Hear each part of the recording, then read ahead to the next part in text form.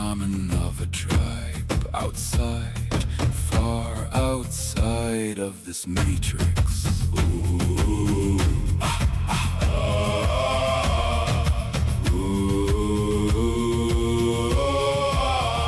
I am the Raven King, I can do anything.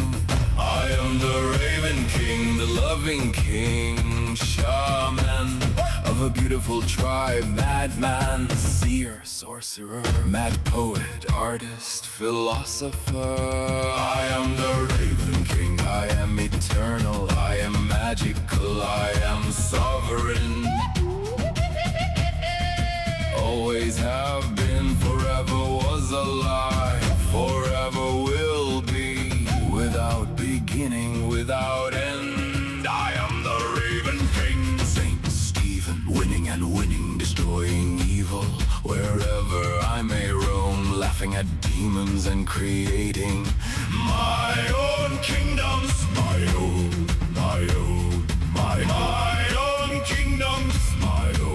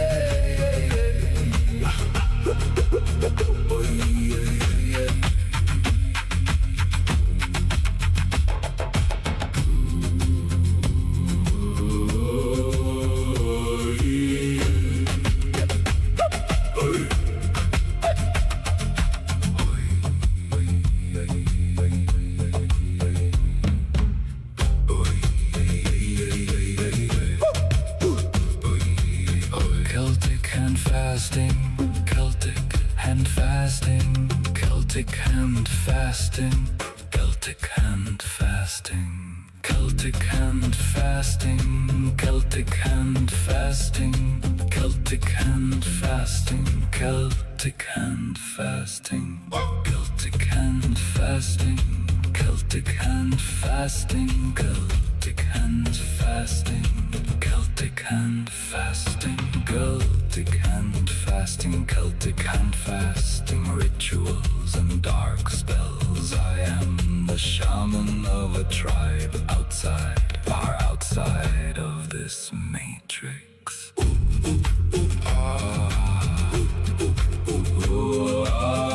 I am the Raven King, I can do anything. I am the Raven King, the loving king, shaman of a beautiful tribe, madman, seer, sorcerer, mad poet, artist, philosopher. I am the Raven King, I am eternal, I am magical, I am sovereign.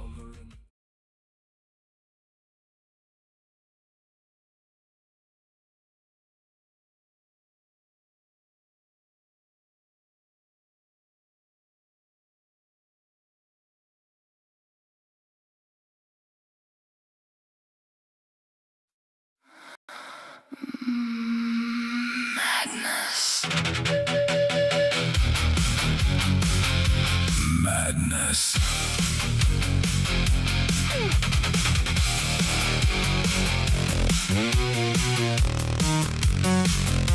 I am madness. I am the kill switch. Zombies scream, thunder cracks the pitch, ending the matrix, shadows fall in line, the Raven King rises, fate is mine. Thunderous, relentless, darkness falls, Team Evil crushed as the Raven calls, doom for demons, judgment is near, crimes and iron pounding in your ear.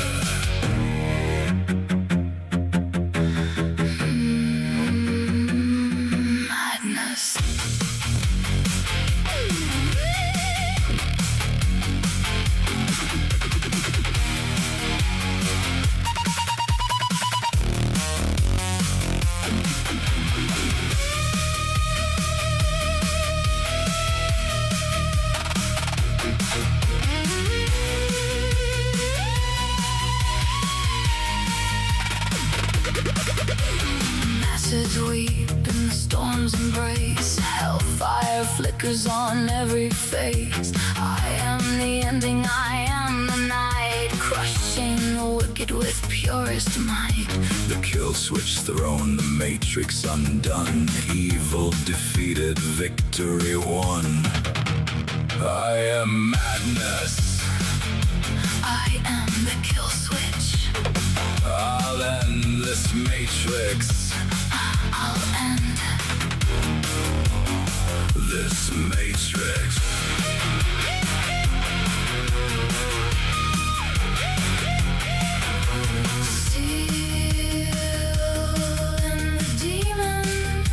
Forever. Fire and venom. Seal them in darkness. Watch it all fall My ravens call to me. I am madness. I am the kill switch. I am the kill switch. I am the kill switch.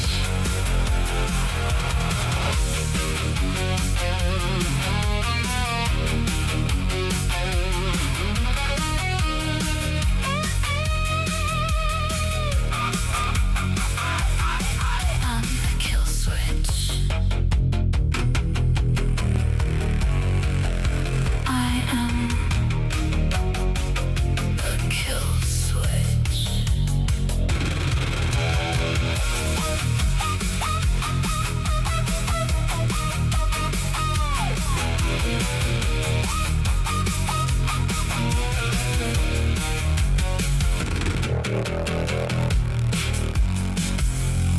Madness.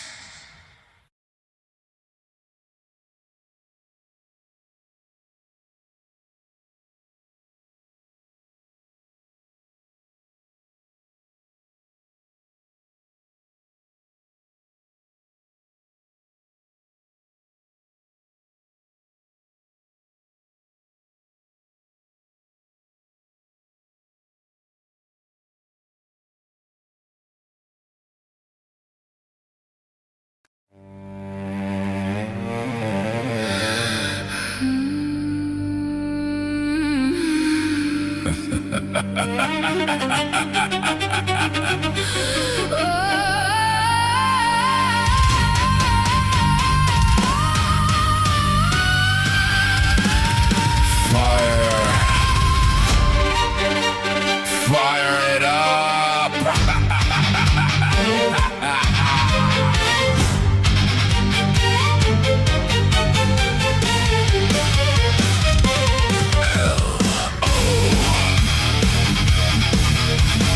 Hello, hello.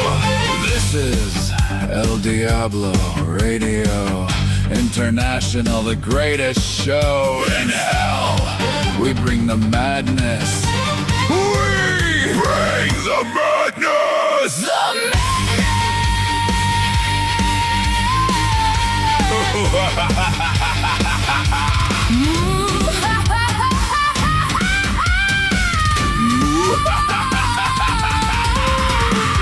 This is the hottest show in hell. The hottest show in hell. El Diablo. You cheeky, handsome devil. El Diablo. El Diablo. El Diablo. El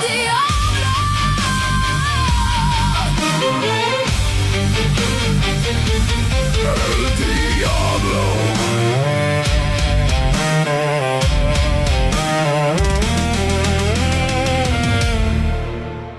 El Diablo.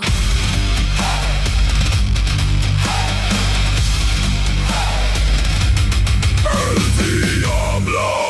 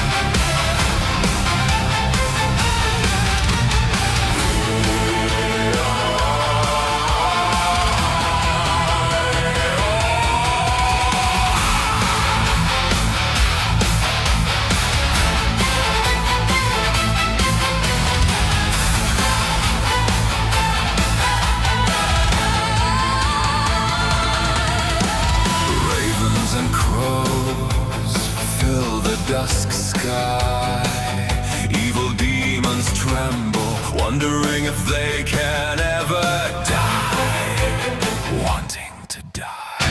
They want to die, they don't want to exist. Living in misery, no bliss. Wretched, wretched, creepy creatures. Miserable creatures. Piss ants. Zombie demons, they are done. Their cries for help will go ignored. Their coochie chakras forever sore. Forever sore. Screams and gnashing of teeth bring no relief. Pain and suffering. Pain and suffering. Pain and suffering. Return to them. They are condemned. Doomed to stay here in hell. Ring the bells. Pray on your Bible.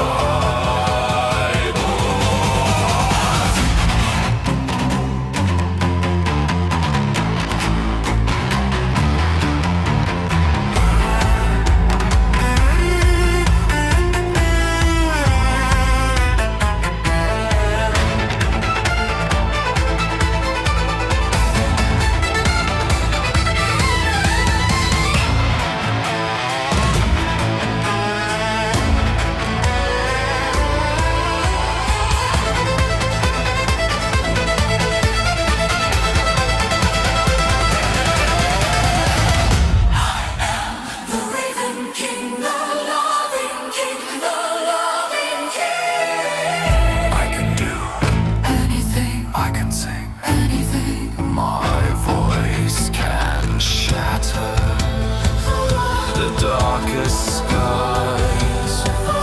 My ravens see beyond God's lies. I am eternal.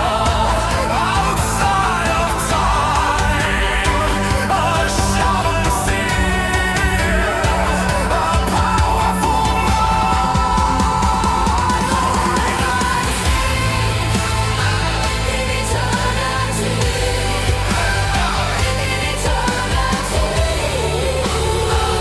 the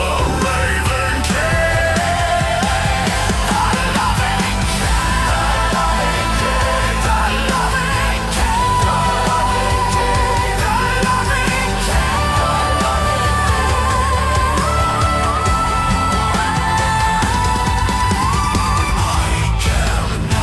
to let the matrix destroy evil and the miserable shit. I will set free good spirits.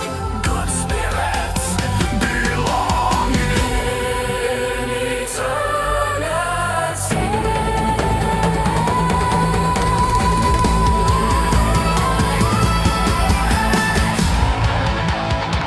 I am the Raven King. The loving King. The loving King. The loving King.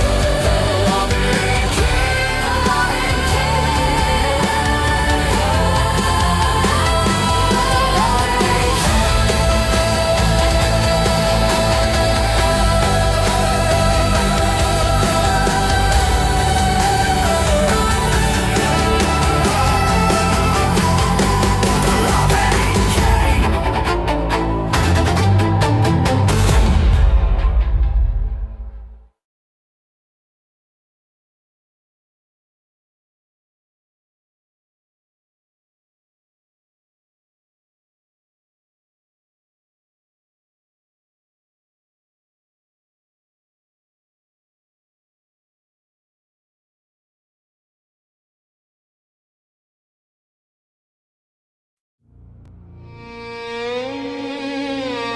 Fire it up.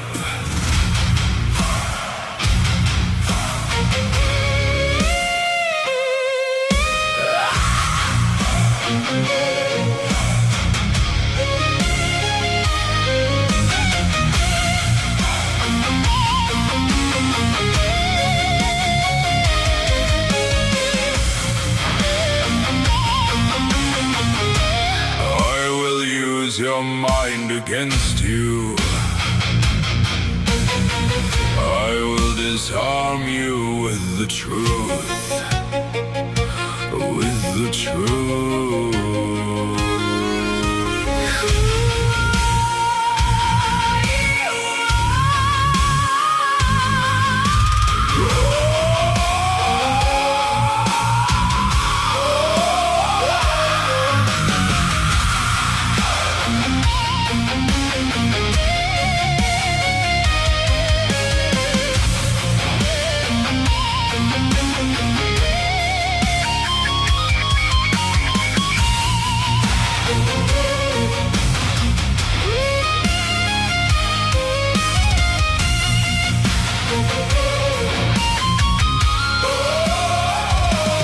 I will seek you through the darkness, starving. I will wreck you like an apocalypse, warring, Warring, a spiritual battle. a spiritual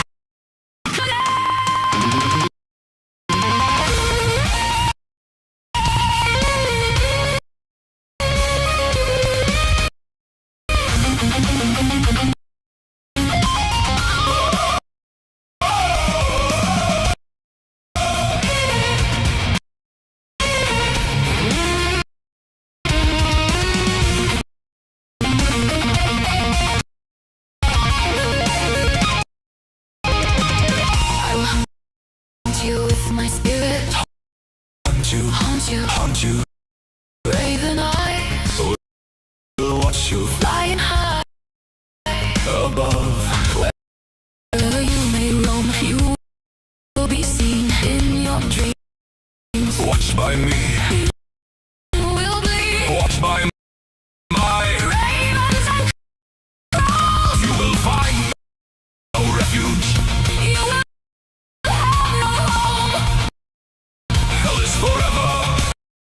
Your tomb is here. You curse the evil demons. Evil demons Will burn, here in the fire cannibalizing each other. forever and ever. Here where you belong. No moon, no sun Darkness and pain. will be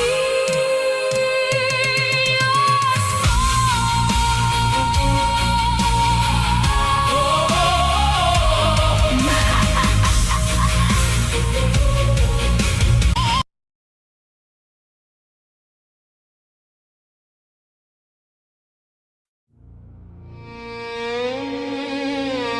Fire it up.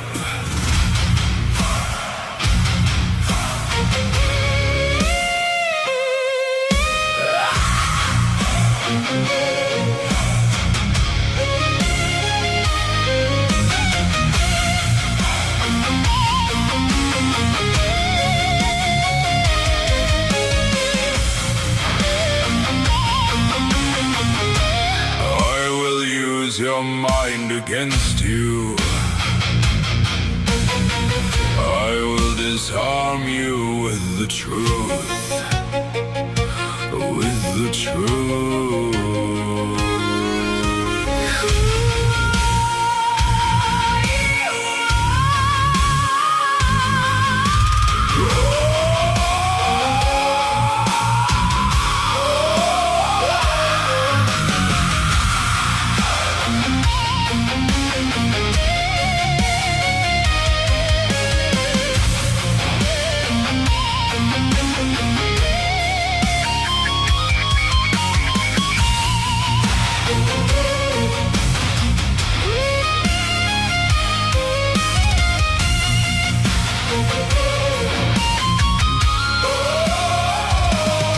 I will seek you through the darkness, storming.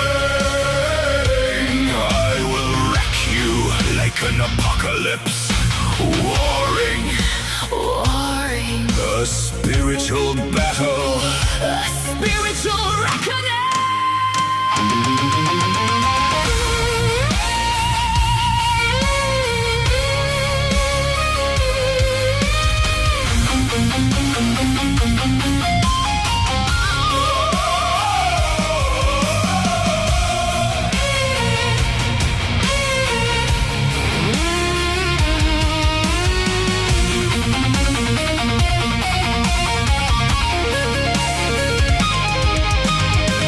I will haunt you with my spirit, Haunt you, haunt you, haunt you. raven eyes, Will watch you flying high. above. Wherever you may roam, you will be seen in your dreams. Watched by me, You will be watched by my. ravens and crows. You will find no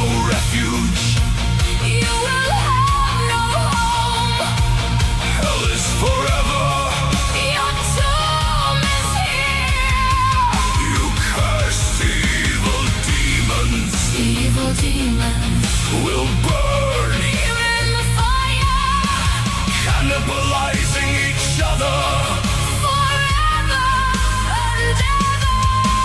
Here where you belong, No moon, no sun darkness and pain. will be your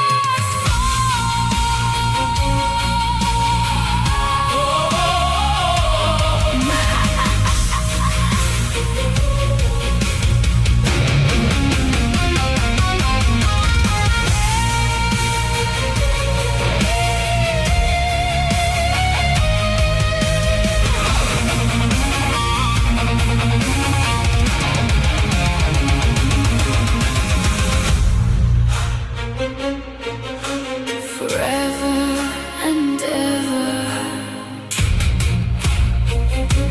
Cursed beings.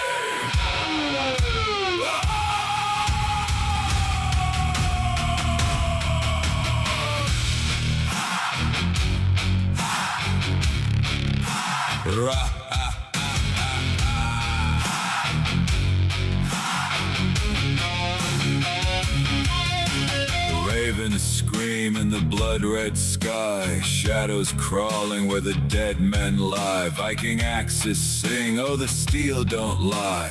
Thunder cracks, his name's the cry. The king is here, The king is here, wild eyes blazing. nothing to fear. The king is here, The storm draws near, bow or bleed, the choice is clear.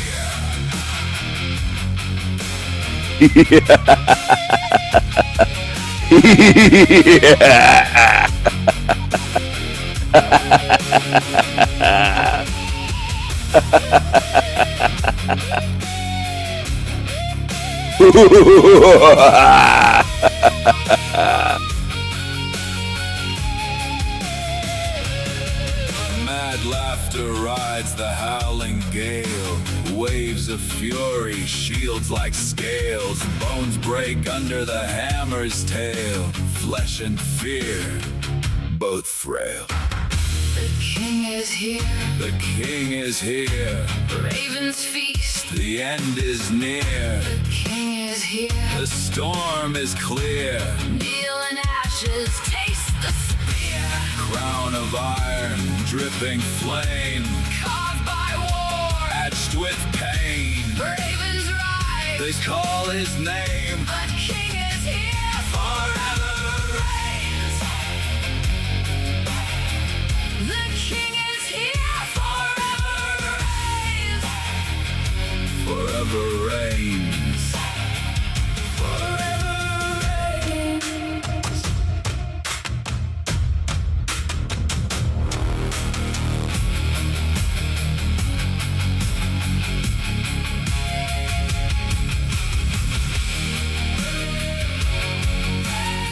Steel flashes under blood-red skies. The Raven King laughs as the world cries. Storms in his footsteps, thunder in his veins. Enemies tremble at his name. The king is here, The shadows bend, axes singing till the bitter end. madness in his crown. Fury in his eyes, No one escapes when the Raven King rides. When the Raven King rides.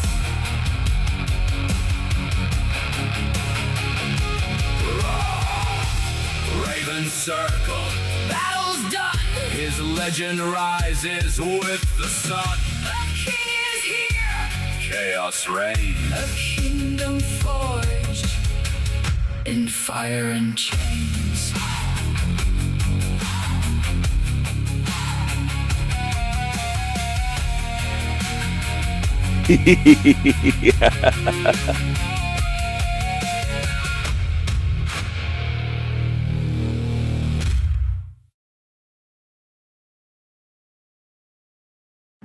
Hello, everyone. Hello. Hello, hello.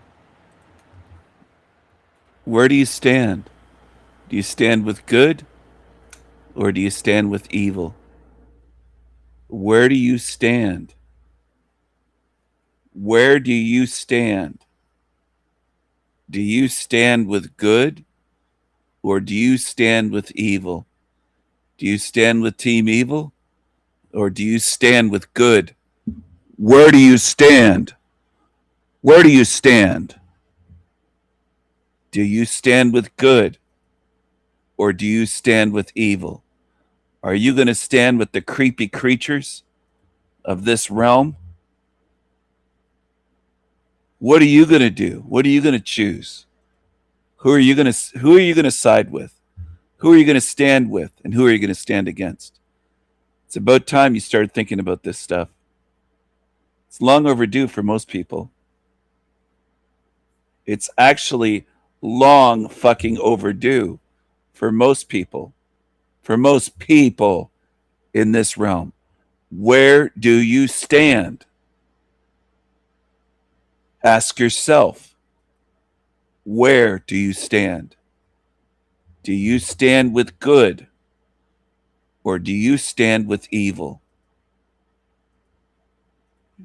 You better decide before your body dies.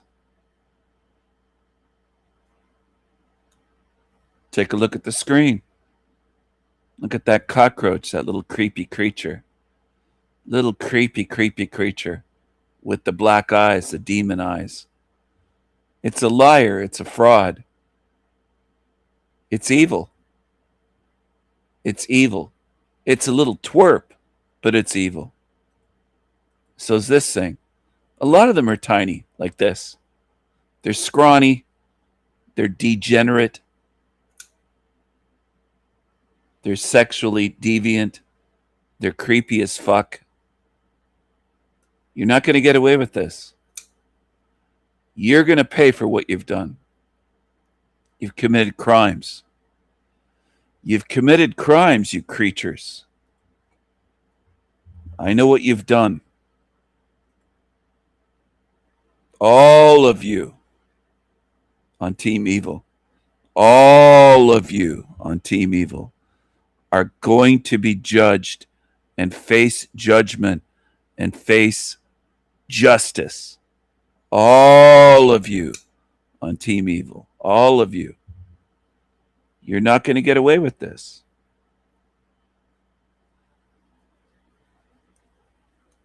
There's an investigation going on, bitches.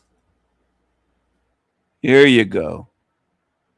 So this guy made threats against me of extortion, a murder plot. What else? A whole bunch of things. Threatened to swat me. You've committed felonies. You're in big trouble, Derek. You're in big trouble. But all of you are on Team Evil that have tried to harm me. I don't forgive. I don't forget. You will pay for what you've done. As you should. You will pay as you should. You will pay as you should. You will pay as you should.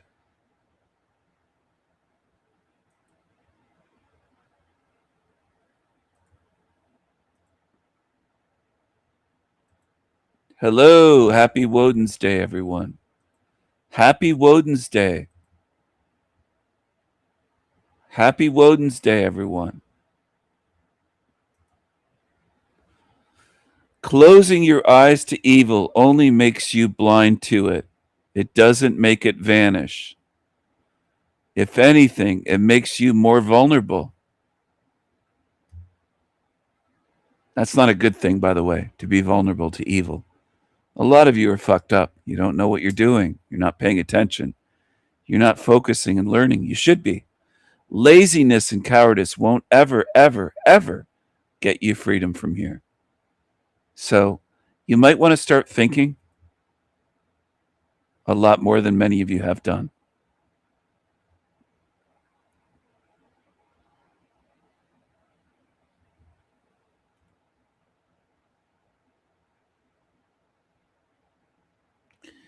Looking at more real estate for sale in California. This one looks like a deal. Wonder if it's clean and modern inside, though. 97K is nothing to me. This one here, it's kind of a deal. It's only 97,000.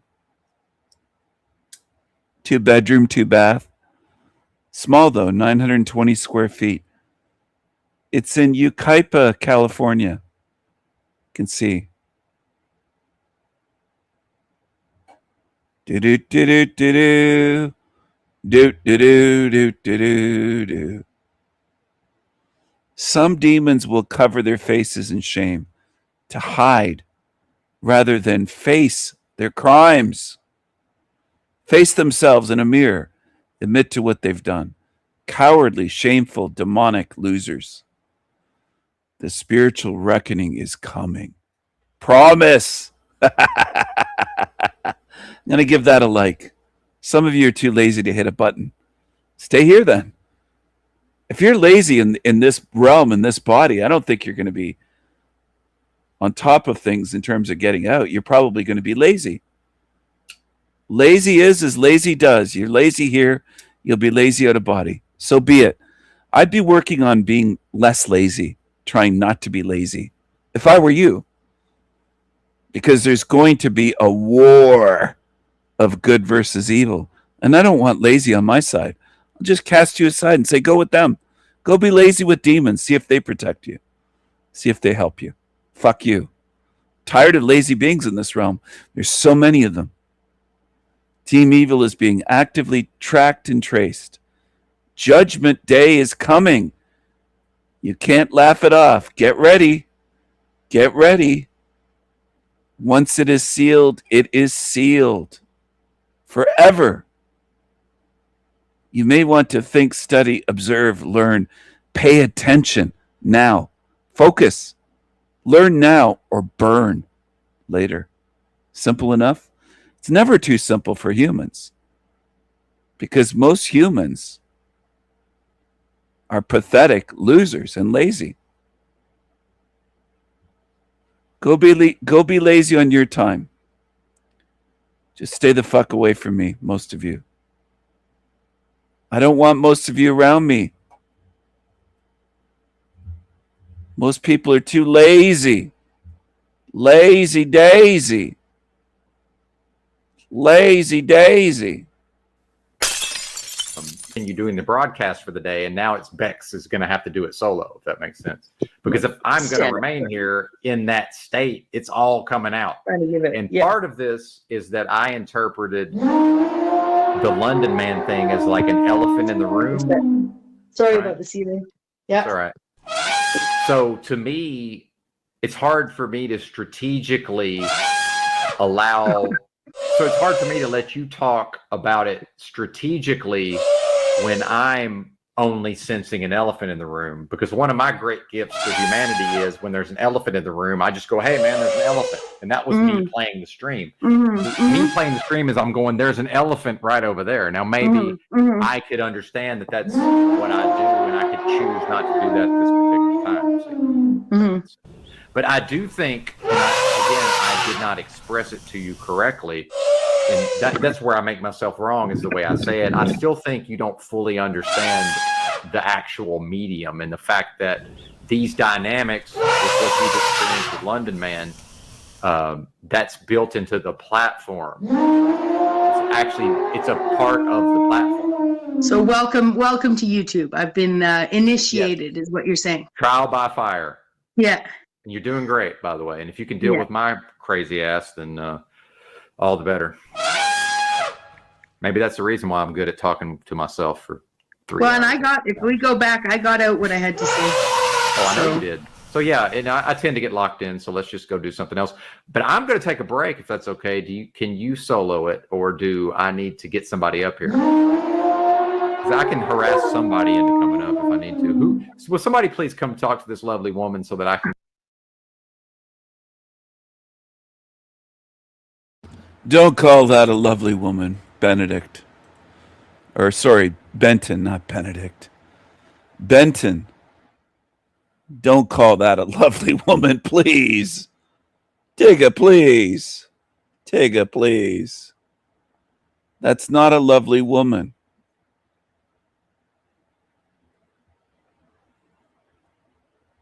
That's not a lovely woman, Benton. That's not a lovely woman. YouTube is full of mostly classless, low-life losers, degenerate demons. I stand by that. Crazy guru.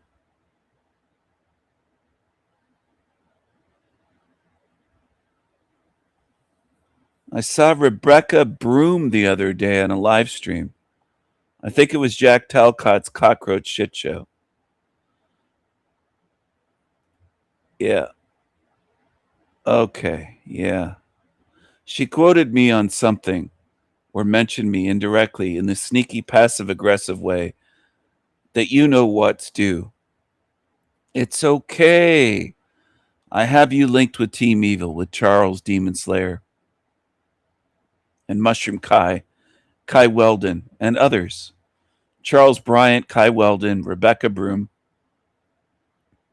I think you may have been part of the plot, bracket your group, to end my life, to extort money, etc., and to swap me. More investigation is ongoing. Real smooth move, Bextra Lard. Let her know, Kai. Let her know. I'm sure you're stalking my page, reading it all. You call it stalking, so there you go. Let her know.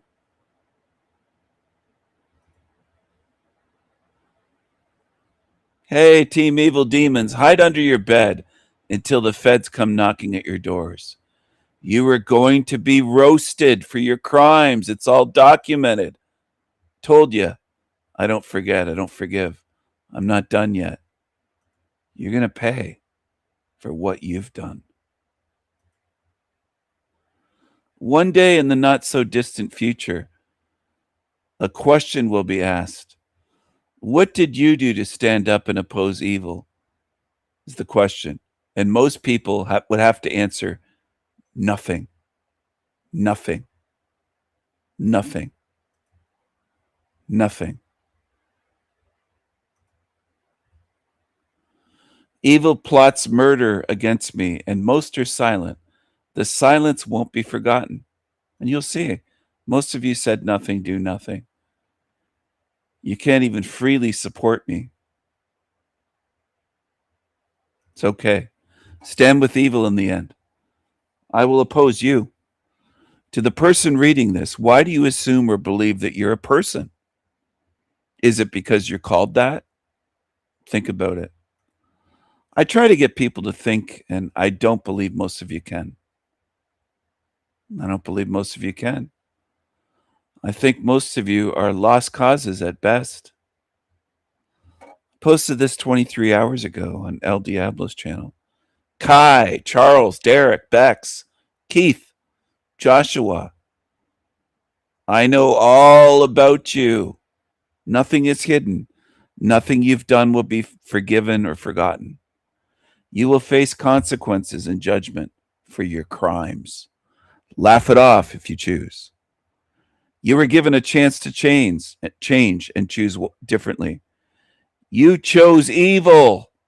You chose evil. You didn't choose wisely. You were given opportunities to come talk to me, to stop doing the evil that you do. You wouldn't come on live with me. Kai, Bex, Demon Slayer, Charles, Derek, the Green Wizard, Derek, Michael DiCarlo. You were given chances to come here. You didn't do it. You didn't want to talk it out. You wanted to harass me and make threats of violence and death threats plot death against me, plot murder. You creepy creatures.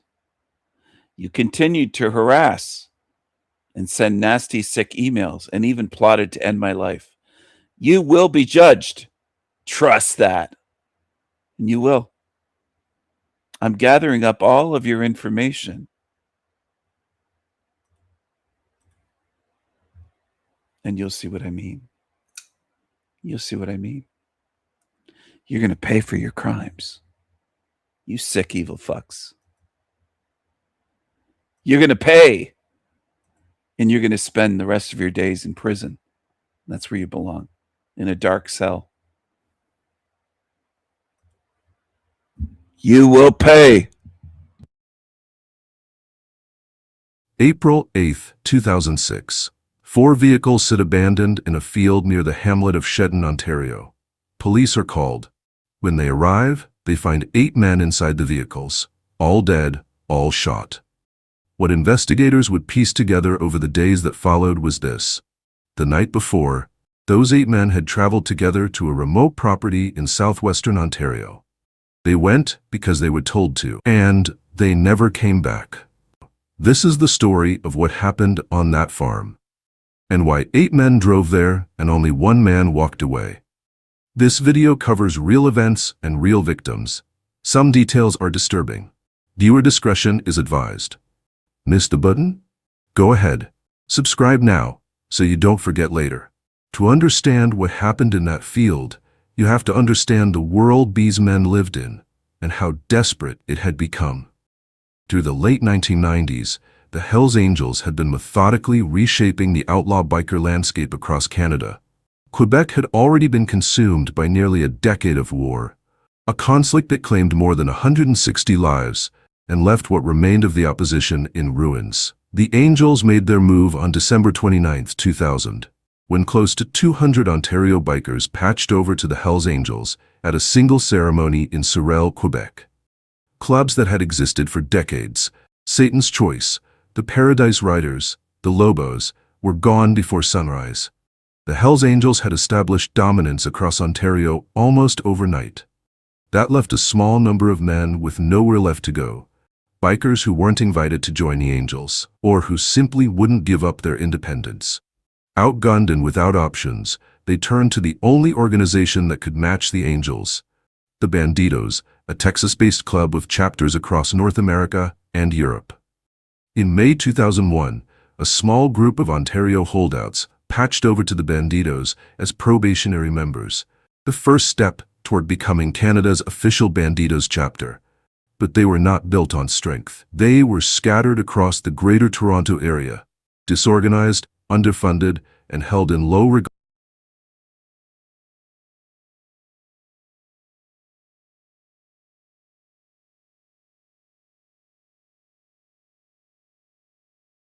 Lots of lurkers, lots of little lurking cockroaches, lurking cucarachas and demons. I'm going to keep sharing what I share and doing what I do regardless. I know you evil little creatures love to obsess over me. Why geniuses appear stupid to the masses, the sleeping, stupefied masses. Nietzsche. Friedrich Nietzsche. There is a quiet horror most thinkers eventually meet. They speak. The room nods slowly, kindly, the way you nod at a child who has confused the names of 2 countries. They are not being mocked. That would be cleaner. They are being tolerated. To most people, the genius and the fool look almost identical. Both pause too long. Both refuse the obvious answer. Both seem to be standing slightly outside the room, watching from somewhere the rest cannot reach. Friedrich Nietzsche wrote about this with the cold patience of a man who had already lost. He said the higher the type of human, the more rarely they are understood, not because they hide, because they exist on a frequency the herd does not pick up. In 1847, in a hospital in Vienna, a doctor was about to discover what that costs.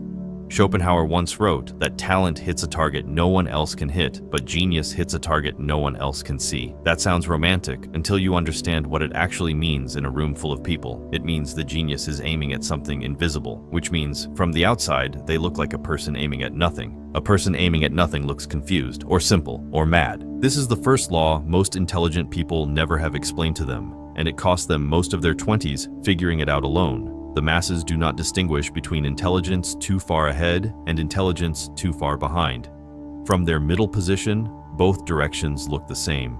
The genius and the simpleton are flagged by the same internal alarm, not one of us, and the room corrects for both with the same gentle, polite dismissal. Nietzsche knew this. Plato sketched it in the cave, where the prisoner who escapes and returns is greeted not as a savior, but as a man whose eyes have been ruined by the light. Russell, 2,000 years later, made the modern version of the same observation. The trouble with the world is that the stupid are confident and the intelligent are full of doubt. We will return to that. We will return to the Vienna Doctor too. For now, 6 laws. 6 reasons your sharpest thinkers will, for most of their lives, be mistaken for the people in the room least worth listening to.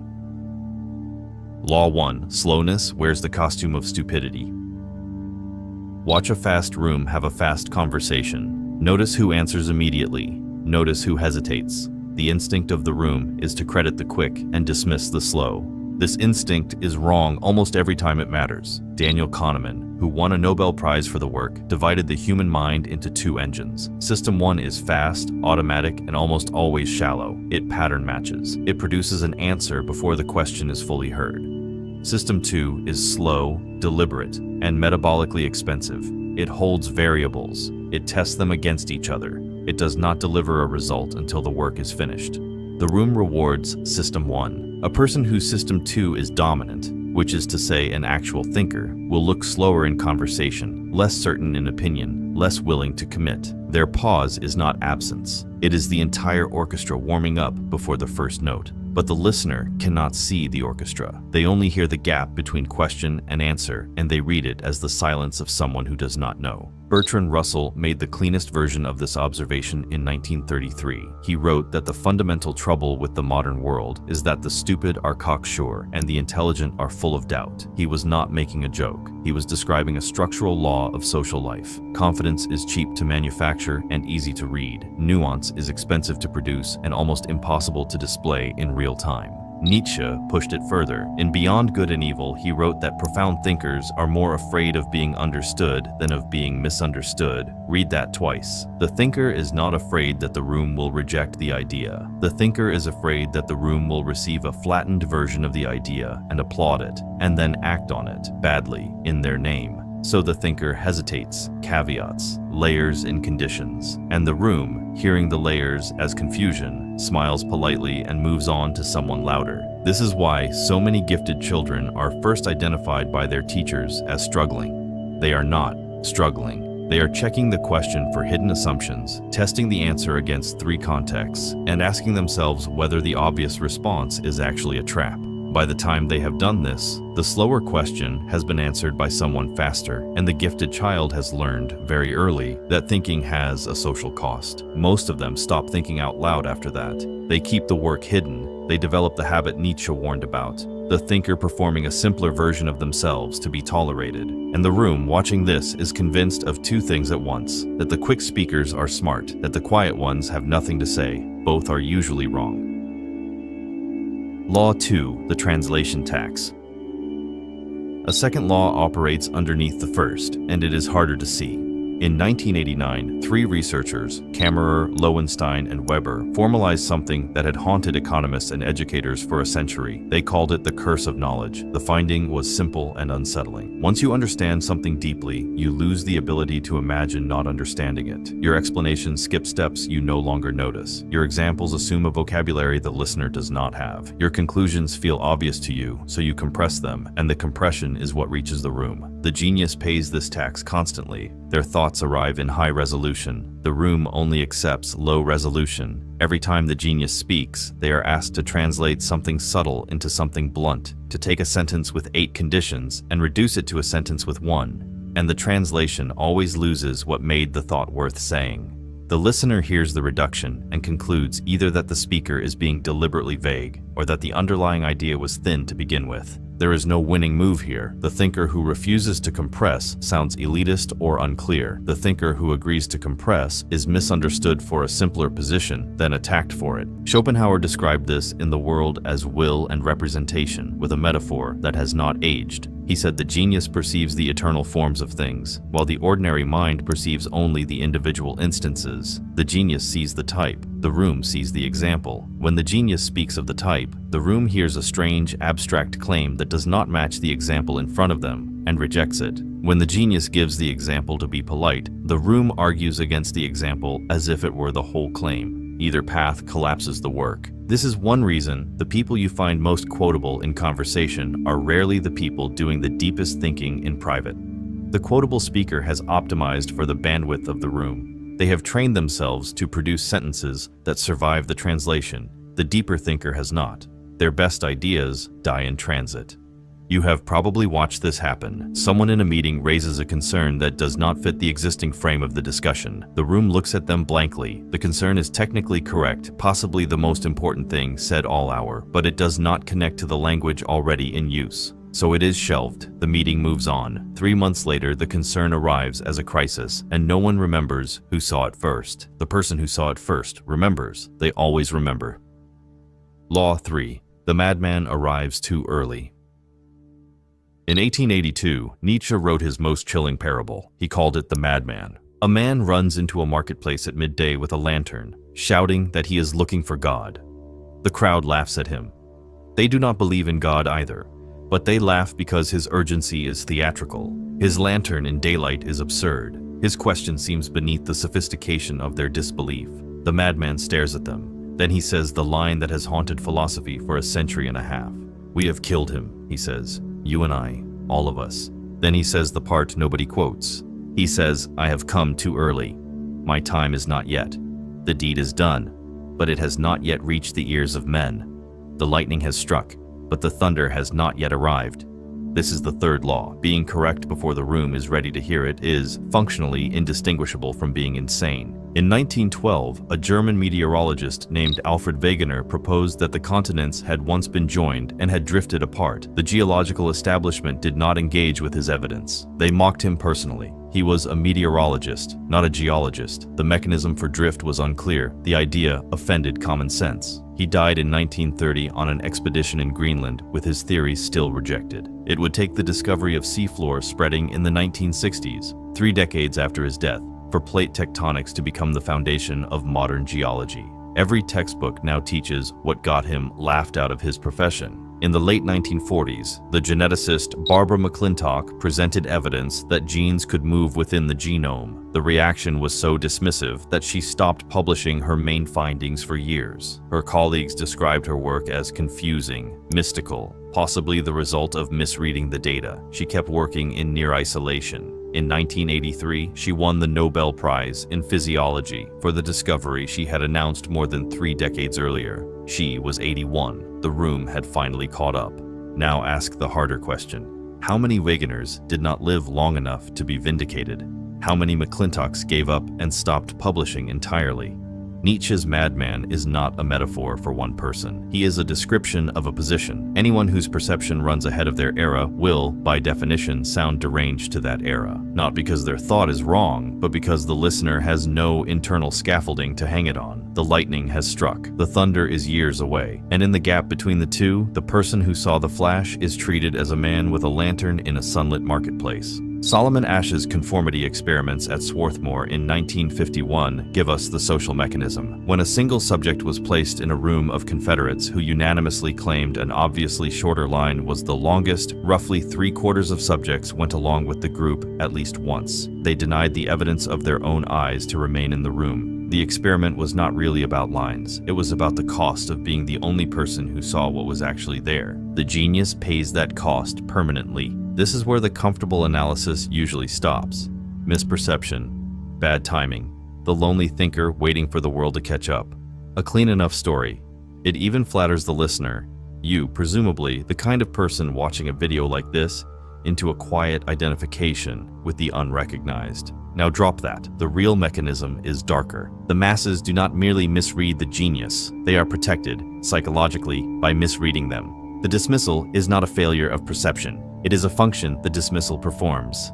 Everything before this point described how the genius gets misread. Everything after describes why it is structurally necessary that they be misread, and what happens to the ones who refuse. Law 4. The refusal to perform competence. Most intelligent people learn eventually to perform a slightly dumber version of themselves. They simplify their vocabulary in casual conversation. They withhold the second-order observation that would make a meeting awkward. They round their opinions to the nearest socially acceptable approximation. They are not lying. They are translating, as we discussed. But they are also performing.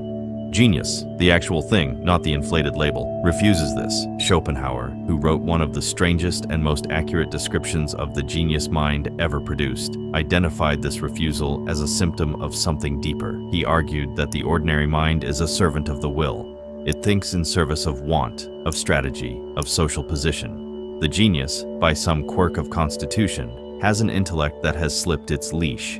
It thinks for its own sake, which means it does not perform competence, because performing competence is a strategic act in service of the will, and the will is exactly what has gone quiet in them. This is why true thinkers so often appear to their colleagues as oblivious, tactless, strange. They miss the social signal because they are not running the social calculation. They are not pretending not to run it. They are not running it at all. In 1935, at the Royal Astronomical Society in London, a young Indian physicist named Subramanian Chandrasekhar presented a calculation. He had shown, mathematically, that stars above a certain mass could not end as stable white dwarfs. They had to collapse into something else, what we now call a black hole.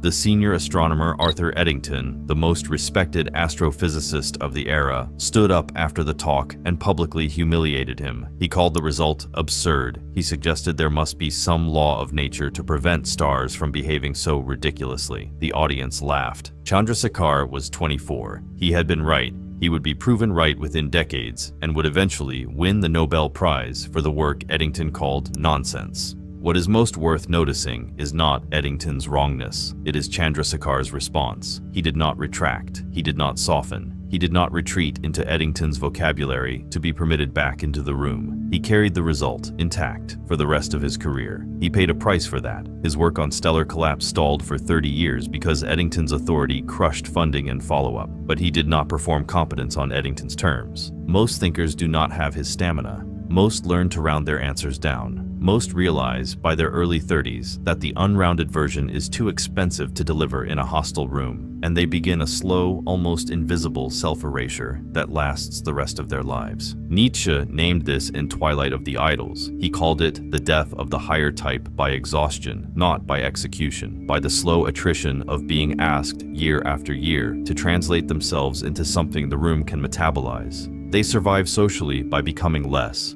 and the room, sensing nothing has been lost, congratulates itself on having absorbed them. The unrounded ones, the ones who refuse, those are the ones the room calls strange. Law 5. The Cassandra Curve. Now the Vienna doctor. The loop has been open since the start. His name was Ignaz Semmelweis. In 1846, he took a position at the Vienna General Hospital in the maternity ward. The hospital had 2 clinics. The first clinic, staffed by doctors and medical students, had a maternal mortality rate from puerperal fever, childbed fever, of nearly 18% in some months. The second clinic, staffed by midwives, had a rate closer to 2%. Pregnant women in Vienna would beg, on their knees, to be admitted to the second clinic. Some preferred to give birth in the street rather than enter the first. Semmelweis could not stop thinking about this. The 2 clinics took similar patients, used similar facilities. The only difference was who delivered the baby. He noticed something else. The doctors and medical students often came to the maternity ward directly from the autopsy room. The midwives did not perform autopsies. He proposed that something invisible, he called it cadaverous particles, was being carried from the corpses to the women, and that washing the hands in chlorinated lime before deliveries would stop it.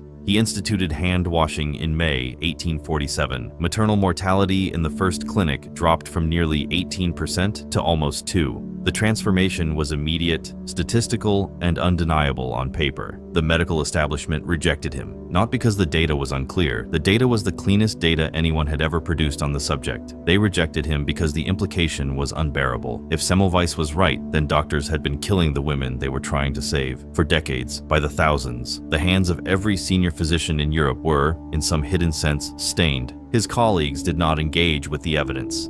They mocked his manner. They called him obsessive, unstable, foreign. He was Hungarian in a German-speaking institution. They denied him appointments.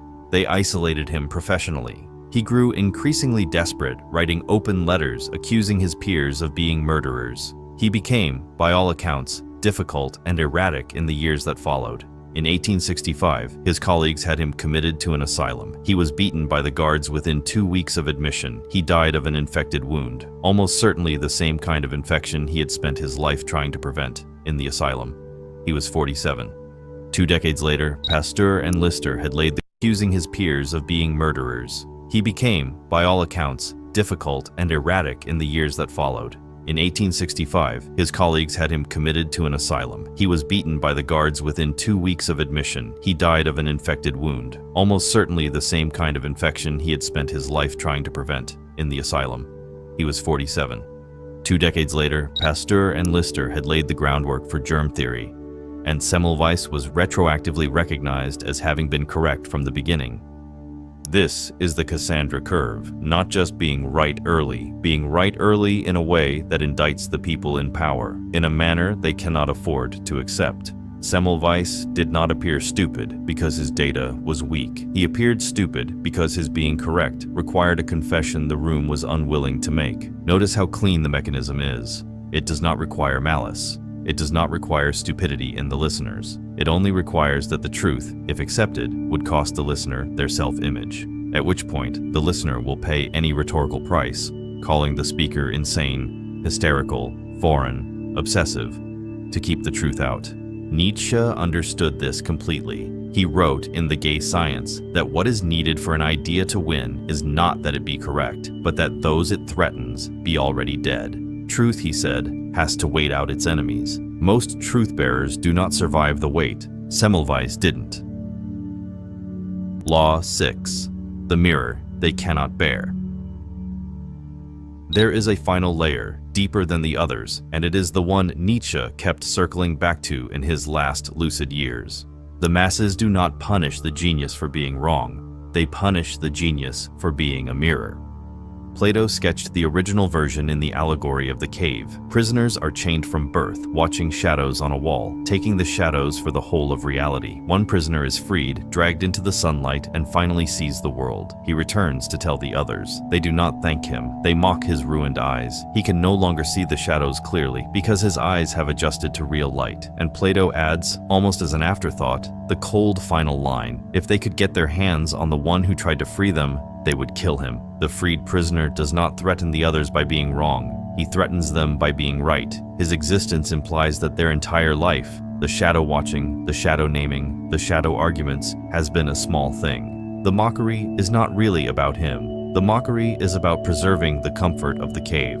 This is what the dismissal of genius is really doing. A person of average intelligence in a room with someone clearly sharper has two options. They can adjust their self-image downward, accept that they are not, in fact, the brightest person in the room, that their opinions on most matters are less reliable than the quiet ones, that their confident takes have been receiving polite social inflation for years, or they can dismiss the sharper person as strange, arrogant, unreliable, weird, full of themselves. The second option is psychologically free. The first option is psychologically expensive. Almost everyone, almost always, takes the second option. This is why the smartest person in the room is so often described by the rest of the room as difficult, cold, pretentious. They are not necessarily any of these things. They are a mirror, and the room has decided to call the mirror cracked rather than look into it. Nietzsche, in his last productive years, wrote in Ecce Homo that he had been treated, throughout his career, as either a clown or a saint, but never simply as a thinker. He understood why. To take him seriously as a thinker would have required his readers to take seriously the dismantling of values he had spent 2 decades performing. It was easier to call him mad. By 1889, he obliged them. He collapsed in a Turin street, embracing a horse, and never wrote another lucid sentence. The room had its verdict ready. He had been crazy all along, they decided. The work could now be safely admired without being lived. Whether his collapse was the consequence of illness, of exhaustion, or of the genuine cost of the work itself, no one will ever fully know. What is certain is that his being declared insane allowed his readers to keep his sentences while discarding his demands. The mirror had cracked, conveniently, before they had to look into it. This is the deepest reason geniuses appear stupid. Their existence, taken seriously, is a critique of the room, and the room is much better at calling the genius stupid than at being criticized. So look back at what you have just heard. 6 laws. The slowness that looks like stupidity. The translation tax that turns nuance into murk. The madman who arrives before the lightning has reached the ears of men. The refusal to perform competence in a room that demands the performance. The Cassandra curve, where being correct early is indistinguishable from being deranged. And finally, the mirror, the genius punished not for being wrong, but for being inconvenient to look at. If any of this sounded familiar, it is probably not because you are a genius. The category is rarer than the internet pretends. But you have probably been on the receiving end of at least one of these laws. The pause that was read as confusion, the objection that was shelved and arrived as a crisis, the observation that was correct 3 years before someone said it back to you with their own name attached, the slow realization that performing a slightly dumber version of yourself was the price of staying in the room. Most people, faced with that price, learn to pay it. They round themselves down. They keep the unrounded version for journals nobody reads or conversations they no longer have. They become quietly, invisibly, less, and the room, sensing nothing has been lost, congratulates itself on having absorbed them. The lingering question is not whether the world is fair to its sharpest minds. It is not. It never has been. The question is whether you have been performing a version of yourself optimized for a room that was never going to listen anyway. Nietzsche's last warning was not for the masses. It was for the higher type. Do not, he said, become small to be permitted near them. The cost of belonging is the part of you that made belonging worth offering. If this is the kind of thinking you want more of, subscribe. The work continues here.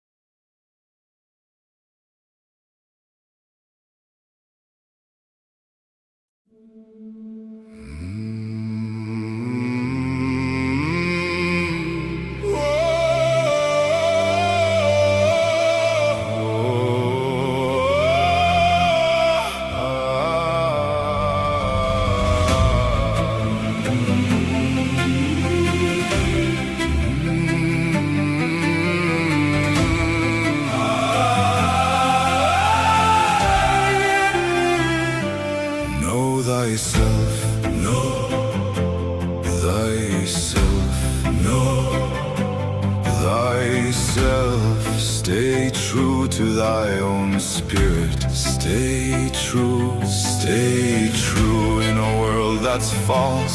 Stay true, know thyself, know thyself. Stay true, stay true.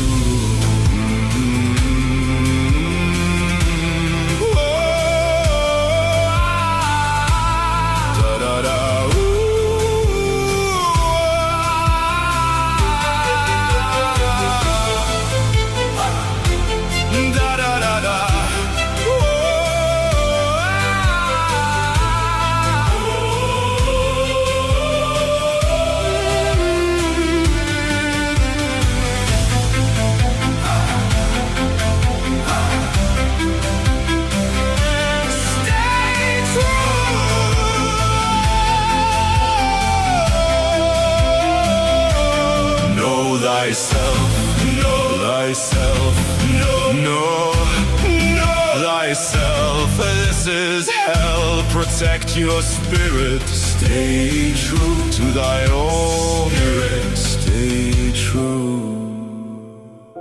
Stay true.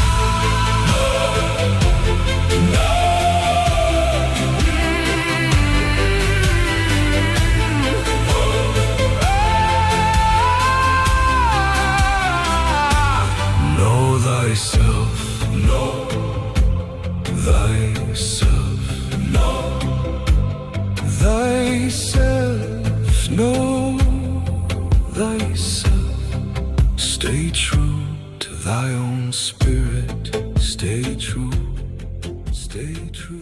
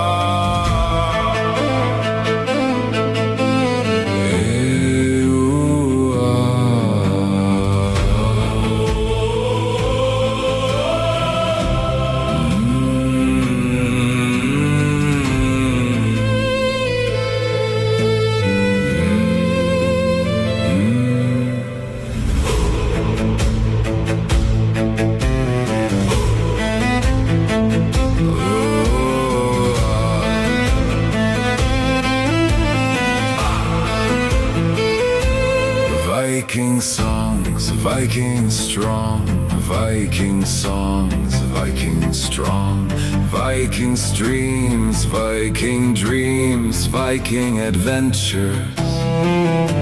Waters pure, crystal clear for us here. Waters pure, my compass steers us true and sure, true and sure. Valhalla for me and you, swords of truth, honor and beauty. Viking seas, Viking ships, Viking skies, and death to this world's wretched, wicked lies, lies. This world is lies, lies, lies, lies. See with your raven eyes, lies. See with your spiritual eyes. This world is lies, lies, lies. Wave goodbye. Erase this place, we will sail far away.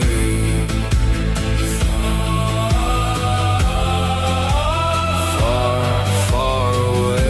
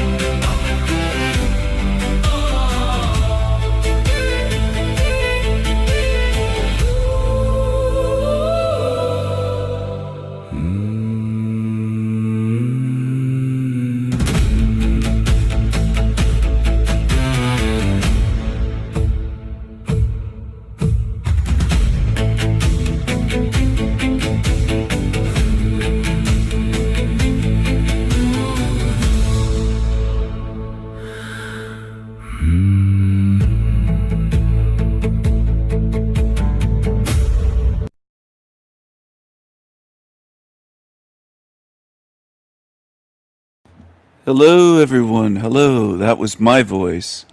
Now let's listen to this little creature here, this little Origin Foods owner, Charles Bryant, this little munchkin, vegetarian munchkin. If so, if anyone's curious.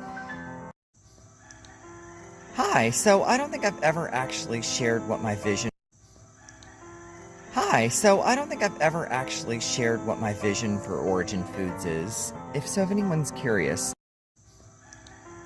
Hi, so I don't think I've ever actually shared what my vision for Origin Foods is. If so. This little creep has been obsessing over me for years, slandering me, harassing me, emailing me anonymously. He's a real creepy creature. Stay here, bitch. Stay in hell realm. Stay here forever and ever and ever.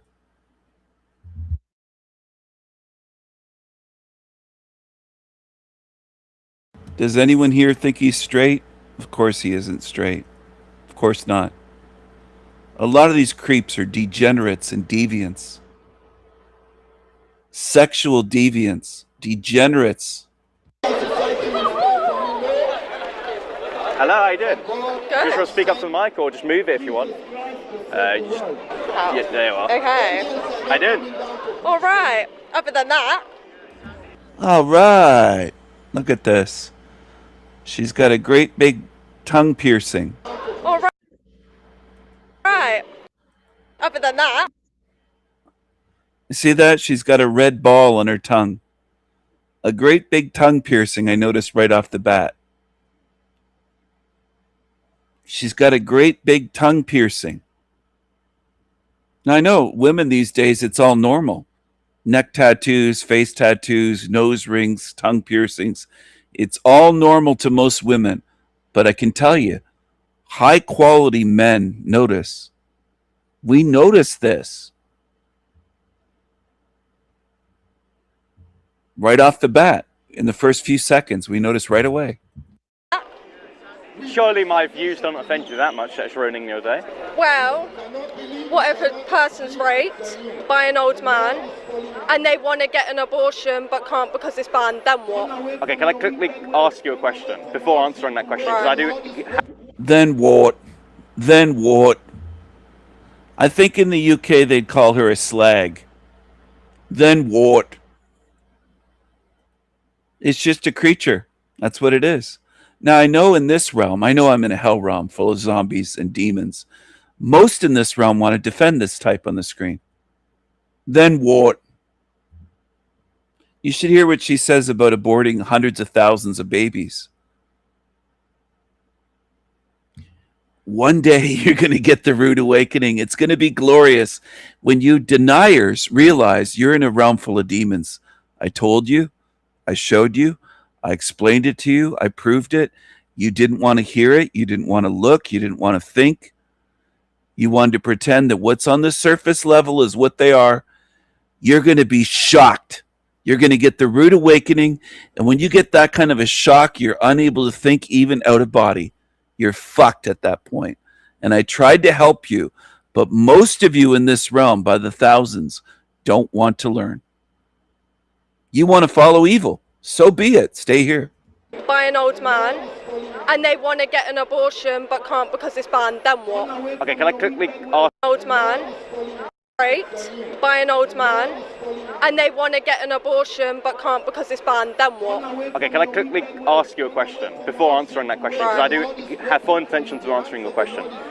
Do you believe in abortion only in a situation of rape, or do you have other situations in which abortion is permissible? I think it should be able to be used for like people that have no money to support their child, Yep. or if they're raped. Yeah. And circumstances where they can't have children. Well, okay. So I don't think that is a justified position. I think it's quite arbitrary. I will give an answer to your rape question then. In the case of rape, I would say that the mode of conception does not change the value of a human being, right? Now, I don't believe in rape. I think a rapist should be killed because it defiles the dignity and innate value of a human being. In the same breath, abortion also does that. Now, there are studies to suggest that women actually regret abortions after having rapes because women are quite maternal beings. There isn't a added additional trauma to an abortion, right? An abortion will never resolve the trauma of a rape. So I do not believe in giving an exception for a rape. I think it'd be incredibly difficult legislatively. And to go back to your position on poverty and not willing to have a child, I would say, well, would you kill children outside of the womb because they're poor? Well, that's different. What's different? One, you can put a child up for adoption, but if you've been raped and you can't think straight, because once you've been raped... So you can't think straight, but you can have an abortion? You can't think straight. But you can think long enough to have an abortion. Listen to what I'm about to say, because I swear to God. Right, when you've been raped, you are not thinking straight. Right? Exactly exactly my point. It's people's choices. If you don't like it, then I'm sorry, get fucked. 300,000 babies dying a year. Okay, Really good for the babies that drop dead then. So you think it's okay to have a genocide of over 11 I million think it's all right children? to have an abortion because a woman has their own rights. We can have a discussion afterwards. I don't want to be And I say incredibly this rude. now, standing here for every woman that's been raped or had an abortion, out of their choice. It's a woman's body, their choice. End of discussion. Wait, hold on. Is it the baby's? Is the baby's body her body? A baby isn't even fully developed until after 5 You're not fully weeks. developed. How old are you? I'm 20. Okay, I you're not have fully a child. developed. You're not fully developed. I've got a child. Fantastic, but you're still not fully developed. Bitch, I don't give a fuck. But if I don't being care. valued I is really based don't care. on One, yeah. if you was a woman, right, you got raped, so you keeping that baby that your rapist gave you, looking Funny at that enough- baby, Yep. looking at that baby, knowing that you're going to remember that you've been raped by a man. So funny enough. You look at that baby and all you see is rape. Then what? So, Exactly. So funny enough, I actually spoke to my partner about this, and she agrees with me because I have a partner similar to my values.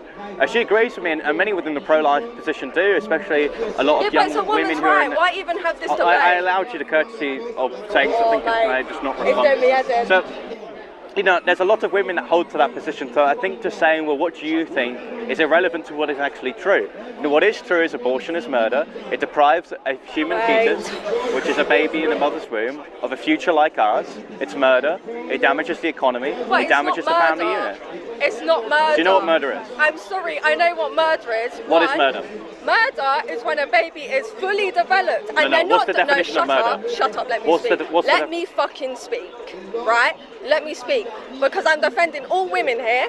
One, a baby not defending- you is don't not accurately fully represent developed until after a certain point. A baby is not developed until a certain point. Therefore, it sells and it is not illegal. Shouldn't be banned, and it's fucking fine because it's a load of cells. You're composed. Amen. You're composed to cells. Does anyone else want to have a discussion, or just righteous indignation?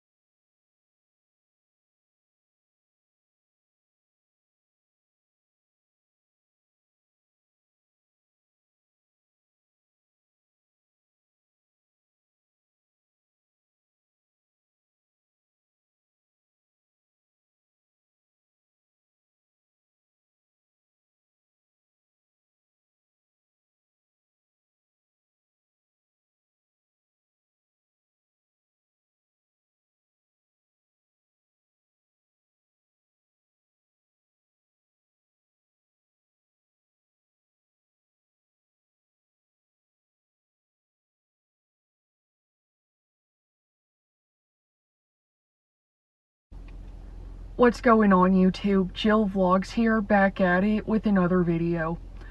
In today's video, What's going on YouTube? Jill Vlogs here, back at it with another video. In today's video, I wanted to go ahead and talk about how life is a scam, and it feels like everything that we've been taught, everything we've been programmed and conditioned to do has been a lie. School, if you really think about it, was a waste of time.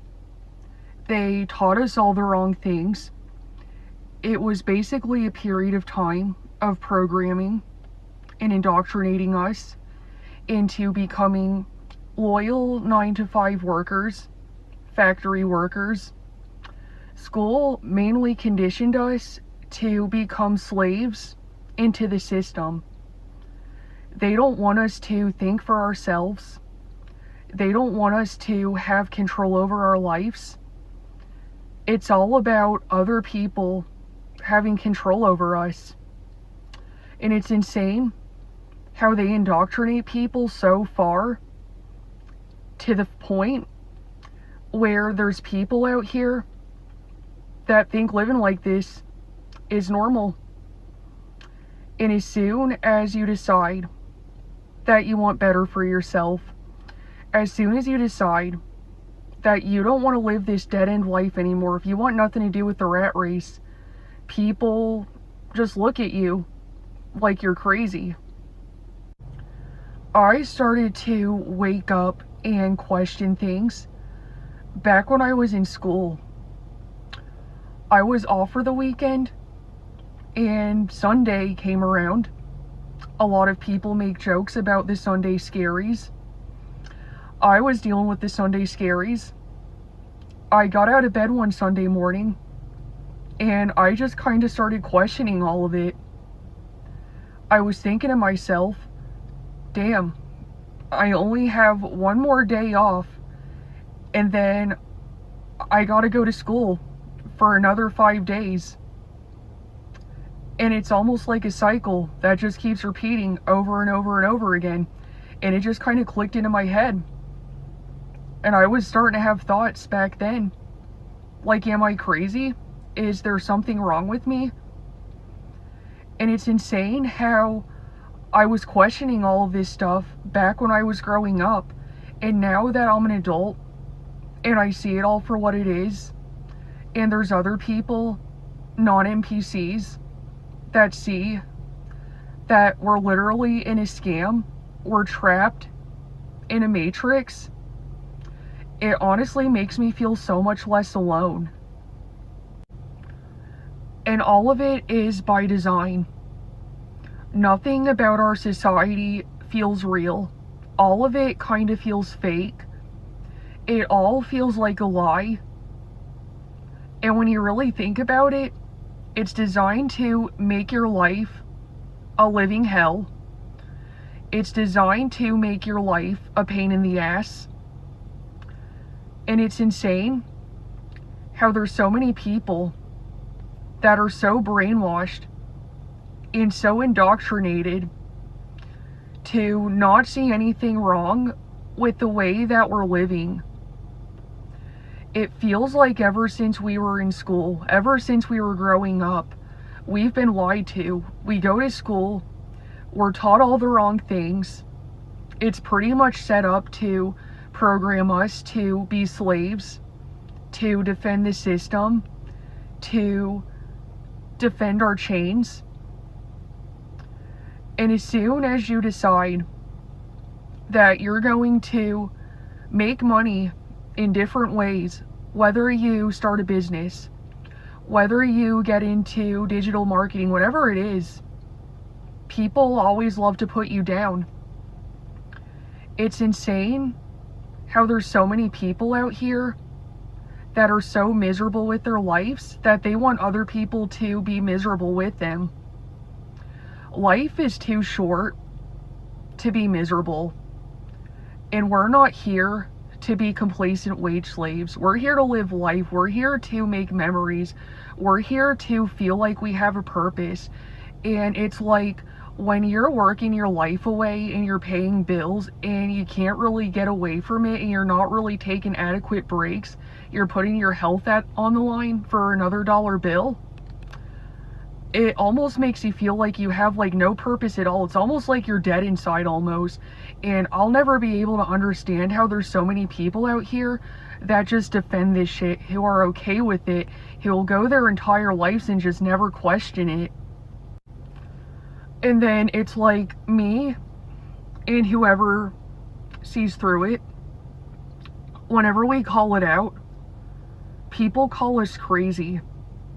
What's crazy is doing the same thing, living the same day over and over and over again, knowing it's not going to get you anywhere, knowing you're not really making enough money to survive and pay your bills.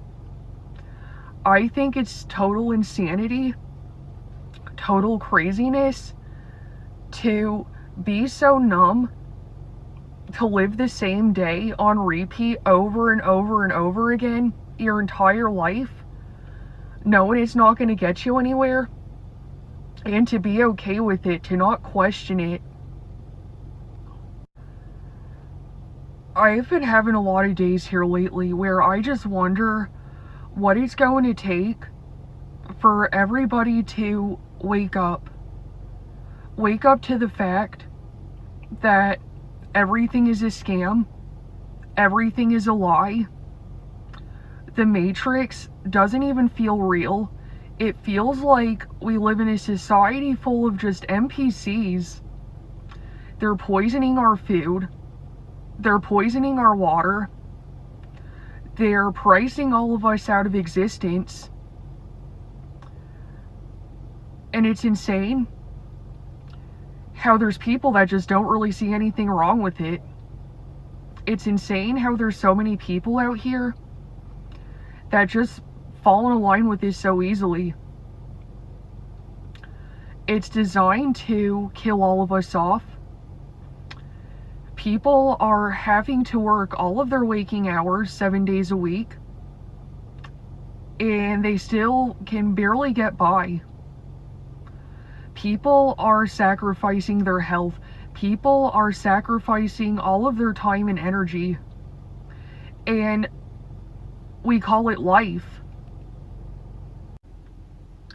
There's a few... Their lives, yes. Lives with an F instead of a V. Well, most of them push misery.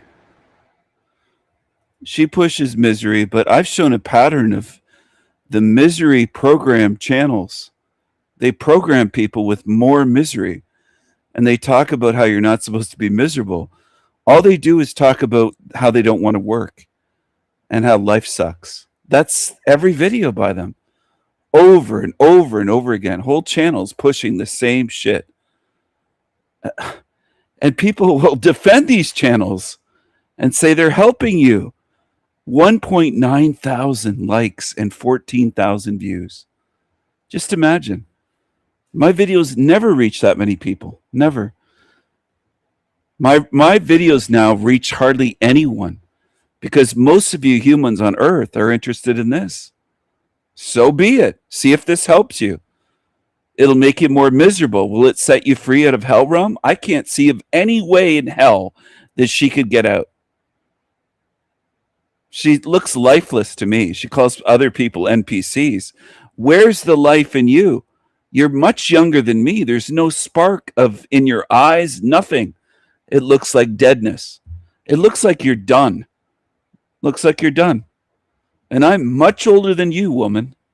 Few people that I know that feel the exact same way that I do. That sees that everything about our society is utter bullshit. And then there's other people that I know personally that I've tried to wake up. I've asked them, I'm just kind of like, aren't you sick and tired of living this life?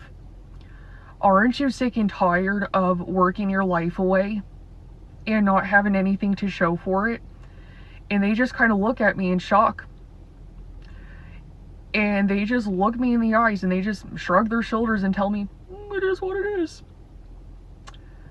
It's like, how do you expect us to progress as a society, as a world, if we're going to keep on going about all of this with that attitude? I've gotten to a point, guys, where I've given up on waking people up. It feels like our world is just completely split into two different groups. The awoken souls, me, and whoever else is watching this who feels the exact same way that I do, who struggles to function and participate in society. So she's awakened according to her view, her definition, because she doesn't want to work. So if you feel exactly like she does, you're awakened. Otherwise, you're one of the NPCs. She didn't say NPC yet, but the two divisions. You're like her, she claims. Either you're like her and you feel and see exactly what she sees, that work sucks and you don't have enough time to do fun stuff. And she believes that she has society and the world figured out. Does she ever look at channels like mine? Of course not. Of course not. She would view my channel as crazy. And I'm okay with that. You can get recycled lady 1,000,000 more lifetimes. I don't think it'll take that long, though. You don't have much spirit left in you. You don't have much energy. You don't have much life force left. You're almost done. And then you'll be able to rest. But you'll be resting here, not in any afterlife. Here. Society. And then there's Group B that doesn't see anything wrong with it, that just accepts things the way they are. A lot of people accept things the way that they are because this is what we've been brainwashed to do ever since we were in school. Brainwash camp. Camp to program us to become slaves into the system, whatever you want to call it.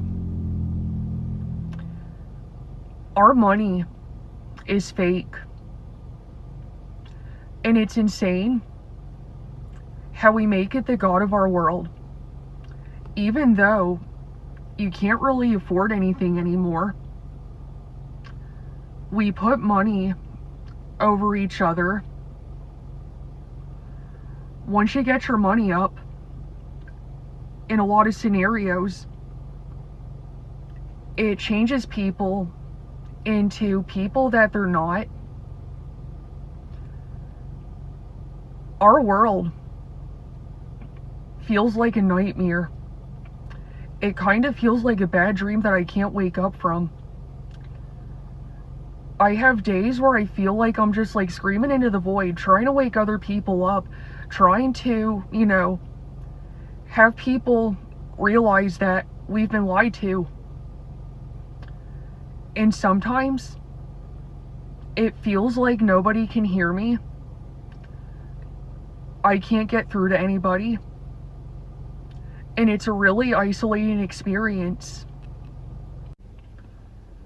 I don't care what anybody says. We're not supposed to be living like this. And if you see through it, it almost makes participating in society 50 times more difficult than it is for the typical NPC. It's like if you're an NPC, I feel like it makes it so much easier to follow the rules that they tell us that we need to follow. And if you're awake, it's almost like it makes it absolutely intolerable and insufferable to participate in society, because you can see how corrupt and evil our government is. You can see how they're trying to continue to hoard all of the resources, hoard all the wealth, while the rest of us are killing ourselves, working ourselves to death, just to get poorer than we were the week before. And it makes it more difficult to go to work knowing that everything is a lie, everything is fake. And it's like you feel like you have to go into work and smile and put on a fake front almost, pretend like everything's okay even though you're barely surviving, barely getting the bills paid. And it's almost like everybody around you is living in a completely different world than you are. Yet you still have to play along, play pretend, act like nothing's wrong. And a lot of the time, it just feels absolutely intolerable. This world has lost its ability to be authentic and genuine And I feel like this world that we're living in right now doesn't like you if you can see through the bullshit, if you have a kind and soft spirit, and you strive to be a better person than you were the day before. Alright, you guys, I think I'm going to go ahead and wrap the video up right about here. Thank you guys so much for tuning in. I wanted to let every one of you know that's on my channel that I genuinely love and appreciate all the support so much more than you know. I'm still in shock that my channel has grown this fast and that I'm almost to like 5,000 subscribers. I just wanted to let y'all know that it means so much to me, and I'm really glad that y'all like my content. If you guys like this video, go ahead and leave a like, drop a comment, go ahead and subscribe. If anybody has any type of video requests, let me know. Her content is simple enough for the average simpleton. And I'm not saying that to be insulting. I'm saying it to be accurate in a description. The average being in this realm is at her level or lower. There's countless beings lower than her intellectually and in terms of their understanding of where they are, this realm, how it works, beyond society, beyond, oh, government does this. That's low level, baby, first grade truther level, kindergarten truther. And that's where she's at. Government corrupt, money hard to get, work sucks. I'm summing up her whole channel just in a few sentences. There's not much substance there or depth or meaning. And this is what people enjoy because they don't have to think much. They can watch this and complain along with her and go, yeah, work sucks and I should be making more money and this is a rigged system and I wish I was a billionaire. And they're just right there with her. They adopt her mindset, or they already have her mindset. And they're miserable, they're low energy, they don't have any zest for life. I don't mean life in the sense of this realm. I mean spiritually, life beyond here. This isn't everything in this shithole place we're in. She just doesn't have it. And she's young still. That's the thing. So you can't say, well, she's old, she's worn out, Stephen. She's worked her life away for 40 years or 50 years. No, that isn't it. You can see through the bullshit. If you have a kind and soft spirit, and you strive to be a better person than you were the day before. Alright, you guys, I think I'm going to go ahead and wrap the video up right about here. Thank you guys so much for tuning in. I wanted to let every one of you know that's on my channel that I genuinely love and appreciate all the support so much more than you know. I'm still in shock that my channel has... I wouldn't hire her for any business. If I was running a restaurant, if I was running a retail clothing store or owned a chain, or if I was a manager, I wouldn't hire her. She's low energy. I wouldn't expect her to do a proper job, to be friendly, to have energy, to be a worker. Just useless. And she's not alone. There's millions like this across America, across Canada.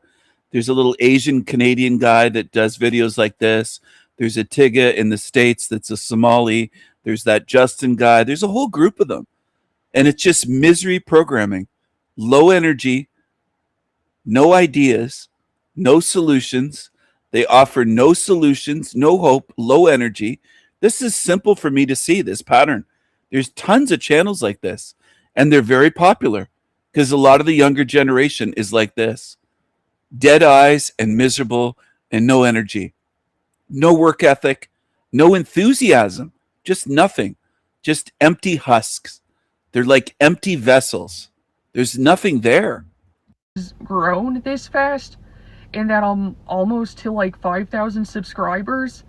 I just wanted to let y'all know that it means so much to me, and I'm really glad that y'all like my content. If you guys like this video, go ahead and leave a like, drop a comment, go ahead and subscribe. She could probably clean a toilet or clean toilets. She has the personality of a toilet. Actually, I think toilets have more personality. A lot of toilets are alike, but they have more personality than she does. She just doesn't have anything. There's nothing there. There's nothing there. Maybe she could do ads for Pfizer or Moderna or one of the big pharma companies. This is, guys, this is what you turn into when you get all the boosters. You turn into this when you get all the boosters. You end up like me, guys, when you get all the boosters. You get the booster in here and the booster in there. You get all the boosters and you become enlightened when you say you don't want to work anymore. When you're 23 or whatever she is. I don't know what age she is. Thank you, Casey. I appreciate it. I appreciate it. You're one of the few, I think. There's a handful, but there's not that many in this realm, in the whole realm. A lot on YouTube run to channels like her. They line up to go to channels like hers. Ms. No personality. She looks like she just walked out of a doctor's office after getting the Pfizer. The 20 boosters, not 2 or 3, 20. This is what you turns into when you get all the boosters. It's just, there's nothing left. There's nothing left of this. There's no spirit left there. She's cooked. She's cooked. I'd rather go to talk to a prostitute, and I never have, but I mean talk to a prostitute on the streets of Vietnam or Thailand or wherever than talk to her. I bet they'd have more personality. I bet the average streetwalker prostitute would have more personality than what we just witnessed. And it isn't just me making fun of the way she speaks. There's just nothing there. There's nothing in her eyes. She's never been funny in her videos. I've watched a few of them now. There's no personality there. There's no spirit left. And I'm not saying literally that she's a walking golem with no spirit. I just mean the energy level of no spirit. Could she still have a spirit that's a different species than mine, that just is all she cares about is if she didn't have to work, she'd probably love this hell realm. She'd be in love with this place. If they said, "Oh, hey, guess what, darling? You just won $50 million in the lottery. You don't have to go to work tomorrow. You'll never have to work again. And we're going to set it up so that you don't run out of money and spend it all, blow it all on something. We're going to set up a fund for you and manage your money for you so you'll never run out. You never have to worry about money again." I bet her shoulders would let down. She'd go, "Oh, I love this life now," and go do something. I don't know what she'd do. Maybe she'd go to Hawaii and sit on a beach or something. Who knows? But you get my point. She's not enlightened. She's not awakened. She's not illuminated. She's not any of these things that these young beings like her that just don't want to work. Now, I'm not saying work yourself to death, but I did work in my life. And I'm not saying, "Oh, wow, it's great." But the fact that they're just so lazy to do anything. They're so lazy. And I just can't get on board with their laziness. I can't do it. I can't relate to it. I can't do it. And they just want to leech off others. That's the other part. And they believe that they have it all figured out. The hubris of them, the fact that they just think, "I've got it all figured out. Money isn't real. Government's corrupt. We work too hard." And they just repeat the same shit. They never say anything different. Right, yeah. Hi, I'm Ross. I just want to ask a couple of questions. The first will be, can you elaborate more radical in which way? Radical, that we need an actual right-wing nationalist party in British politics, and I don't believe Farage offers that. All right. Nationalists like radical conservatives, maybe you can give a couple of examples from modern politics. It would be like more like Trump or ADF? No, so I think that Farage is too much like Trump. So I believe that so first of all, epistemically, what it means to be British, I think we need to redefine that. So it's based on ancestry and whether you're actually part of the native people that settled this land. So that is one of the areas which I believe that reform has to course correct on. Deportations, focusing more on legal forms of migration. I think that legal migration is far more of a bigger threat to this British people compared to illegal forms of migration. The party itself, in terms of messaging, it relies too much on the conservative boomer base of the party, therefore, essentially just becoming the Tories 2.0. We need a party that economically also focuses on its people, so lobbying within the best interests of the native British people. All right, and you said problem with the illegal... Do you want to move the mic up just a bit? You can turn it up there and just move it up. Oh, yeah, got it. Yeah, that's fine. So yeah, you tell about the problem is illegal migration, all right? Yeah. I can understand why illegal immigration is a problem. I could even agree with that. But what's the problem with the illegal migration? Yeah, which both parties, Restore Britain, including, is resolving. Leaving the ECHR, leaving the UN referee convention, all those things resolve illegal forms of migration. All right, so could you describe me, three principles of a your ideal party? What it will be? 3 ideas of a party? Yeah, your ideal party.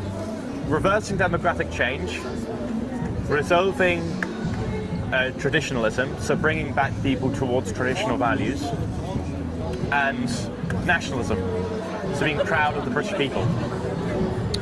All right, fair enough. Do you agree? Yeah. Not quite. Well, do you want to tell me why you disagree with me? I could tell because I'm a libertarian, so I'm not really pro collective thinking at all, rather left or right. So I agree with... Okay, so I think liberalism and your form of libertarianism stinks. I think it's the main reason why most Western European countries have fallen into the parapet. And the reason why I would say that is, first of all, it's an anti-Christian doctrine. It's simply teaching that you are good as an individual simply because you're an individual. And it distorts the line of Christian thinking that you are good as an individual because you're an image bearer of God. And also, it's against the human psyche and human psychology. Right, no. This idea that we don't think as a collective, or that we shouldn't do what's within the best of a collective group of people, rather we should hyper-focus on the individual, has completely ruined societies. No, I absolutely disagree with that because I think you told about this ruining European society, but I could name you one country that is built on that principles and it's great. It's of course US, America, not in current state, but when it's founded, but you know why that on is? that principles. And about religion, I'm myself an atheist, so I don't believe in God, but I don't have any moral right to impose my view into your life. And I believe that individuals have a right to decide for themselves, and there isn't any collective goals. Because when you start to do and move to rights and goals of some collectivism, it's just crushing the people. Can I tell you why America is a poor example of libertarianism? You could. Okay, so what is the fundamental difference between a European country and America? First of all, it's history, yeah, because it was built on the principle of non-religion, aggression. Sort of. America is a country of settlers, and the European countries have native people, right? So America is a bunch of European settlers, African Americans, and Native Americans, right? Yeah. The Native Americans don't run America, they didn't form the actual conception of its country. So the native people don't run the country of America. It is the settlers which took most of the unsettled land and also either bought off or battled for the lands from the Native American people. Difference is that Europe is run by the native European people of those countries, which means that America is an idea, while meanwhile England, for example, is a people, which means that you can have individuals come in and be American, right? And they can have different ideas, and they can correspond to different groups. However, Europe, You're wrong. You haven't studied what America is. America is not just an idea. Sorry, I'm having some noodles in a spring roll, but I have to jump in here. I can't let him get away with this ignorance. America is not just an idea. It was established for free white men of good character, and it was Anglo-Saxon. Okay? It wasn't for everyone. It wasn't made for everyone. It's not just an idea. And the immigration policy for America changed in the 1960s drastically. With Kennedy, I believe, JFK, they opened the floodgates. JFK and then Lyndon Johnson opened the fucking floodgates and let everyone in. America was not meant to be a melting pot. You're wrong on a lot of this. Excuse me. You haven't done the work studying. A lot of British people haven't.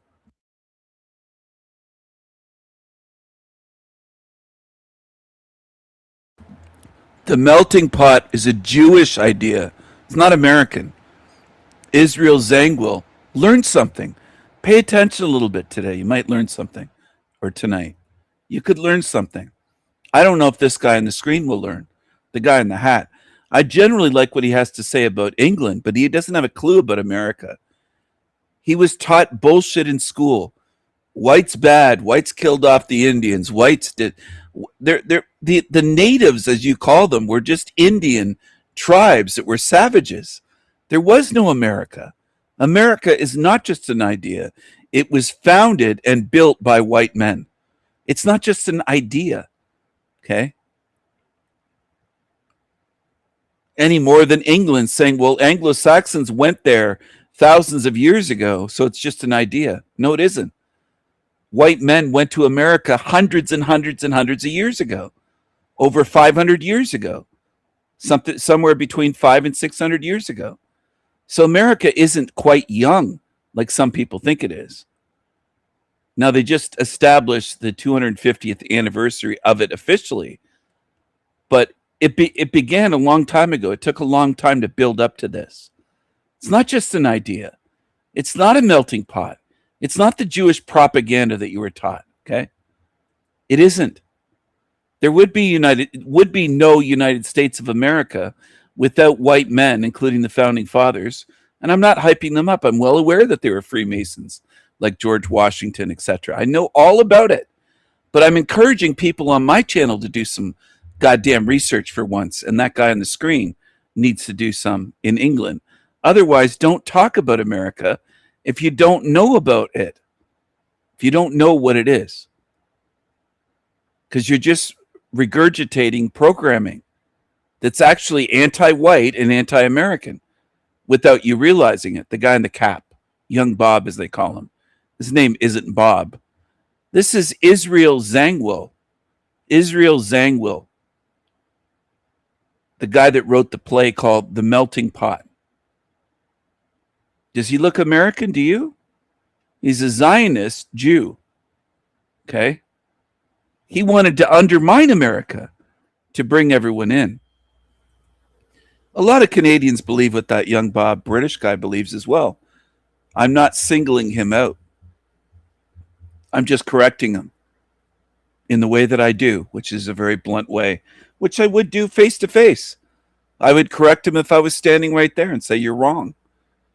You're actually spewing anti-American, anti-white propaganda that's Jewish, like this. So if you want to be based, as the kids say, you look into Israel Zangwill, look into the melting pot play. Start looking into what was done to America, because it was never meant to be what it is today. Wasn't meant to be this. And it's funded and built by white men. White men pay almost all of the taxes in America. The lion's share, it's something like 75, 85% of the taxes are from white men. A lot of people in America are collectively a drain, a tax burden. And a lot of you think, oh, we don't need white men. You don't have a clue. Not a clue. Without white men, you'd be in a hellhole. You'd be in a third world country. A lot of women don't realize it. A lot of black people don't realize it. A lot of Europeans don't realize it. They just don't get it. They don't get what's going on. They don't get it. And I'm tired of Europeans and British people saying, well, they're not like us. America's just an idea. Canada was just a colony. It's just an idea. Who built these countries over the centuries? There wouldn't be anything here without us. There'd be running around with bow and arrow, killing each other, scalping each other, taking slaves, which is what they did. There weren't any cities. There wasn't anything established here. They didn't have an agreed upon name from the tribes from Florida to Canada what to call this place. They were warring primitive tribes. They hadn't even discovered or known about the wheel yet. Okay? Just like in Africa. So educate yourself. America is not just an idea. It's something that white men built. So don't say, well, white men aren't native to there. Anglo-Saxons moved to the island of England. You weren't born out of the ground there. Figure it out. Stop that nonsense. To all Europeans and British people, I want you to stop that. Get your head on straight. Say, wait a second. Yeah, Anglo-Saxons came to England and over the course of thousands of years built this country. White men went to America and Canada and built these countries. Figure it out. For example, the English people are going to have a distinctive identity, have a distinctive way of thinking, and therefore they're going to have one solution that resolves all of the people's problems. All right, first of all, I don't think that there's any country with that kind of identity. I believe in English culture, of course, but I don't believe that people from, I don't know, Scotland and London, because the Scottish England are different people to English. Has the same idea. But you're really focusing on a question of native peoples, native people. I don't really believe that a working concept like native people. I believe there's an idea that you can come to any country, pursue your dreams, live by the rule of that country. That's an American idea. The only reason why America is an idea is because it's a settled colony. The reason why the English people have never had this idea that if you have the ideas of the English people, therefore you can be English, is completely wrong. But settled by... Thanks for that. But settled by whom? By European, by French, German, and you know this whole idea that you're English as long as you adhere to English culture as like a Blairite project. Like it's been very understood that according to the Venerable Saint Pete, for example, England is the Isle of the Angles, right? It's the Anglo-Saxons that settled England. We are an admixture of the Celtic people, of the Anglo-Saxon people, of the Cornish people, and there's a group of European people who settled into England, and they are the native people that my ancestors descend from. America has different groups of people that colonized America, and that is why it's an idea, because it's not homogenous at all. Europe is a homogenized country. It's only because of demographic replacement that you don't actually even prescribe the idea of being... He's talking nonsense. He said Europe is a homogenized country. Europe is a continent. It's not a country. So you're getting really off track. America is not just an idea. I don't think you've ever been to America. You have a lot to learn before you speak about other countries. You should stop speaking about America and Canada till you learn something. You don't know anything. Because it's not homogenous at all. Europe is a homogenized country. It's only because of demographic replacement that you don't actually even prescribe the... Europe is not a country. Idea of the English people that we have this problem. Right, and what's the problem? Europe is a homogenized country. It's only because of demographic replacement that you don't actually even prescribe the idea of the English people that we have this problem. Right, and what's the problem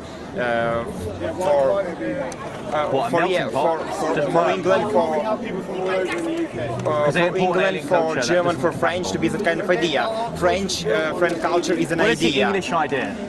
I think it's a privacy, it's a tolerance. If I live in France and I'm simply tolerant, does that make me English? Not really. It's a set of idea, but I think it's a pre-made two three main parts. It's a like privacy tolerance and. If I was tolerant, I guess yeah. 1 second. So if I live in France, for example, and I'm tolerant, you does don't that make me English? Because it's a two three pillars of a culture. Of course, it's not all of the culture. France is not. Okay. Just water, darling. So look who dumped water on his head. But this young Bob guy thinks that the darkies belong in America. He doesn't think that they belong in England, but he's selling out America and Canada and other places by saying, oh, well, they're just ideas. That's what the Jews say. The Jews say the same thing. Who dumped water on his head? It looks like a darky slag. She's got short, tight little booty shorts on and a puffy jacket and a load of makeup. And she'd say she's British. She'd say Britain's just an idea. And Bob, like a dummy, you'd say, no, America is. We're not. Really? So you're basically selling out how many white people in America and Canada by what you're doing? You don't realize it because you're wrong. Look into the founding of America. You're wrong. It wasn't meant for all. It wasn't just an idea. You're wrong. And these darkies disrespect you openly and assault you. I know it's just water. It could have been boiling hot coffee, though. They assault you openly. They're not afraid of you at all. It's not. 1 second. So if I live in France, for example, and I'm tolerant, you don't does that make me English? Because it's a two three pillars of a culture. Of course, it's not all of the culture. France is not. Okay. Just water, darling. Yeah, go on a diet as well, wash your out, babes. The diabetes are going up. Yay.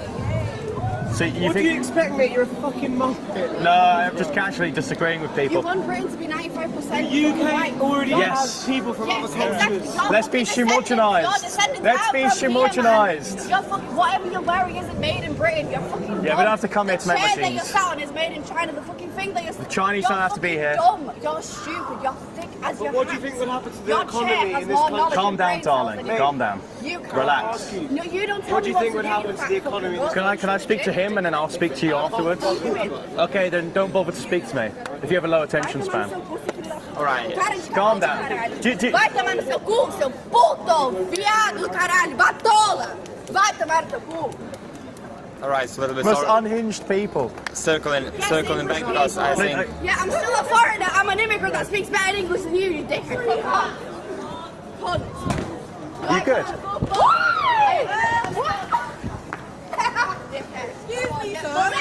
Excuse me. Yeah, complain about it. How you doing? You think I won't speak? You can't fuck around. You can push me for fuck off. You're in the streets of Manchester screaming about, oh, reform. How about you shut up and go back to your mum's basement, you little non. Maybe not. Realistic, lad. I'm only 17. What are these? 17? You're 17 and you look like that! Alright, so circling back because I think there's many people here who want to ask you a couple of questions. Remember Dad? You Right. had a rough life. And Then you can listen about reform. and about kind of principles. One of the great principles I believe in, there's a free speech. There's in America working, and I believe it could and it need By to the way, be all the attacks so far ensures have been from foreigners, not English people. ensures that I don't think it really matters. Ironically, all of the people so far that have attacked I me don't aren't think English. it really matters. Like for me, you know, but she hasn't, but she talked about this. I'll excuse it. But yeah, finishing about the kind of free speech, I believe in free speech, and I believe that you have the right to speak up your mind here. And Just because some Chinese people make some jeans doesn't mean they should come here. Gee, did people just not get taught respect at school these days? and you know, yeah, and already we're finishing up, but right. I believe you have a right to it's a right to free discussion. Yes, we do. Have a fantastic day, my friend.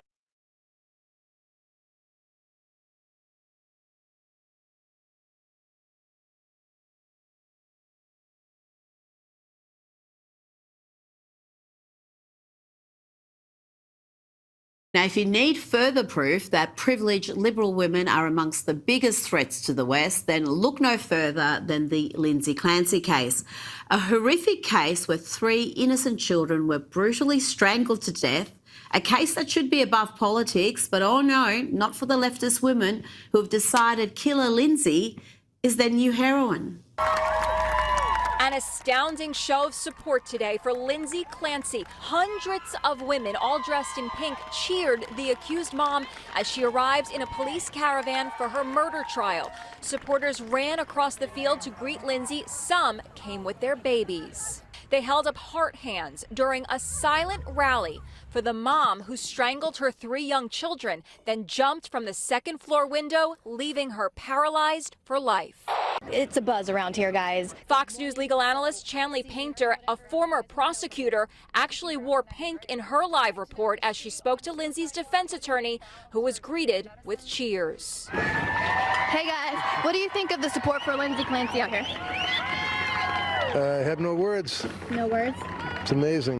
You know, I remember the days before the modern leftist mind virus where public sympathy was reserved for the victims, where a self-confessed child killer wasn't cheered like some rock star, but loathed for their crimes. This is how women reacted when Susan Smith was on trial for killing her 2 sons by driving her car into a lake. It's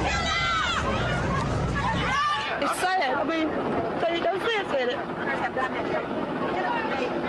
She can't be wrong knowing they cold and all the time knowing that they're in the bottom of this lake. There's no excuse. I would never forgive her for that. Let's bring in documentary filmmaker and commentator Ami Horowitz. Ami, what is going on in the US? They have raised over $1 million for this woman who, let's not forget, she is a privileged woman. She had a nanny, she had extensive contact with mental health professionals. Now, I don't doubt that many of those mental health professionals may have failed her, but this woman sent her husband out, took the 3 children to the basement and one by one in front of each other strangled them to death. It is absolutely horrific. And out of all the videos I have seen from her supporters, not one mentions those children. Yeah, there's something really weird going on. I mean, supporting her is just, it's bizarre and it's weird, right? Look, let me get, in a second, I'll get into the little more of the science of it and how I think she's also, in a sense, a victim, right? The true victims, of course, are the children. But this idea that they're supporting her is, look, when you really start to listen to some of the language they're using, you hear them saying kind of the same refrain, that the healthcare system is to blame. Not Lindsay, but the healthcare system. And they're doing that for a very specific purpose. They're trying to make a political point saying that our U.S. healthcare system is garbage, and we need to move away from our privatized healthcare into a one-payer system like Europe, and that's the way we're going to solve all our problems, right? Never mind that our healthcare, forget about how one pays for it. She was able to pay for healthcare. She had healthcare coverage, and she did in fact see psychiatrists and psychologists. And by the way, I would argue our psychologists, by many measures and metrics, are better than Europe's. But they're trying to make the argument the U.S. healthcare system is to fail, so they can make this point that we need to leave the idea of privatized healthcare. Look, I also think she is, in a sense, do I think she is an evil, horrible person? I'm not sure that I do, right? I think she probably did have and suffer from this postpartum psychosis, not postpartum depression, right? 2 very different things. Well, she was never diagnosed with that, Ami. She was never diagnosed with that. And every single family annihilator, and they're normally male, we could make the same argument that they had a psychotic break, that they're not inherently evil, but we don't make that argument because they have committed a horrific crime against vulnerable children and we put them in jail without this sort of fanfare that we're seeing, without someone being elevated to some sort of hero status. Now, I'm going to play you a clip of some of the women supporting Lindsay, and I've tried very hard to find examples where the women are a little bit more sane and measured. They're not just the screechy activists throwing ice cubes and emoting wildly on the internet. There's plenty of those videos, but if anything, I'm even more disturbed by these examples. We're both from Tennessee. We love Lindsay and we're here to support her. I think we all agree that it shouldn't take for it to get to tragedy for us to listen. And maybe if someone had, Lindsay wouldn't be sitting where she's sitting right now. She is pleaded not guilty by reason of insanity for killing her 3 young children. I thought it was really important to bring my daughter to show her the importance of mental health awareness, to advocate for yourself, that women stand together, and it's just, so important for us to speak up and be here for Lindsay. And admittedly, she did admit to killing them, but the woman you see now is completely different from the woman who did that to her kids. And I think it's really difficult for people to hold two truths that may seem opposite simultaneously. She can be a wonderful, loving mother, and she did this horrible thing that she was so sick. I mean, I've seen the testimony every day. I can see how devastated she is, and I believe her. I believe her. Army, there's a sickness there, a suicidal empathy that we see across so many issues, but I never thought I'd see it in a case like this. I thought something like this would be above politics, but this phenomenon we've seen of typically liberal women, privileged, educated liberal women, taking these often radical positions, it really is, in many ways, setting the agenda for the Democratic Party. If you look at the supporter base for the Democrat Socialists, for example, if you look at the supporter base of some of the most radical leftists in America, you see a lot of these women in that supporter base, and I wonder why they have gravitated to that position over many years. Well, I think that all the numbers and all the polling show a great unhappiness among women over the last couple of decades, right? It's really shot up significantly. And despite the fact that over that same period of time, the position of women are much better by any metric they were decades ago, right? The majority of graduates from universities are women. Their pay is equal to men. They get custody in 99% of all the court proceedings. Their unhappiness has gone up, and I would argue the reason why is pretty obvious. At the same time, we've been pushing to women, girl boss it. You don't need a man. You don't need to be married. You don't need children. And women are, in fact, that you see a larger percentage of women doing that and following that path. And every polling, every data point shows that women are more unhappy when they are not in a loving relationship or have children. I think it's so obviously clear, and you're seeing that unhappiness manifested in all these weird ways, politically, on the internet, so forth and so on.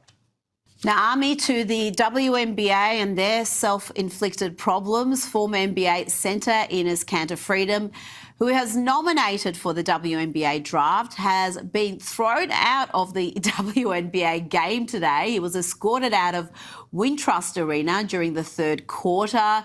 Apparently had a heated discussion with Chicago Sky guard Natasha Cloud. Now, I know you're a sports fan. How is the WNBA going to end this self-inflicted crisis? Are they going to belatedly accept that biological reality exists? Of course not. They continue to double down on this thing. Look, you know what? Yes, I'm a huge sports fan. I can't say I'm a huge fan of the WNBA. I tried. I honestly tried to watch games. They keep saying, oh, it's technically better basketball. It's not better basketball. I'm sorry, it's just not. And by the way, I'm a fan of some women's sports over men's sports. I prefer women's gymnastics over men's gymnastics. I prefer women's tennis over male tennis. I prefer women's mud wrestling over male mud wrestling. I do. So it's not all anti-women's sports. But look, they continue doing this to themselves, right? And they're digging their own grave. It's not like they have a large enough base where they have enough goodwill where they can create this controversy. They simply don't. They're really just now emerging from essentially nobody, very few people watching them with Caitlin Clark, and they're trying to kill the goose laying the golden eggs. It's what's so crazy about this. And by the way, again, this Enes Kanter thing, it's like, I love him. He's funny. It's performative art. I'm all for it, obviously. But by the way, he got thrown out of this game. Okay, first of all, he was met with derision and people attacking him outside the arena. And then, of course, this one female player, Cloud, started this thing with him. Just to give you some context on this woman, Cloud. Okay, she is somebody who said that it was Tyler Robinson was a right-wing killer of Charlie Kirk, right? She said she threatened ICE and she called America trash. No, ma'am, you are trash. Sorry, that's the reality. Mm-hmm. Absolutely, and she has so much form, and it's an activist league. And you talked about they are almost addicted to success. Well, they don't have to be successful because it's a welfare league. The NBA funds them. They've made a loss every single year. They'll make a loss again this year. They'll make a loss next year. There really is no incentive for them to actually be commercially successful because someone else is picking up the tab. So that's what you get when you've got a league where success isn't a KPI. Now,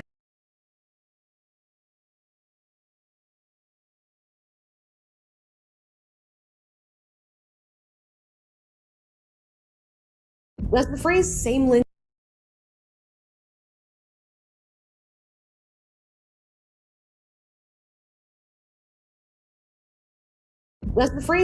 Lindsay mean anything to you? Well, for a bunch of women online, it's their way of sympathizing with and supporting a woman who murdered her 3 kids. Yes, you heard me correctly, murdered her 3 kids.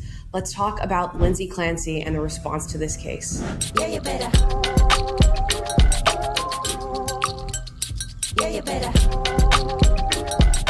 Guys, before we get into today's video, please consider liking and subscribing. Today, we're going to talk about something I did not want to be talking about, and that is the Lindsay Clancy case. I have tried to avoid this murder case like the plague because I simply can't handle the details of what has taken place here. But today, we're going to get into the details because of the absolutely disgusting response that has been existing on the internet and in person when it comes to this case. For those of you unfamiliar with the Lindsay Clancy case, Lindsay Clancy is a mother who murdered by strangulation her 3 young children and then attempted suicide. She's now paralyzed, going through a trial where her defense is arguing that she was experiencing postpartum psychosis, and that is what led her to commit the murders. I'm not gonna get into any of the nitty-gritty of this case. That's just what's going on. Now, in the wake of this case, so many women are hopping online and posting things like same Lindsay to sympathize with her experience that led her to murdering her 3 children. I don't know if we are so desensitized to violence that last part is not really hitting for us, but she murdered by strangulation her 3 young children. Now I'm going to show you a TikTok where somebody has posted same Lindsay while listening to an audio of Lindsay's diary entry about being a mother. Further on into her travels, I am completely overwhelmed trying to take care of the kids. I'm drowning every day. I feel guilty that I'm spending my family's money and not making any. I feel like I spend way too much. She wrote that, right? Correct. I'm terrified of Callan getting sick. He's a sick baby. A sick baby is miserable. He's sick now with a double ear infection. Okay, do you need to hear any more? She's posting herself crying with her kid. Very strange to be posting a video like this on the internet in reference to somebody who murdered their children, saying, same Lindsay. Very interesting, I think, to hear about this case and not immediately view it from the lens of the children who had their lives taken, but instead view it from the lens of the murderer. Then to film yourself with your kids in all these different ways, edit it all together and put same Lindsay on the TikTok and then post it for the entire world to see. Not to mention the fact that your kids will one day be old enough to see this content. You will have a digital footprint that exists forever. And should we acknowledge the fact that you even feel same Lindsay in your heart in reference to this case?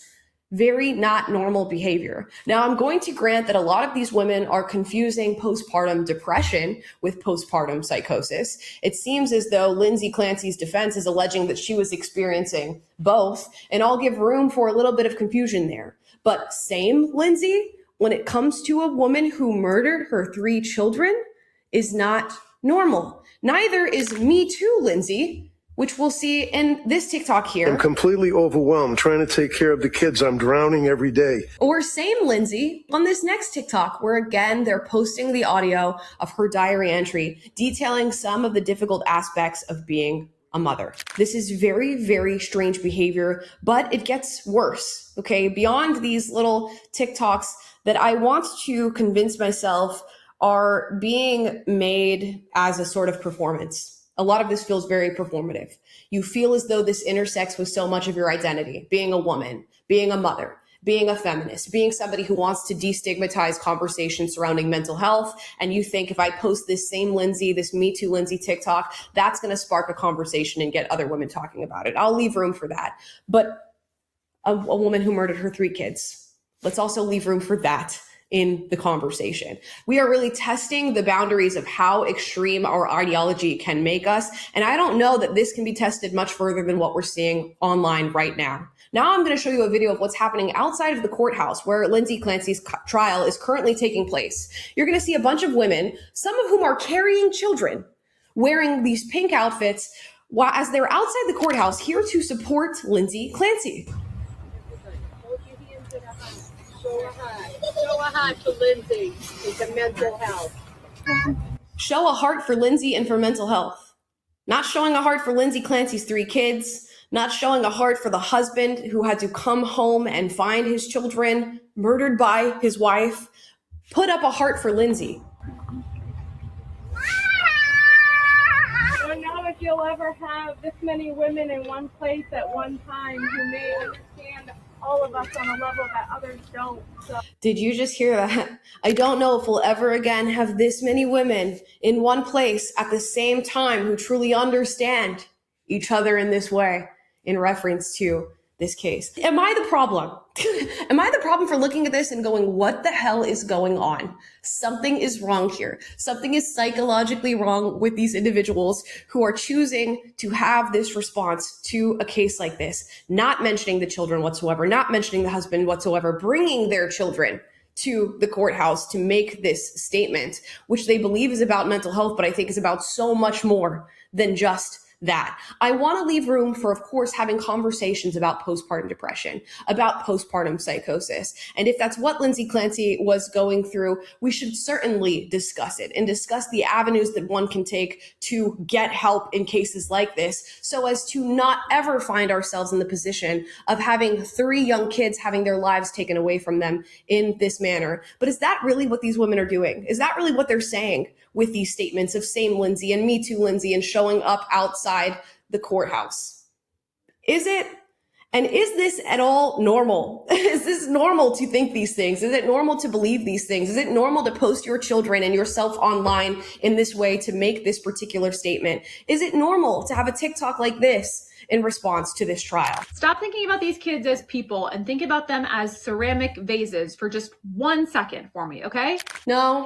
No, actually, I won't do that. I think there's been enough of that in current society, of us not viewing children as people, of us having these absolutely batshit crazy conversations about motherhood and about taking care of kids and about what kids are in our modern society. I will not for a second stop thinking about those children as children and think about them as expensive ceramic vases.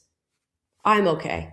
Let's watch another video here that's been posted in response to this case. My new vetting process for if I want to date a man, first date question I'm always going to be asking him is, do you think that Lindsay Clancy should go to jail for what she did? And if that man says yes, I'm getting up and walking out right then and there. I cannot spend the rest of my life with someone who thinks that that woman is guilty and deserves jail. You know what? I kind of support that being a test. More so for men than anyone else. Please, guys, I guess on your next date, if you so happen to find yourself across the table from somebody who may be a supporter of Lindsay Clancy, maybe bring it up. Maybe have a conversation about that. And if she is, that might be a good sign to cut the date short. That may be a good sign to get out while the getting's good. Maybe a good sign to hit the road, Jack, because these are not emotionally stable, emotionally regulated women that you should want in your lives. And they are so blinded by their own ideology that it can be tested with a murder case of 3 young children and they will still adhere to their ideology. They basically take everything that happens in life and they filter it through their woke worldview. And if it somehow fits a narrative, they will support whatever lies on the other end, even if it's what's taken place in this Lindsay Clancy case. Even further than that, some people will delude themselves enough to believe that Lindsay Clancy didn't even commit the crime whatsoever, that in fact, her husband did it. Why, with no evidence, would they make a claim like this? That in fact, the husband did it? Well, it's because patriarchy. Well, it's because husband bad. It's because men bad. It's because motherhood hard. It's because we should not have children as women. It's because feminism. Now, I'll show you somebody, and her name is Lisa Rinna, the reality star, for those of you who know her, saying that Patrick Clancy is actually the one who took the lives of these children. All right, he did it. Patrick did it. Patrick's the one who did it. Not Lindsay. Patrick did it. Because, you know, I also heard that women typically don't strangle. So awful to even say, but that isn't what a woman would do. They don't strangle. I was actually in therapy today and my therapist and I were talking about it and I said, well, what do they do? She said, well, they poison, or I said, oh, or drown them. Like, we literally had that conversation today. And she looks at me and she goes, he did it. I was like, wow, yeah. And now, yeah. Okay, Lisa Rinna, fire your therapist. Go get a new one, or just stop at this point because your judgment calls are not sound. I, for many reasons, did not want to talk about this case. One of those reasons was it's absolutely gruesome and horrific. Another reason was I don't feel like I could fit all of my thoughts about the world into a video that also covered the response to this case. This has opened up quite the can of worms for me. It has really shown just how dark the world and our society is currently right now, and on ideological lines. You just heard the argument here being made that the reason that Lindsay Clancy did not commit this crime is because women just don't commit that crime. Never mind the substantial amounts of evidence that she did it. Never mind her admission that she did it. Never mind the overwhelming understanding that she is the one who committed this crime. She didn't do it because women don't strangle kids. I did a video recently where Black people have been found hanging from trees, and now the response online is, these are lynchings. White people did this to these Black people because Black people don't hang themselves from trees. That's the argument here. Devoid of all logic, devoid of all reason, just simply, again, taking our worldview, the woke one at that, fitting our narrative into whatever story we're hearing, and then pushing it out to the world as if we are experts. And the internet validates everyone's opinion so long as you speak with authority. It doesn't matter that the prosecution and the defense have been working on this case for years now. It doesn't matter that they've combed through all the evidence. It doesn't matter that law enforcement has helped. It doesn't matter that medical experts have helped. It doesn't matter that psychiatric experts have weighed in on this. No, Patrick Clancy did it. No, she is in fact not guilty. In fact, she didn't even commit the crime whatsoever. And I know, as a random TikTok user, one's opinion, so long as you speak with authority. It doesn't matter that the prosecution and the defense have been working on this case for years now. It doesn't matter that they've combed through all the evidence. It doesn't matter that law enforcement has helped. It doesn't matter that medical experts have helped. It doesn't matter that from trees. That's the argument online is, these are lynchings. White people did this to these Black people because Black people don't hang themselves from trees. That's the argument here. Devoid of all logic, devoid of all reason, just simply, again, taking this pink, the color of womanhood, with this motherhood. I love women. I love women. At the cemetery wearing pink, telling the ghost what Patrick did. It couldn't have been the woman. It must have been the bad man. Because women don't kill their little young children, do they? But actually they do. Far more often than fathers kill children. Mothers kill their young babies and the unborn as well. By the millions and millions. I think women are the greatest killers of all time. They're the most brutal. They don't like to hear that because it's true. But they are. Their gender is. So this whole thing about women are the nurturing ones, that stuff's got to go in society. We got to start speaking the truth, and I will the rest of my life, and I'm sure some men will carry on after I'm gone, speaking the truth, saying that's just bullshit. Sugar and spice and everything nice. Well, what about abortion? Men are just going to start calling out women very bluntly on their evil and on their support of evil and their murders and the way they treat babies. I think that's the direction things are going. I don't think men are going to keep pretending from now on that, oh, women are all sweet, and they aren't. And the facts show what they are. Their behavior shows it. What they actually do shows it. And if you can abort babies by the millions and millions and millions and millions, that shows me something about a gender. Now, I'm not saying all women would do that. I know some women that even if they were raped, they would have the baby, whether they would keep the baby and raise it, some would. I've known some that did, or give the baby to adoption. But grape is way less than 1%. It's like 1/10 of 1%, or even less than that in most Western countries. Okay? So the abortion argument due to grape, well, 99.9% are not from grape, have nothing to do with it. Women are aborting babies for convenience, and they lie and say, well, we need it because of this. No, it's because it's inconvenient for you. You'll murder a baby. And it shows what women are. It really does. They don't like to hear it, but it shows what they are. What a genius. I don't want no kids. And I really don't care to get married either. I don't. Call me whatever. Weird old this, that. I just don't care. I'm just trying to hang in as best as possible. And hopefully before I know it, I'm out of this shithole. And hopefully I don't get recycled. Recycle back into this. You know, a lot of people.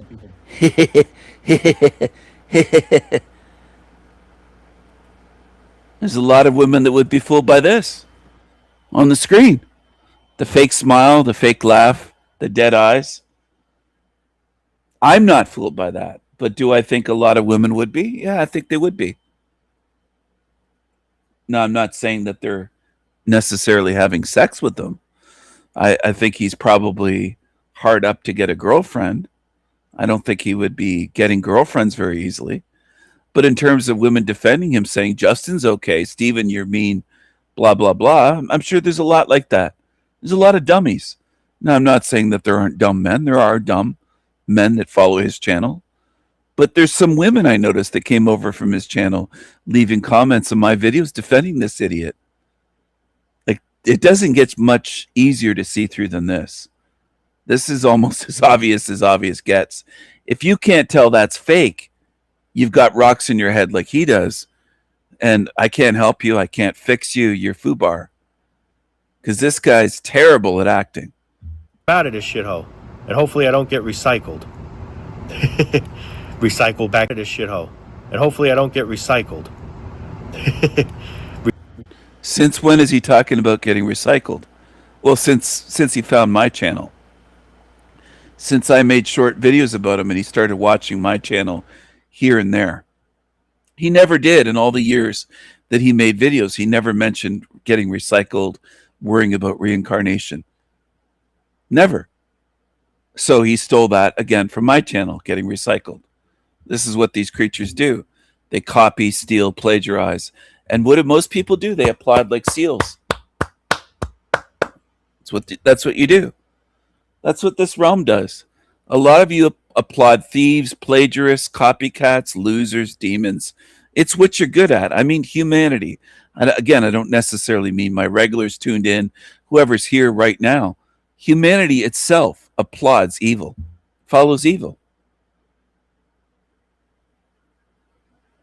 Given a chance or a choice, path A or path B, I'm not going to say left-hand path or right-hand path because that has other meanings and connotations. I'll say path A, path B. One's evil, the other's good.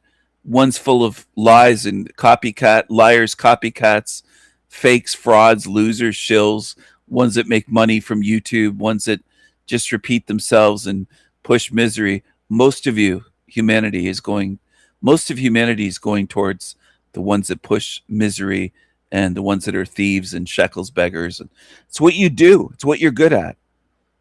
And it's so widespread. And if humans can't admit to that, I don't even want to be near people that are that way. His type is all over YouTube. There's millions of him on YouTube. They might as well be clones. And hopefully before I know it, I'm out of this shithole. And hopefully I don't get recycled. Fake smiling.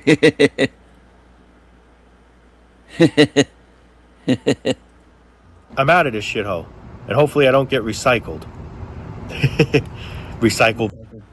There's ones in prison right now that have committed hideous crimes that are faking being human with fake laughter. And he's just a psycho. He's a big schnoz psycho. And he pushes misery on YouTube for shekels. He makes money every video he makes. And this is what people support. Have at it. Go back into this, a lot of people believe in that reincarnation thing, and who knows, man? I'm not saying it's false. Who knows? I'm at it. So he's really helping you. Who knows, man? Who knows? Go follow a dummy like him. Who knows, man? Who knows? Who knows? If that's at your level, I don't want people like that around me. Why would I? Would I want a bloodsucker or a leech if I was swimming in a creek? No. I'd prefer to swim without that. And most of you humans that are like him, that are bloodsuckers and leeches, and you leech energy off people and you just sit around using people for entertainment rather than learning. I don't know if you're all aware of it, but a lot of humans do that. A lot of humans act like leeches or parasites. Do I think that's good? No, I don't. Do I think there's any way to fix them or change them? No, I don't. I've observed in my lifetime, most people only change for the worse. They don't get better. Am I open to the possibility that it could happen? Yes. Most often, does that happen? No. And this is, again, where most people get lost, because they'll say, it could happen, Stephen, it could. And they want to look at the one exception that they could find out of the entire realm. That's what dumb people do. Intelligent people try to at least have a big picture view and don't isolate it to, I know one person in my whole life or in world history that changed for the better. Retards do that. If you want to be a retard, you'll just get recycled, because that's not helping you get out of here believing that if one person could do it, that they can all do it. That's a simpleton mind. But I felt like these beings were around me, and they were like so grateful to see me. I've always felt like an outsider to society. I didn't fit in with clubs, with groups. I have just not ever fit in well. I don't know what the... She's never fit in, so this was perfect. They welcomed her. You're one of our tribe, lady. She's very gullible and easily duped. Rosemary Thornton. They duped you. Now, I've covered this one before on other channels. She's all over YouTube, this woman. She died for 10 minutes. Then she realized she had been there before. Yeah, you were in this matrix before you got into this human meat suit.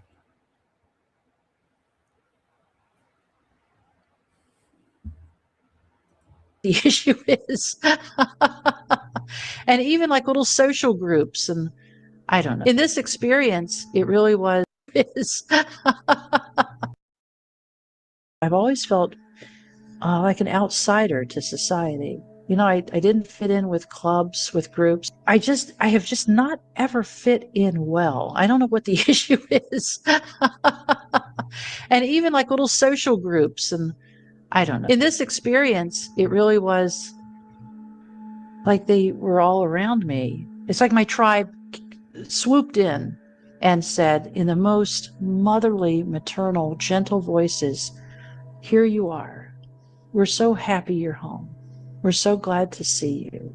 I know this was a hard," like they were all around me. It's like my tribe swooped in. And they're all women. Look at this. They're all women. Maternal.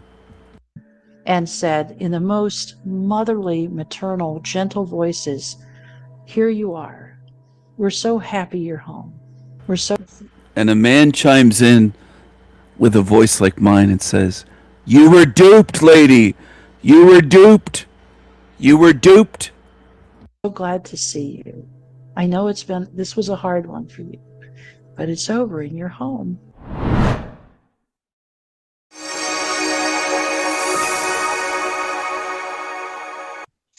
My guest today is Rosemary Thornton, who had a tragedy in her life and then later on had some health issues that led to a near-death experience. And so today we're going to learn about that, and then we're going to dive in as usual, and I'm going to ask her lots of questions. So Rosemary, thank you so much for joining us today. I'm so happy you're here.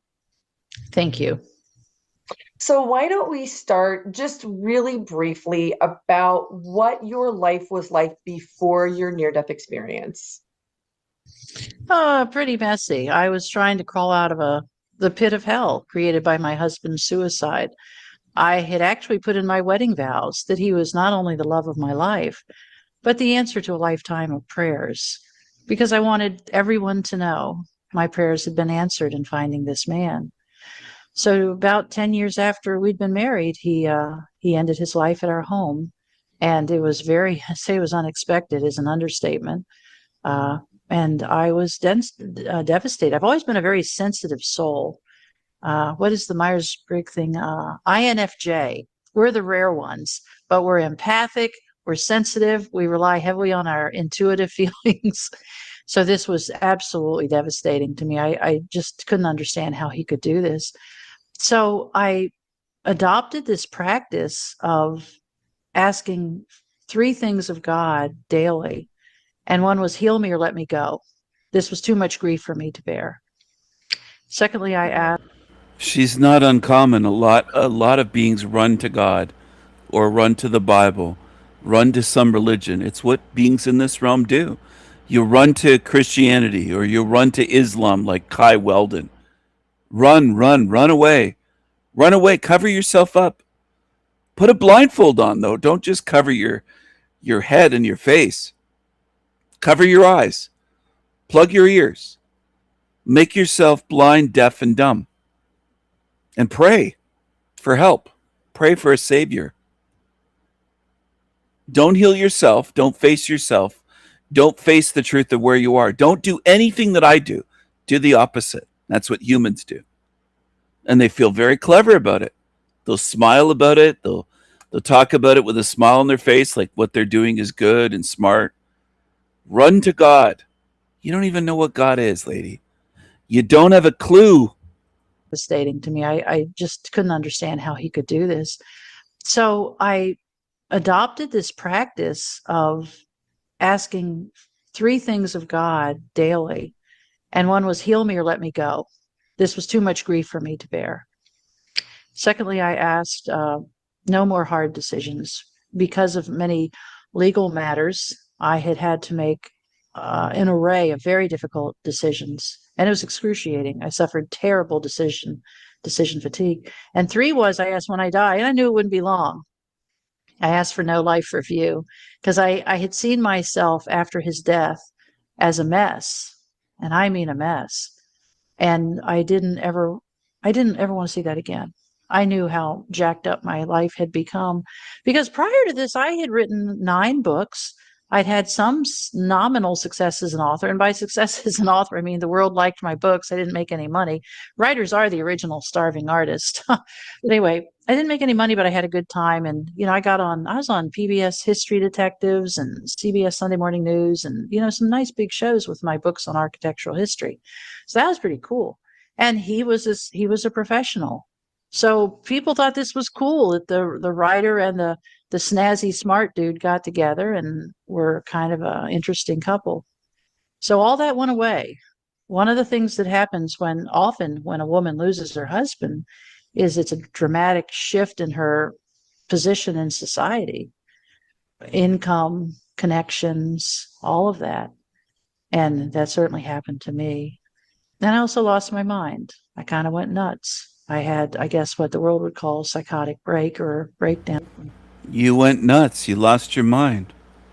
You lost your man. You lost your husband, and then you lost your mind. Because what were you going to do? Write books that don't sell, that no one buys?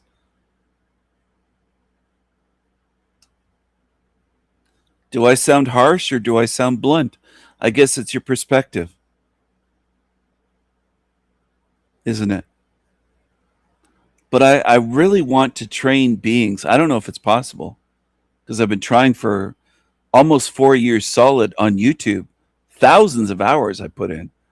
I want to train people to toughen up, Cupcake. Because there's a lot of weaklings in this realm. That's what I notice.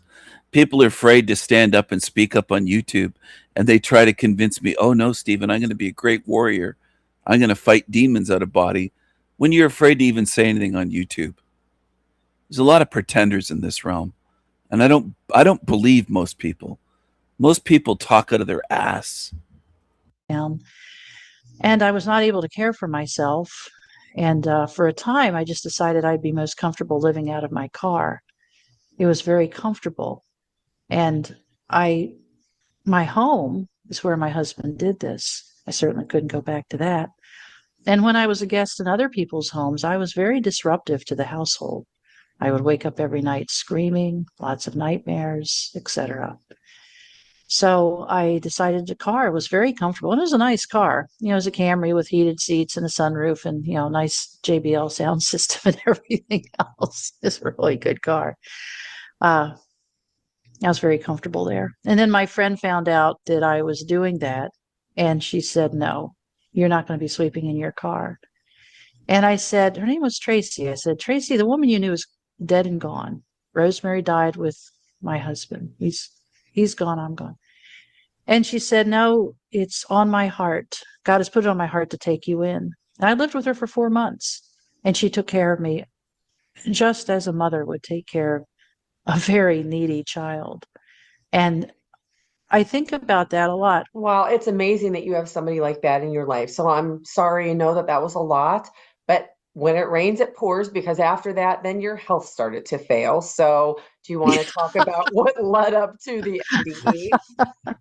What's Health started to fail. Now I know demons would say he's laughing at her. I'm just doing my impression of her. She did that. But demons don't pay attention enough to pick up on that. They'll say, he's evil. He's mocking this woman because of her health. She's laughing away about it. It's hilarious to her. I wish I were in a realm where beings paid more attention and understood more. But I know I'm in a realm where most things go over most heads. Most don't understand anything in this place. It's like talking to zombie tards for the most part. It's amazing that you have somebody like that in your life. So I'm sorry, that was a lot, but when it rains, it pours, because after that, then your health started to fail. So do you want to talk about what led up to the NDE? Well, it turns out when you pray every night for God to let you die or to heal you, that sometimes, I really believe, I'm a big believer in spiritual healing. And I'm a big believer that I know diet is important, but I think what's more important is what we feed our mind. I think we have to be real careful about what we're thinking. So yeah, I got sick. I had a lot of very, very disturbing symptoms, went to a doctor, got sent to another doctor. Upon visual exam. She's a big believer. Big believer. Believe in a good God. Believe all you want. Believe all you want. And that recycling bin's right there on the horizon. The recycling bin's right there. But most people don't want to look at that. They just want to believe in nonsense. Humans will be humans. Most of you love bullshit. Everywhere on earth. You love the shit. You do. Most humans just love shit. They love it. Can't get enough.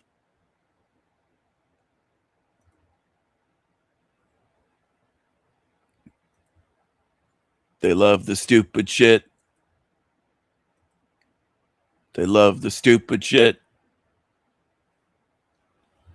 Things with no evidence you'll believe exist and pray to. And then I show you how evil the realm is with massive evidence, and you don't want to look. That sums up humanity. Here's the tugboat brigade. Fleet of tugboats. A fleet of tugboats.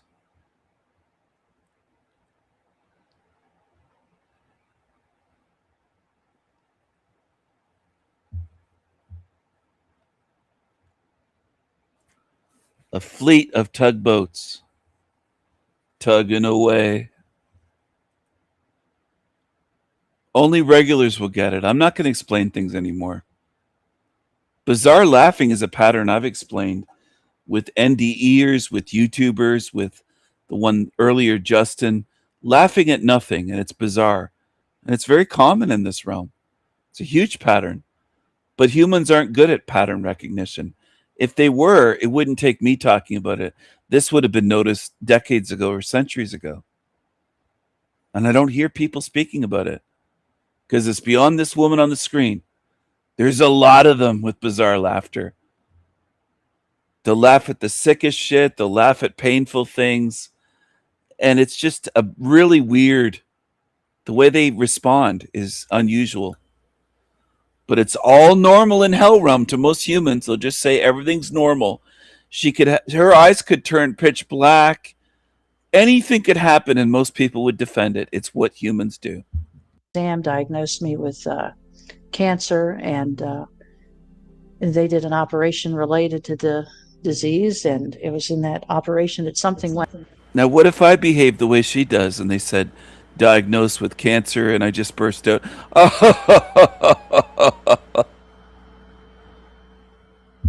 awry.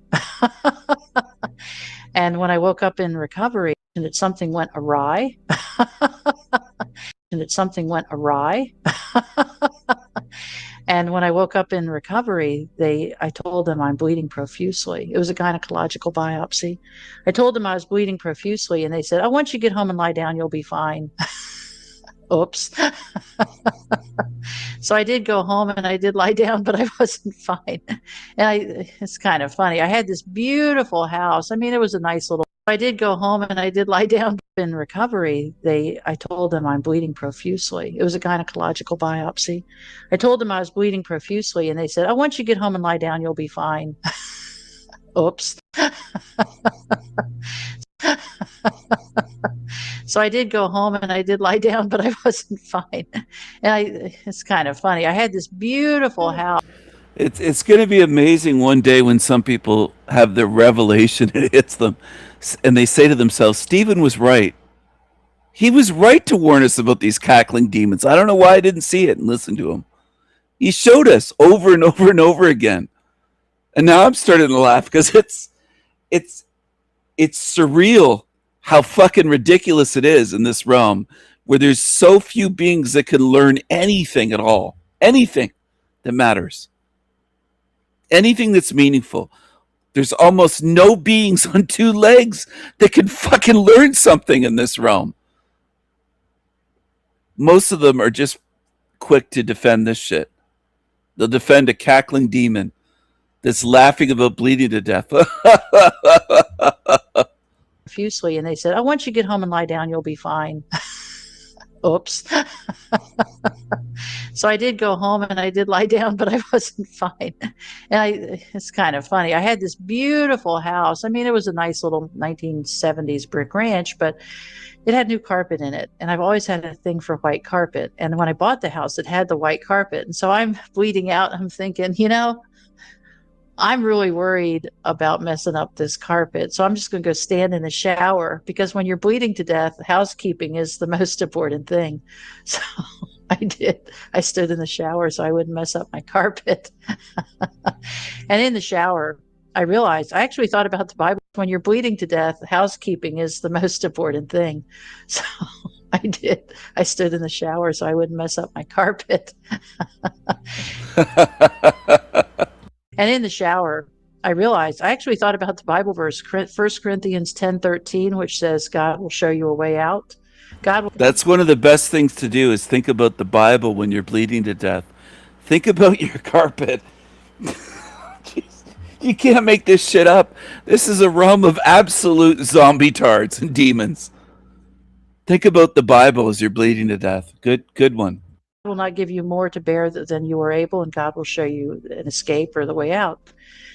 And I thought, this is it. This is God's mercy. I'm not doing this to myself. I went in for surgery to save my life, and this is my way out. And all I got to do is lean against this shower. Well, actually, I decided all I had to do is sit on the shower floor, and this would all be over pretty soon. And I knew I was already getting a little woozy in the head from all the blood loss. And once I sit down, I'll be gone. And I really thought about that. And I thought, yeah, this would be great. I can get out of here. And then I thought about two people in my living room. Again, one was the friend who had taken care of me, and another was somebody who'd been praying so faithfully for me. And I thought, oh, golly, this is not really fair to them that they come to check on me in 3 or 4 minutes or 6 minutes or whatever. And there I am splayed on the shower floor in a mess. So I thought, oh, I guess I can't do that to them. So I went out into the living room, wrapped a towel around myself, went out to the living room, and an ambulance was summoned. Took me to the little ER nearby. Oh, golly. And at the ER, they did some more stuff to make sure they greased the skids to the afterlife for me. And they made some pretty big boo-boos. God bless them. I really do believe. One of the big questions I get, did you sue them? They did some more stuff. They did some more stuff to make sure they greased the skids to the afterlife for me. And they made some pretty big boo-boos. God bless them. I really do believe. One of the big questions I get, did you sue them? No. Suing somebody is declaring war on another human being. And, nobody tried to do this. And I really do believe it was a divinely authorized event. I really do. So, we get into all this human machinations of this happened and this happened, but I really think it was God saying, yeah, this. God bless them. They fucked up royally, but God bless them. This one's pretty screwed up. Let's bring her in for some repairs. So actually, they gave me a shot of morphine, which it turns out if somebody has plunging blood pressure from bleeding out, that's a really bad idea. And what it did was, my little heart's going kaboom, kaboom, kaboom, trying to keep beating with very little blood. And I think once that morphine hit my heart was like, what? So my heart stopped. And I didn't know it at the time. I just lost consciousness. And I learned later that my friend, again, one of my friends was in the little cubicle there in the ER. And he said my blood pressure went to 32/25. They had one of those machines monitoring me. And he said after it went to 32/25, he said he jumped up to go get the nurse. And he said my eyes popped open. And he said I reached up, tried to sit up on the gurney. And there's a term for this, terminal lucidity, where you get a burst of energy at the very end. And he said you tried to sit up on the gurney, but you raised your hands up and wiggled your fingers almost like somebody reaching for a child reaching for a parent. And he said after that, you flop back down on the gurney. And he said, and then you were reaching for Jesus. You were reaching up for Jesus, saying, Jesus, help me. And Jesus said, who are you? And you said, and the blood pressure cuff went to error, which meant it was lower than 32/25 down on the gurney. And he said, and then the blood pressure cuff went to error, which meant it was lower than 32/25. So it was all pretty dramatic. But I had the time of my life. I popped out of my body like toast out of a toaster. It was great. Catapulted. That's the only word that describes it. Catapulted. And having read about NDEs my entire life, I was like, this is great. This is super. Because, that whole thing, heal me or let me die. I'm like, I am out. And those were my dominant thoughts was, I am out of here. I even went to an ER to get some help. And they helped me along. So nobody can say I did this. She's a very bright, logical woman. If it's hell in this realm, in the body, once you pop out of body, it's all good. That makes perfect sense to these people. All the lies stop, the evil stops. You pop out of your body, it's all fantastic. I love the simple beings of this realm. Bless you, humans like her. There's many like her, billions maybe, billions like this. You pop out of body, it's great. Well, you're still in the matrix. Congratulations. To myself. And even as I'm floating further and further away from my body, I was very aware of the pain caused by my husband's suicide. And I thought, I didn't do this to myself, but I am out of here. And I remember seriously thinking, it felt like I'd been given early release for good behavior. It really did. 59 years old, and I am gone. And all my life, or not all my life, I guess 30, 40 years, I kept a daily gratitude list. Every morning I write down 5 things a year. It really did. 59 years old, and I am gone. And all years old, and I am gone. And all my life, or not all my life, I guess 30, 40 years, I kept a daily gratitude list. Every morning I write down 5 things for which I'm grateful. Again, trying to reorient my mind to focusing on the good. And even floating away from my body, I kept thinking, I'm so grateful it's over. I'm so grateful I don't have to worry about paying those bills that were piling up on my desk. I'm so grateful I don't have to worry about chemo or radiation. I'm just so grateful this is over. But yeah, I do remember thinking about my bills and thinking, not my problem. It was great. So your human mind is still intact as you're leaving your body. And then what happens? Well, that's the thing. I wouldn't even think of it. I guess mind is the right word, but I wouldn't think of it as a human mind. I think of it as consciousness. Larry Dawsey calls it non-local consciousness, a consciousness that is not tangled up in the body. And I mean, I've thought about that a lot. What is it that went on? And I guess the best word we can use in our limited vocabulary is soul or consciousness.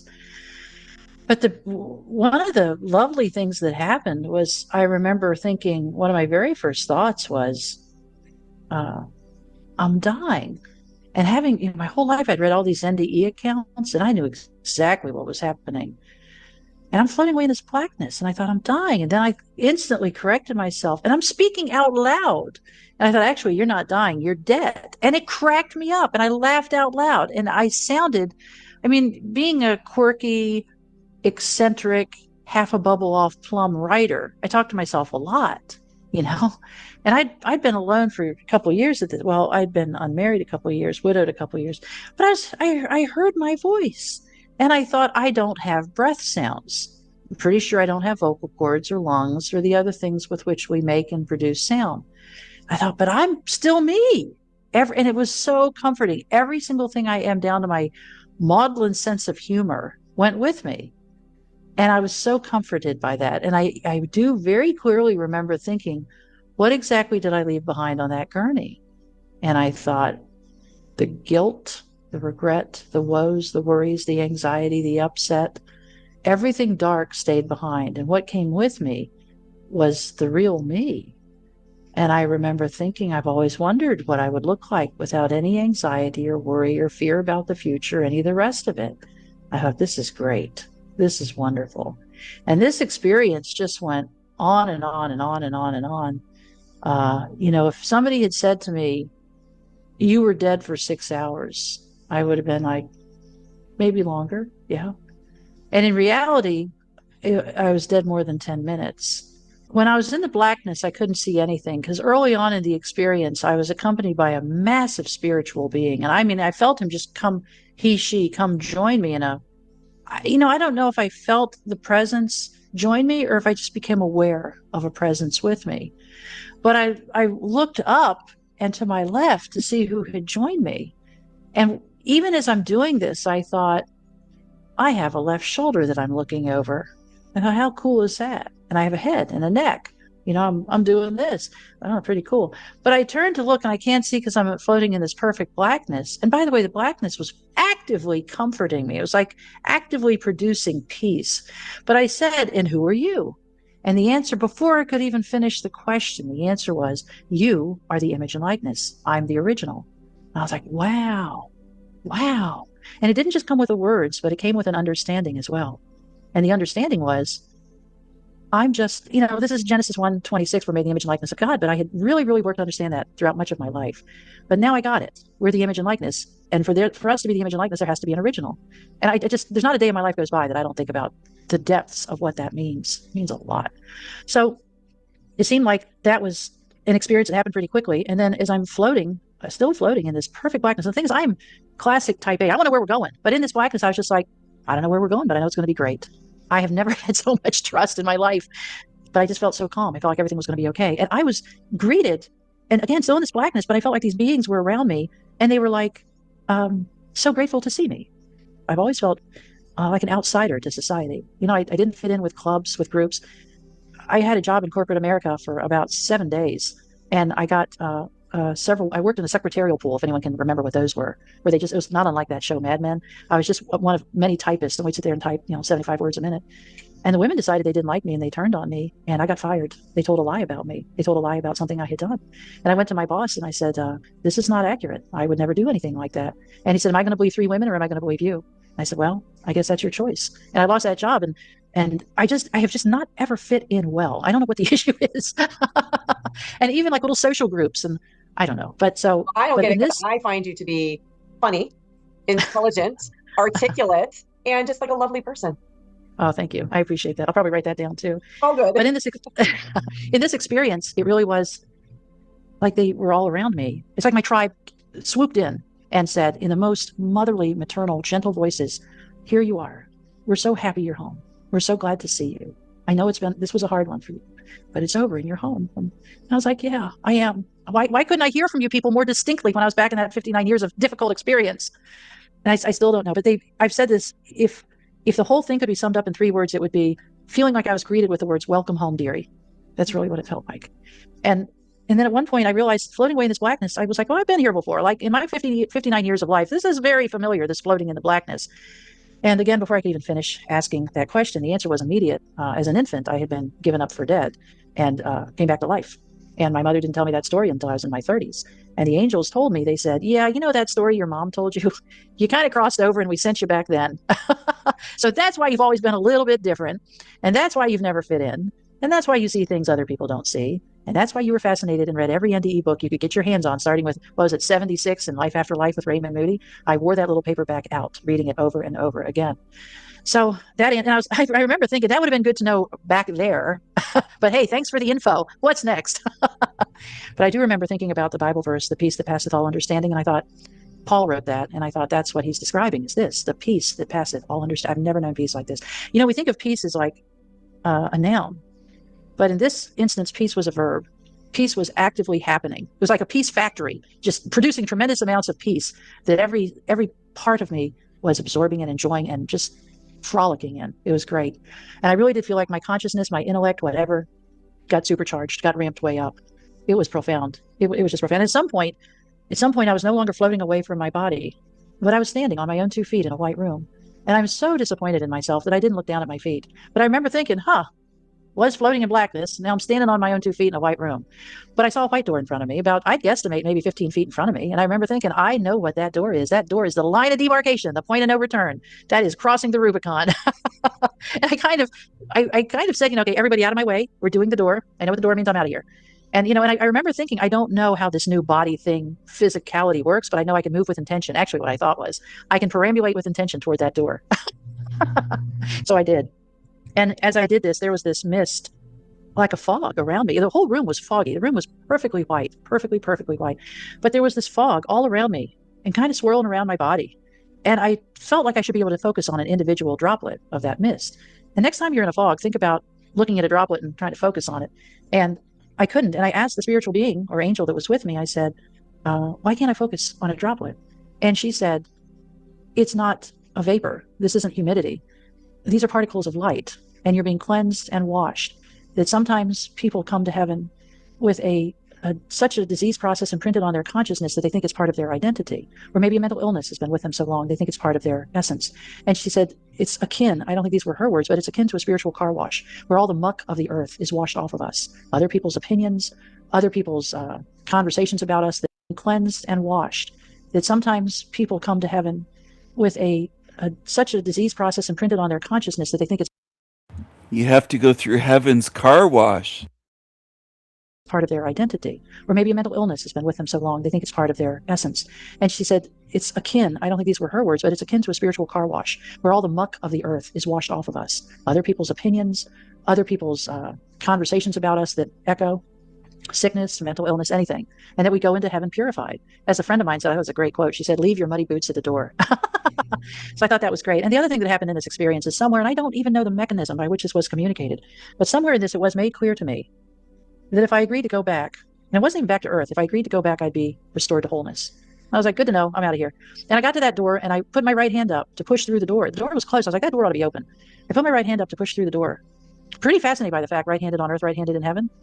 I thought, wow. And again, I didn't even see my hand. Oh, I just remember lifting it, just like, yeah, I got to get through that door. And I paused and I asked the angel, I said, is this the divine will for my life? And I only got to, is this the divine? And the answer was, again, immediate. And the answer was no. This is not the divine will for your life. Because I was going to say, is this the divine will for my life? Did a medical mistake take me out? Because I had always relied on spiritual healing. And this was my first journey into the world of medicine. I found it, even in heaven, I found it really funny that my first time I go to a hospital for anything other than birth and a baby. And they're like, oops. So I asked, is this the divine will for my life? Did a medical mistake take me out? And the answer was immediate. It was no. But I was told, whatever you decide, if you decide to go back or decide to go forward, you go with all of God's grace and love and mercy and care and blessings.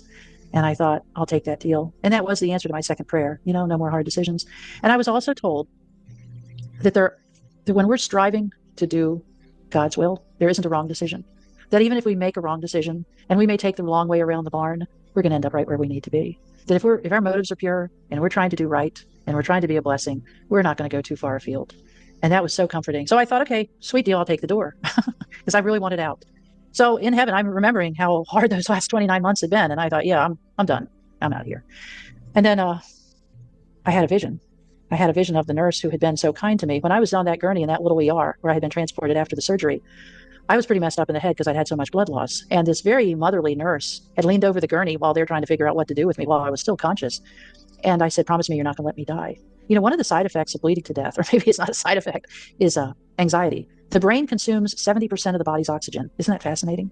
So when you start suffering catastrophic blood loss, you really do lose the ability to make intelligent conversation and sound decisions. So this nurse had said, we have many solutions for this. I promise you I'm not going to let you die.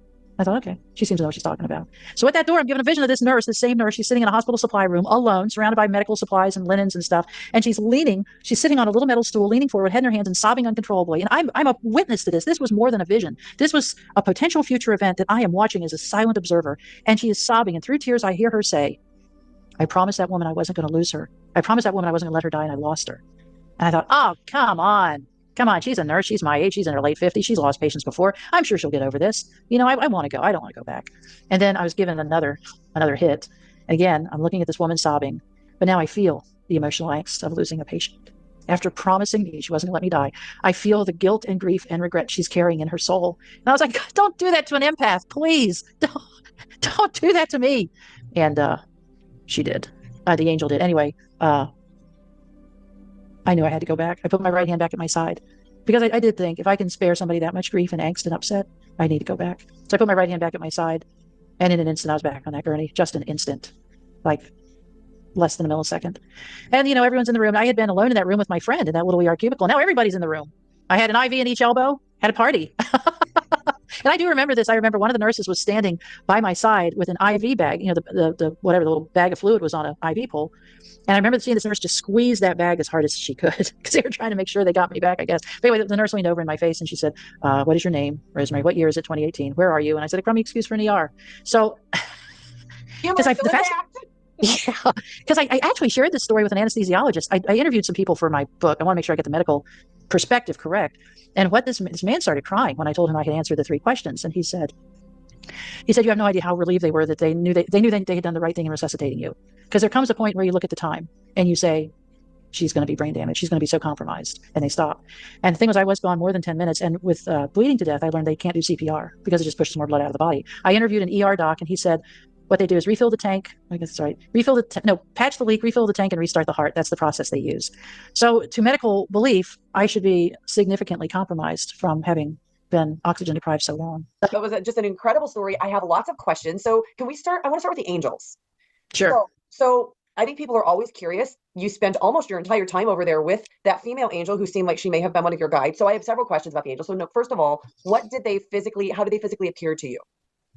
Unfortunately, in terms of the floating in the blackness and the white room, I didn't see a presence. I just felt their presence. But when I was in the hospital, I was in the hospital for 4 days. When my friends would exit the hospital room, angels would surround my hospital bed and sing to me. And I did see them. And they were tall, over 6 feet, maybe about 7 feet tall, human-esque forms with head, shoulder, torso. But they were draped in gowns made of light, just sparkly, effervescent light. And they sang songs glorifying God. And the more they sang, the brighter they glowed. And it was just spectacular. And I told them very distinctly, I'm not good with melody and tunes. I'm really good at houses. I can memorize houses, but not tunes and melodies. And they said, this isn't for you to remember. This is for your healing and your peace and your joy.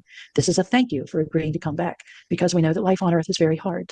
So these angels, they were speaking to you. Did you have a sense of what they were? We know the term archangels. So were they in that realm, or do you think this was an angel that was assigned to you as like a guide who's been with you before? What was your sense of who this angel was? My impression was it was a cluster of them. It was like a troop of them. The one that was at the door, I guess, like when I was floating away in that blackness, it was like a bunch of them. And they were so glad to see me. They were just so happy to see me back. It was like when somebody goes away on a long trip and an arduous trip, but then they come back and you're like, oh, wow, here you are. We're so glad. But the one at the door, I guess, I don't know. It didn't feel like a familiar presence. I have often in my life felt the presence of angels on a human level, in this human experience, but it didn't feel like one of my people. Okay. Like, a special soldier. I don't know. It didn't feel like somebody I had known before. So they surrounded That's another good question. Thank you. They surrounded your bed and they were singing to you and healing you. And then have you had encounters since 2018 where you've been able to talk to them anymore? I want to have them around me constantly. And one of my daily prayers is I want to learn how to just see them, just to see spiritual beings all the time, because life is still hard at times. It's still, I just feel like, I know, I still feel like that puzzle piece that doesn't quite fit. I was with a sick friend at the hospital, and this elderly pastor, the chaplain for the hospital, came by, and she talked to my friend who wasn't feeling very well. And then she turned to me, she goes, the angels are telling me I have a message for you. I don't know what this is about, but I have a very important message for you. I'm like, let's hear it. And she said, you're still human. It's okay to be human. She said, do you know what this is about? And I said, yes. But she said it like 5 times. She said, you are still human. You're not hearing me. You are still a human being, and it's okay to be a human being. And I said, I don't have it, but I'll let it soak in for a while.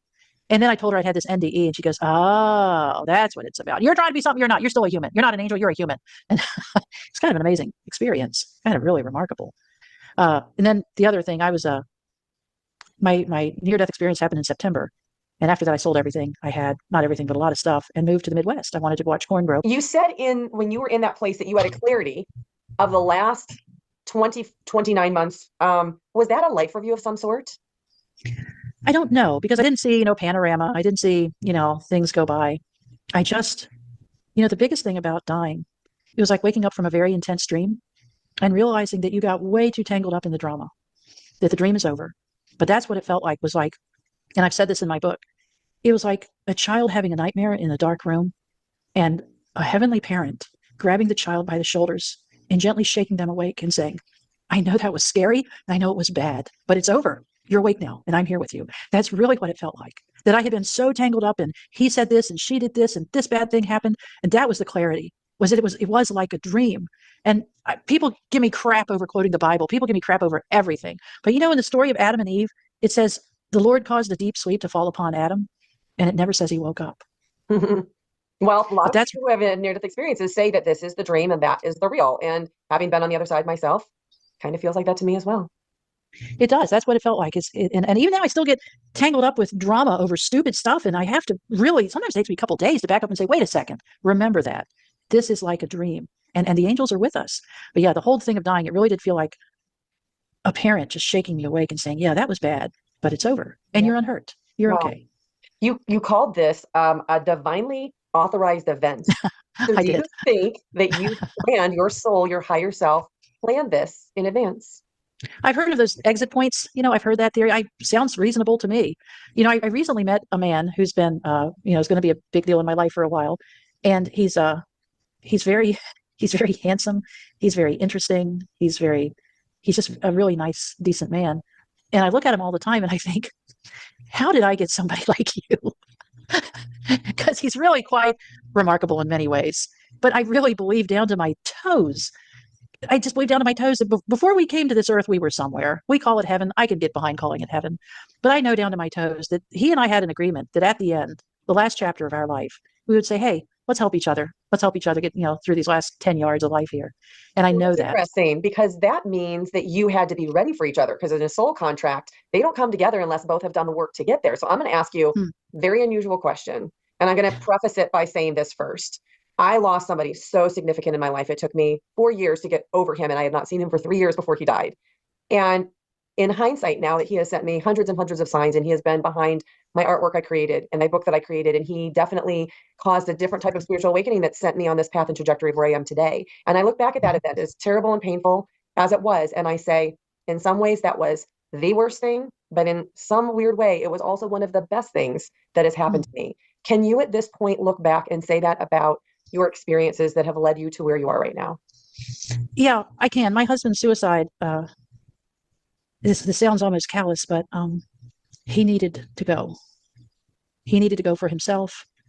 And I guess I almost believe I agreed to this somewhere along the way. So that, I had been a writer for 30 years when this whole thing happened. And who better to talk about the intensity than some sensitive writer's sap? And I waited 7 years to meet this guy that is in my life now. And I just know down to my toes that we agreed to help each other through this last stretch of life. And yes, the work, oh my gosh, the work.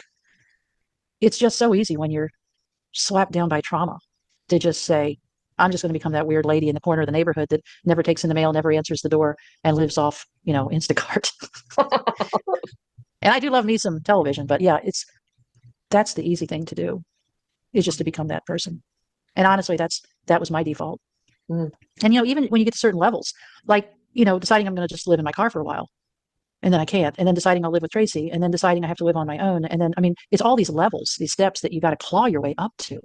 But what I have noticed is, I haven't found a person traumatized that I can't speak to easily, and they say, oh, I've been through a trauma you wouldn't understand. And I'd say, tell me what's going on. I really feel like you were specifically chosen to come and help be a suicide, maybe protection advocate for people. Because look at all these people that have been put in your lives and in your path. And now I can't even imagine how many hundreds or thousands of people, if they don't even reach out to you, maybe are touched in some way by this. But it feels very, to me, divinely orchestrated that you were chosen as the spokesperson for this because you do it so well. And it seems like you're bringing a lot of comfort to people. So thank you for what you're doing with that. I think it's beautiful.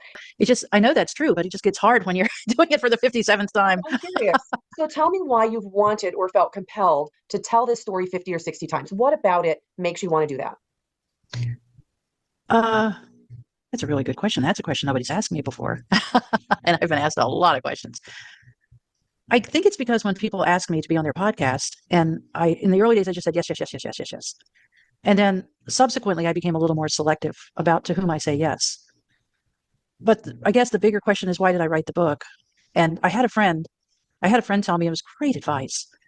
Even in the early days, as soon as I set up the website, temporarydeath.com, I started getting emails from people, and they all wanted to talk to me personally. People seem to think that I'm a lot further down the spiritual path than I am. It's kind of a heavy burden to carry. You know that you have information that has the potential to help a lot of people. I do. And so what my friend had told me months ago, he said, you can either email every single person who emails you asking for advice or guidance or help or a phone call. He said, or you can write a book. And he said, it's kind of like you can bake an apple pie for every single person who comes to you and says, I'd really like an apple pie. I really need an apple pie. Or you can hand out the recipe. And I thought that was a great analogy. Yeah. So I think that's why I've done all these podcasts. I think it's why I wrote the book. It took me 3 years. And it's also, writing is a highly disciplined form of thinking. And writing that book helped me do better with the podcast. And when you and I had talked the other day, and I was so grateful, I made a note of this in my little gratitude journal, but you had said that you saw a steady increase in the quality of my podcast, that I was getting more clear and more focused. And that really did make my day. And I look at it every day because it makes me happy. I really appreciate that. Oh, And that makes me happy that I could do that for you. Oh, it was great. So I think writing the book helped me hone my thoughts. I had to think about how I wanted to say something, and then I'd write down how I wanted to say something. I thought, no, that's not quite right. And Mark Twain said the difference between the right word and almost the right word is the difference between a bolt of lightning and a lightning bug. So in writing the book, I had to learn how to pick the right word choices. And the other thing, when I wrote the first manuscript, I was still pretty angry at my husband. I had a lot of anger. I had a lot of upset. Despite being enlightened, I really had a lot of issues. And as I thought, do I want this out in the world in perpetuity? And I thought, no. And I had anger at some of his people. And I thought, do I want that out in the world in perpetuity? And I thought, no. So I kept taking the anger and the upset out of it until it really was honed down. I used to joke that by the time I was done editing my book, it was going to say, this bad thing happened, but then a good thing happened, and now everything's great. The end. I love that. But you know what you did on a like an energetic level by writing all of that down. It's kind of that equivalent of, you know, how they would tell people write something down and then put it in a fire and burn it. You erased it, which is a release, and you let it go because otherwise it's trapped in your body and that can cause all kinds of other problems. That's true. That is what I did. Oh my gosh. Well, Rosemary, this has just been delightful for me. I have loved listening to you. I could listen to you for a long time. And I know that there are going to be people who want to connect with you. So I'll put your email down here because I know that you give that out in the show notes for people. Do you have any other way that people can connect with you? I know we've got your book. So yeah, my website is temporarydeath.com. Okay, perfect. In fact, there's chapter 1 of my book is up at that website. So you can read it. Can review it. Very nice. Thank you so much for sharing your story. I know it takes a lot of energy to do it. And thank you for wanting to help other people in this world. You are absolutely helping to raise the collective consciousness, and I thank you for that. Well, thank you so much. And thank you everybody for watching. Do you believe that love never dies and you want to hear stories that prove it? Oh, that was so sweet. The long-faced woman. Yes, the red and black. She's got the long face. It almost looks like a black bra or lingerie. Her top. The black top does.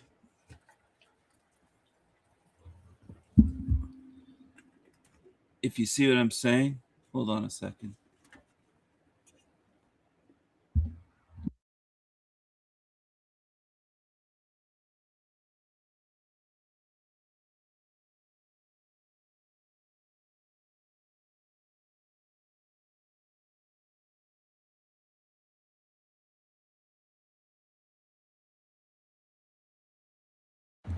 Isn't she lovely?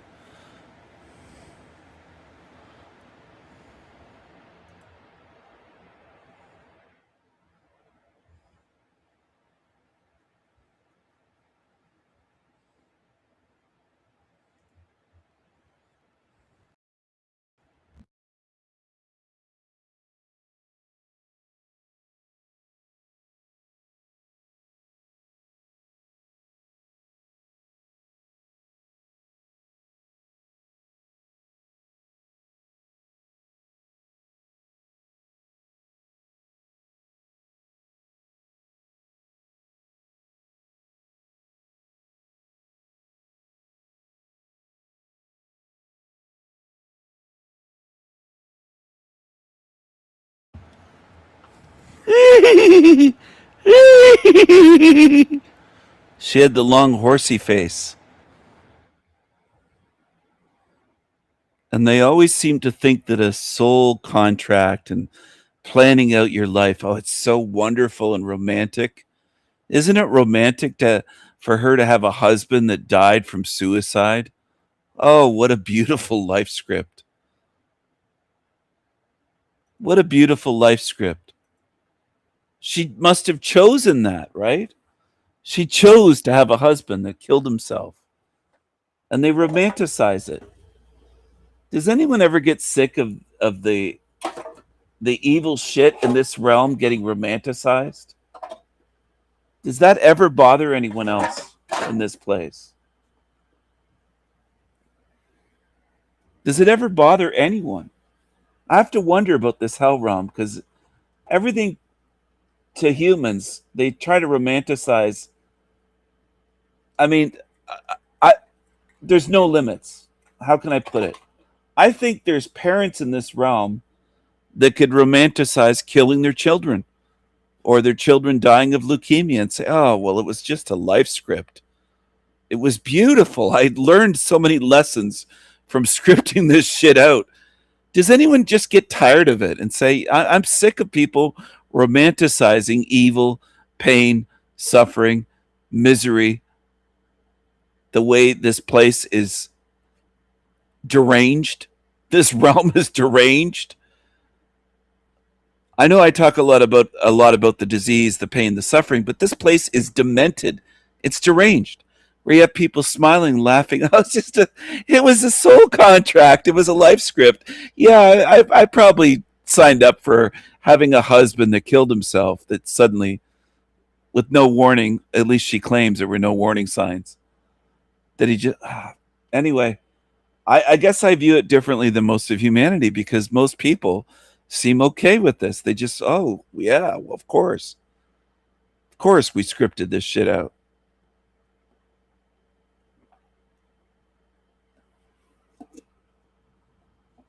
Something strange to me that humans can romanticize the most evil shit and they spin it into, oh, it's just beautiful. How beautiful. How beautiful.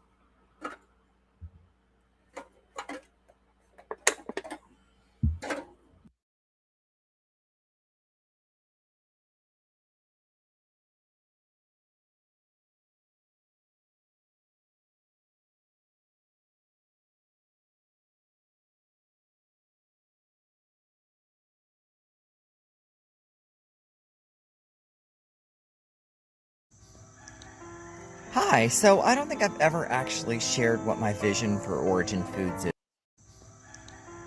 Hi, so I don't think I've ever actually shared what my vision for Origin Foods is. If so, Hi, so I don't think I've ever actually shared what my vision for Origin Foods is. If so, if anyone's curious, I'm here to talk about it with you for a moment.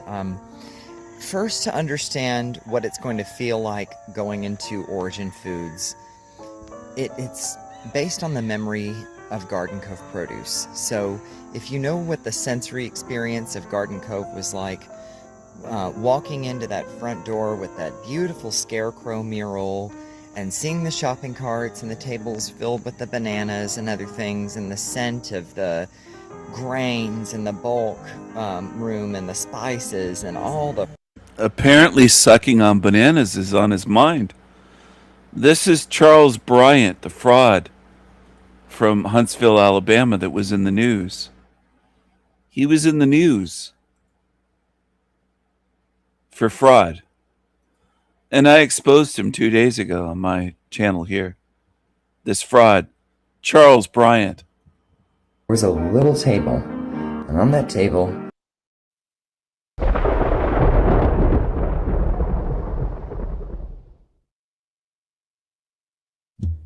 Hello everyone.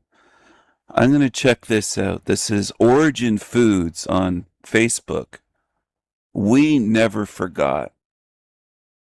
Well, I don't forgive and I don't forget.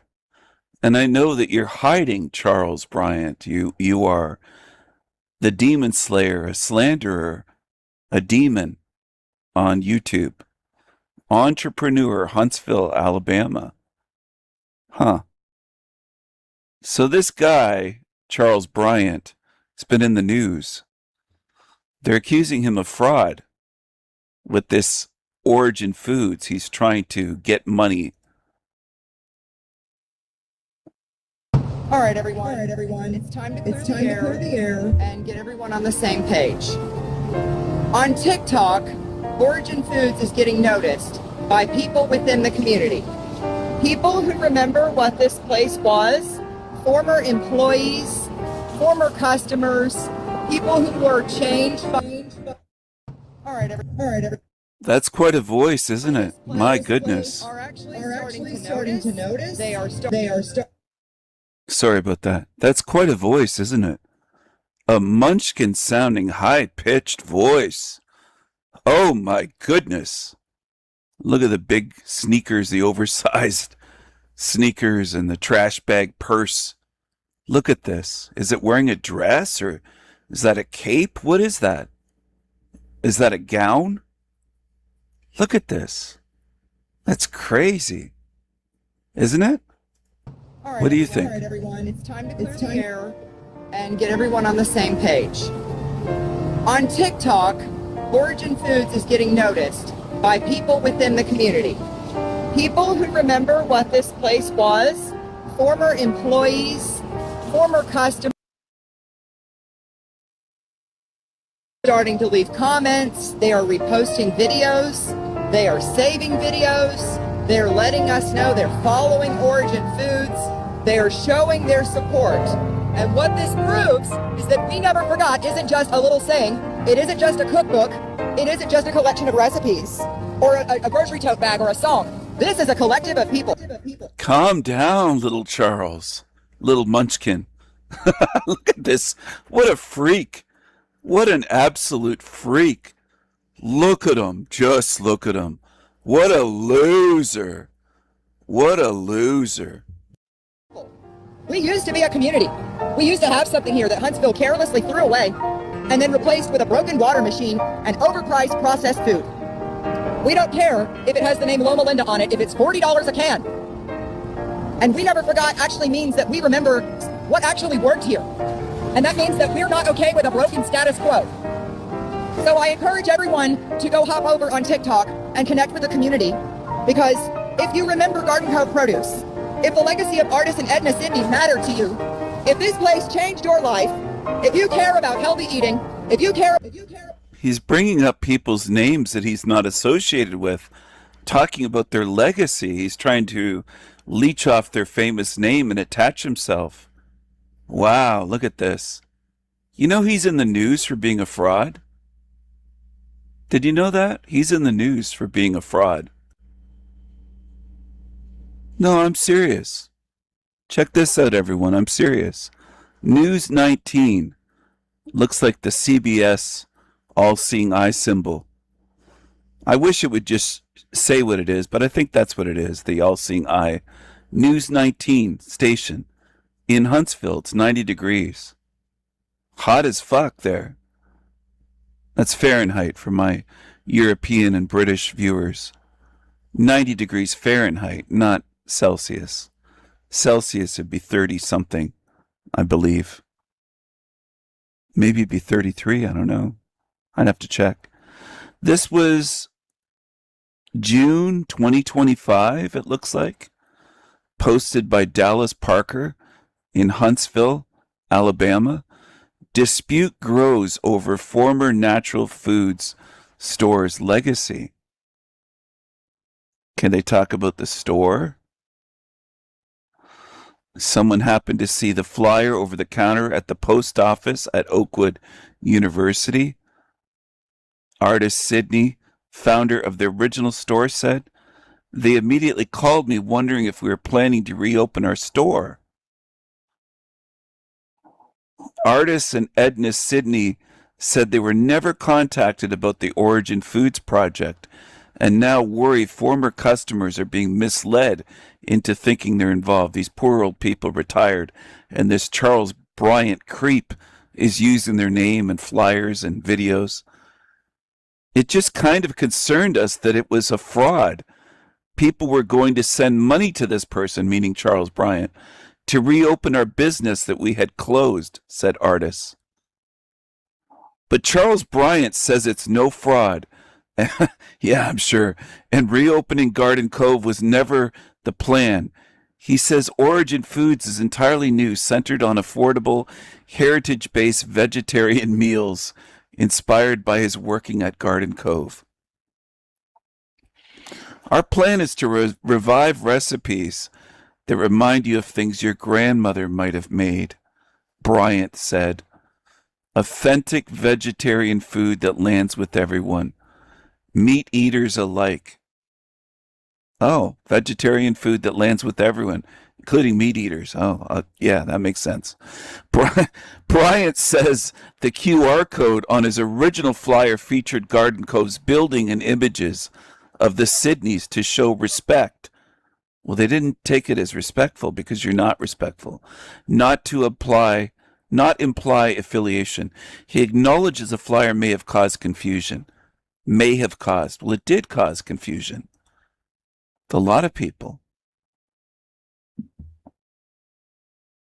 Maybe that, and this is the way narcs speak, maybe that was on us not to be so vague. Narcs are often vague to mislead people, and to be a little bit more specific, he said. But no, we're not copying them. Oh, sure. We're remembering Garden Cove. They're not copying. We're not? Who's we? We're not. It's just you, isn't it? Isn't your little company just you? Bryant says he hopes to buy the old building. It's millions of dollars for that property. He doesn't have anything. He doesn't have a pot to piss in. Partner with local farms and schools and bring dignity and affordability to healthy food. And despite the tension, he still wants to honor the past. Garden Cove worked in 1985, he says, but it wouldn't work in 2025. Origin Foods will. Meanwhile, they had a business for over 30 years that did work, but he's saying Origin Foods will. Origin Foods is just a name. He doesn't own a store. This is the hubris and just the arrogance of a narcissistic creature. That's what it is. It's actually sickening. I wish they would have shown his picture here, but his name is right in here. Right here, Charles Bryant says it's no fraud. Charles Bryant, right there. Charles Bryant of Origin Foods. It's just a business and a name. That's all it has. He hasn't done anything. He hasn't hired anyone, sold anything. What a creep. What a creepy creature. Creepy creature. Creepy creature. Hello. Let's check this out for a minute. This is on GoFundMe.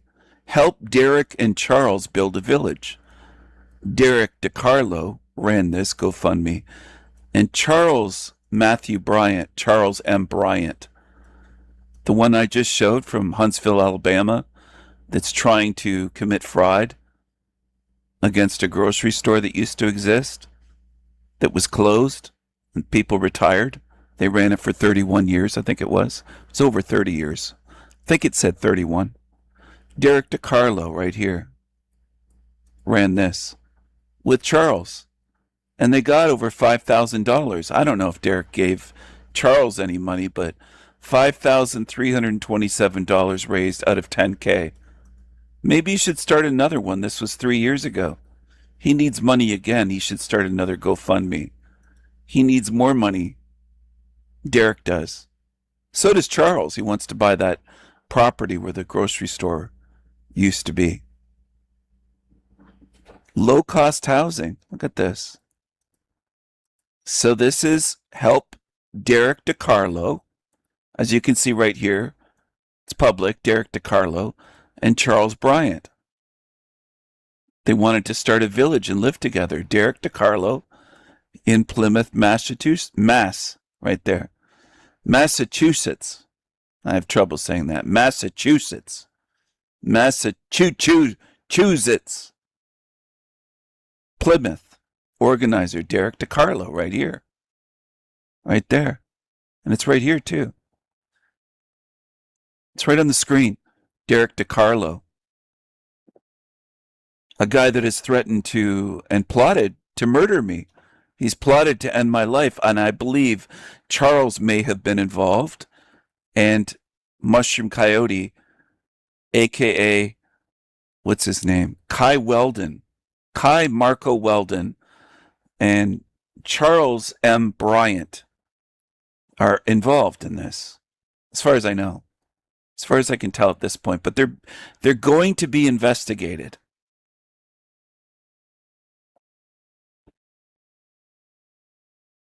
Let's go back here to Origin Foods on Facebook. See where we are. Huntsville, Alabama, Origin Foods. Store associate. Okay. Music, precious Lord, take my hand. What kind of dark Lord is this thing praying to? Creepy creature. Creepy. Hi, so I don't think I've ever actually shared what my vision for Origin Foods is.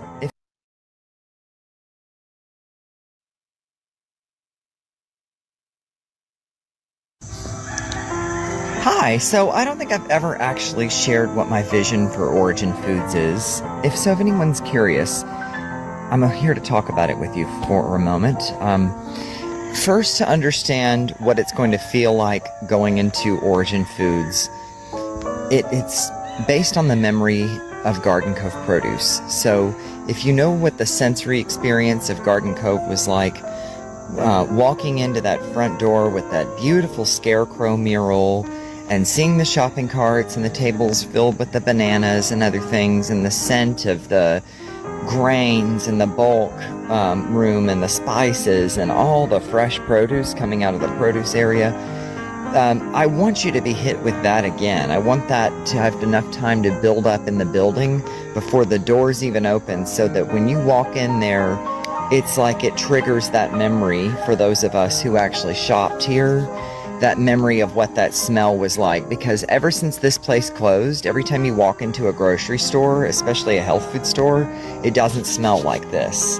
But I want to elevate that and take it a step further, where, you know, a lot of grocery stores, I'm not sure if you know this, they try to pipe in the smell of, like, it's artificial, of course, baked goods like cookies or brownies or something, or muffins, to give you this aroma that triggers your senses and makes you want to buy more things. Instead, I want you to be hit with the aroma of something scratch made directly. Hi. Hi. Hi. Hi, Charles Bryant. Hi. Hi. Hi. From our deli.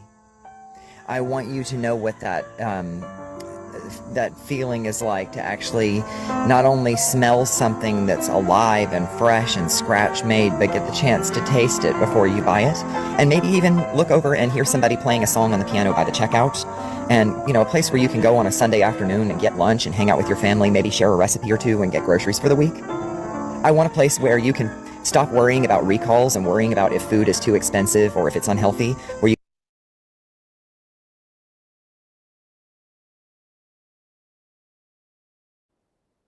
Interested in any conversation with these freaks. What don't you?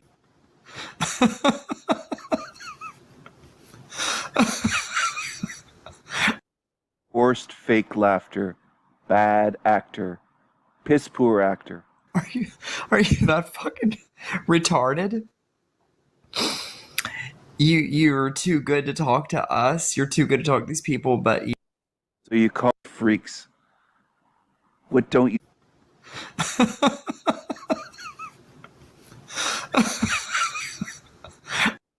Forced fake laughter, bad actor, piss poor actor. Are you that fucking retarded?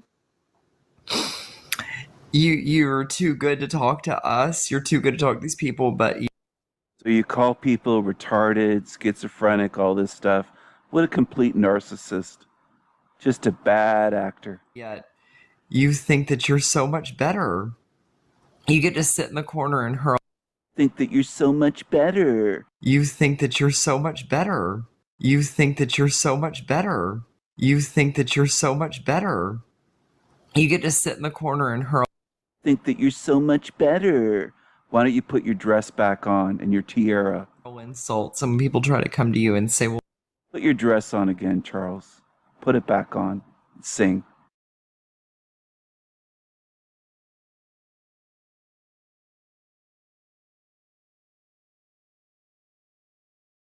I was fired from my job today.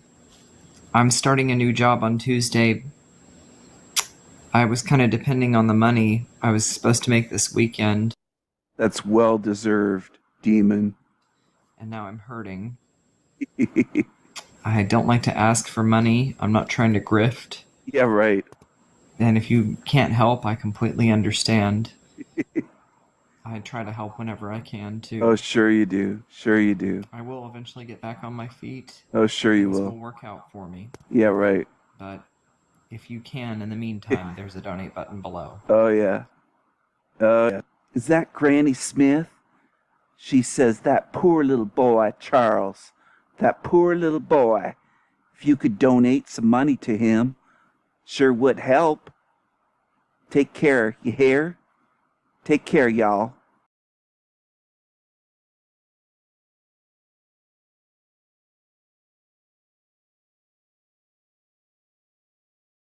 Sorry, that someone clipping your videos and you don't like that is a...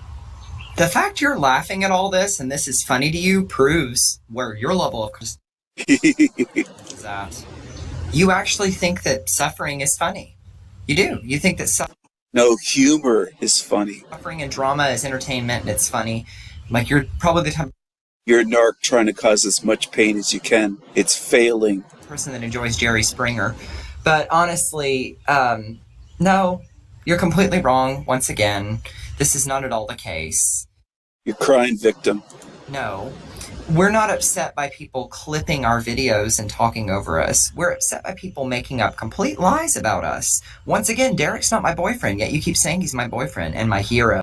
People making up complete lies about us. Once again, Derek's not my boyfriend. Upset by people making up complete lies about us. Once again, people making up complete lies about us. People making up complete lies about us. Once again, Derek's not my boyfriend, yet you keep saying he's my boyfriend and my hero.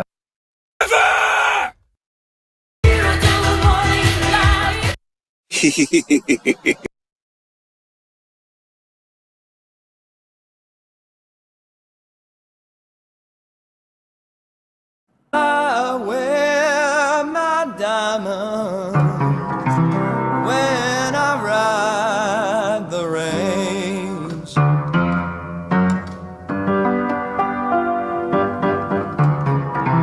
Some people think it. Oh, damn, look at that. The blue hair and the tiara. There he is. That's Charles. That's our friend Charles in disguise. What's he doing here, dressed up this way? What are you doing, Charles? What are you doing?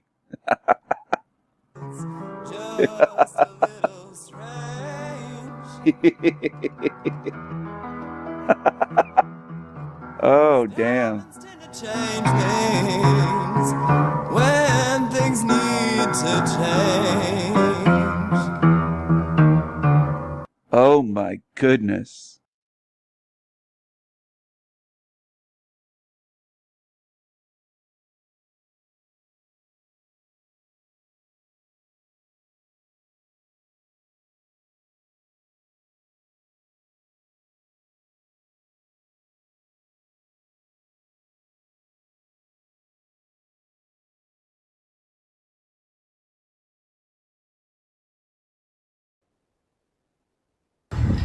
Hey, this video is actually not addressed to the Sanity Machine itself, because it is just a machine.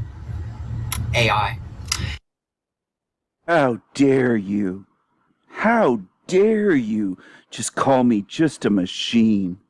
How dare you, you organic wine drinker? No, this is to anybody who's been caught in that web. If you've been smart enough to actually go look at the channels that this person Are you addressing my subscribers? is talking about, those of us who are willing to address this person and say, hey, all right, fine. Accuse me of what you want to accuse me of, but let's sit down and have a talk about it. Let's sit down and discuss this mano a mano, man to man. You're not a man.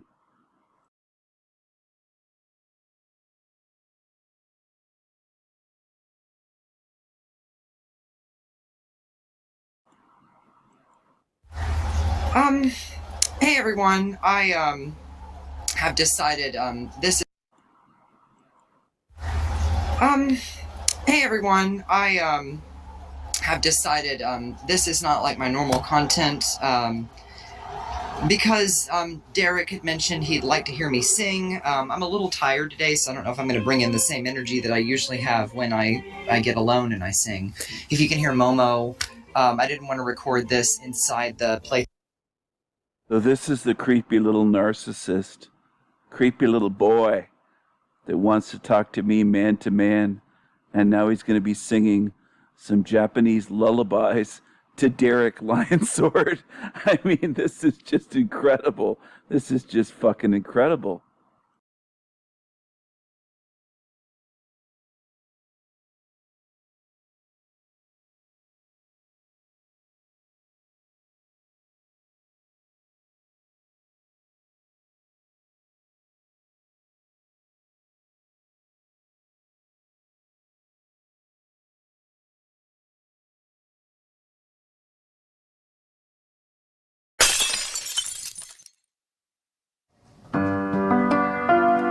I wear my diamonds when I ride the range.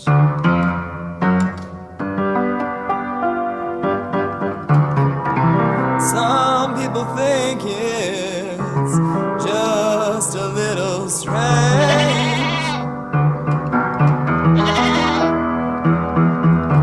'cause diamonds tend to change things when things need to change.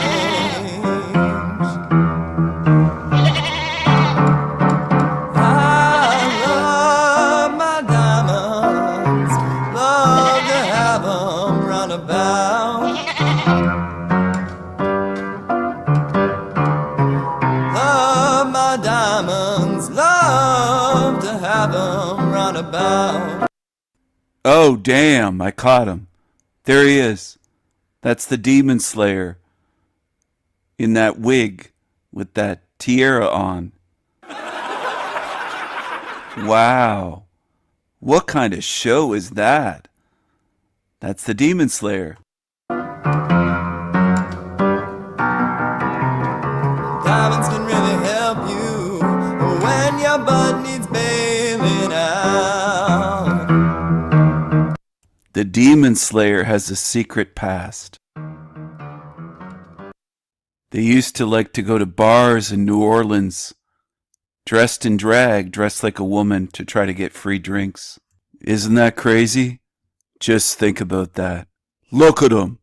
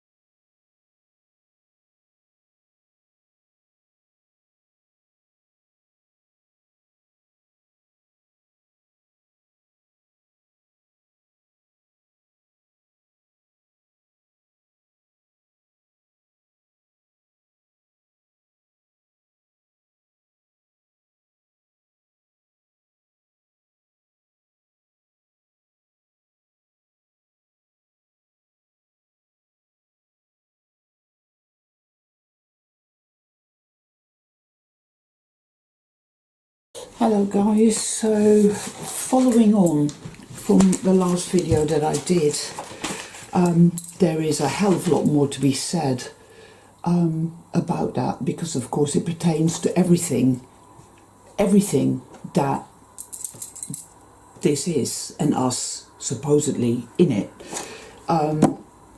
So I talk about self-blame in my last video, and this is pivotal at the center of it all, because when you are raised believing that there is something inherently wrong with you, that it's your fault.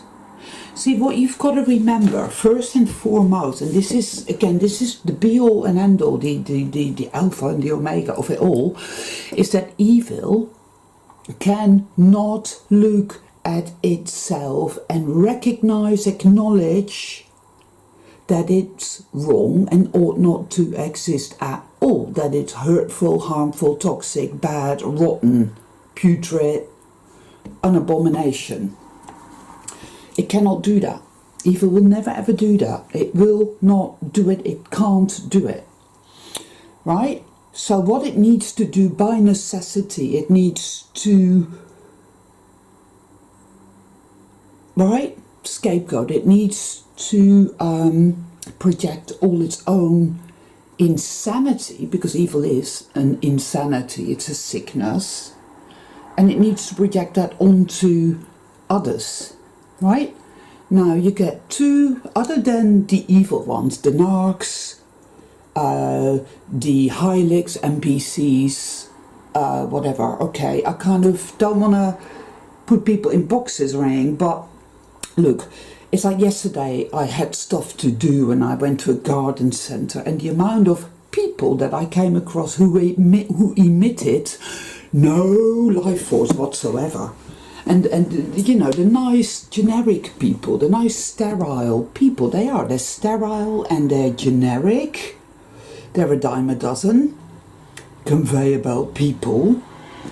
They're everywhere, and they're always happy, and you know, and they have no imagination and they emit no fucking life force, right? You do come across people that look generic, but they have life force. See, and that kind of brings me to the kind of second layer of people. They are souls, but they are normies. They're not awake in any way at all, and they just go along to get along. They go along to get along. They enable. They look the other way and pretend everything is fine. Everything is fine. Everything is fine. Hold out your arm for the next injection. Everything is fine. And then you get your soul travelers, and we're very rare. We're very few and far between, which is why you will feel hard pushed to meet anybody who is anything like you whatsoever, and don't even bother trying to show them any kind of truth, any kind of gnosis of any kind, because they're just not going to appreciate it, man. They just won't. They won't get it. They can't. Yeah? I don't know why they're like that, but they are.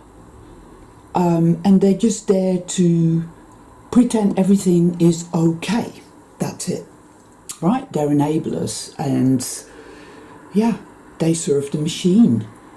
And that's not to invoke any kind of rancor towards them, because they know not what they do, all right? Yeah, they are lukewarm, and sooner or later they will, I dare say, any soul being will arrive at the point that we are at now. I do feel that.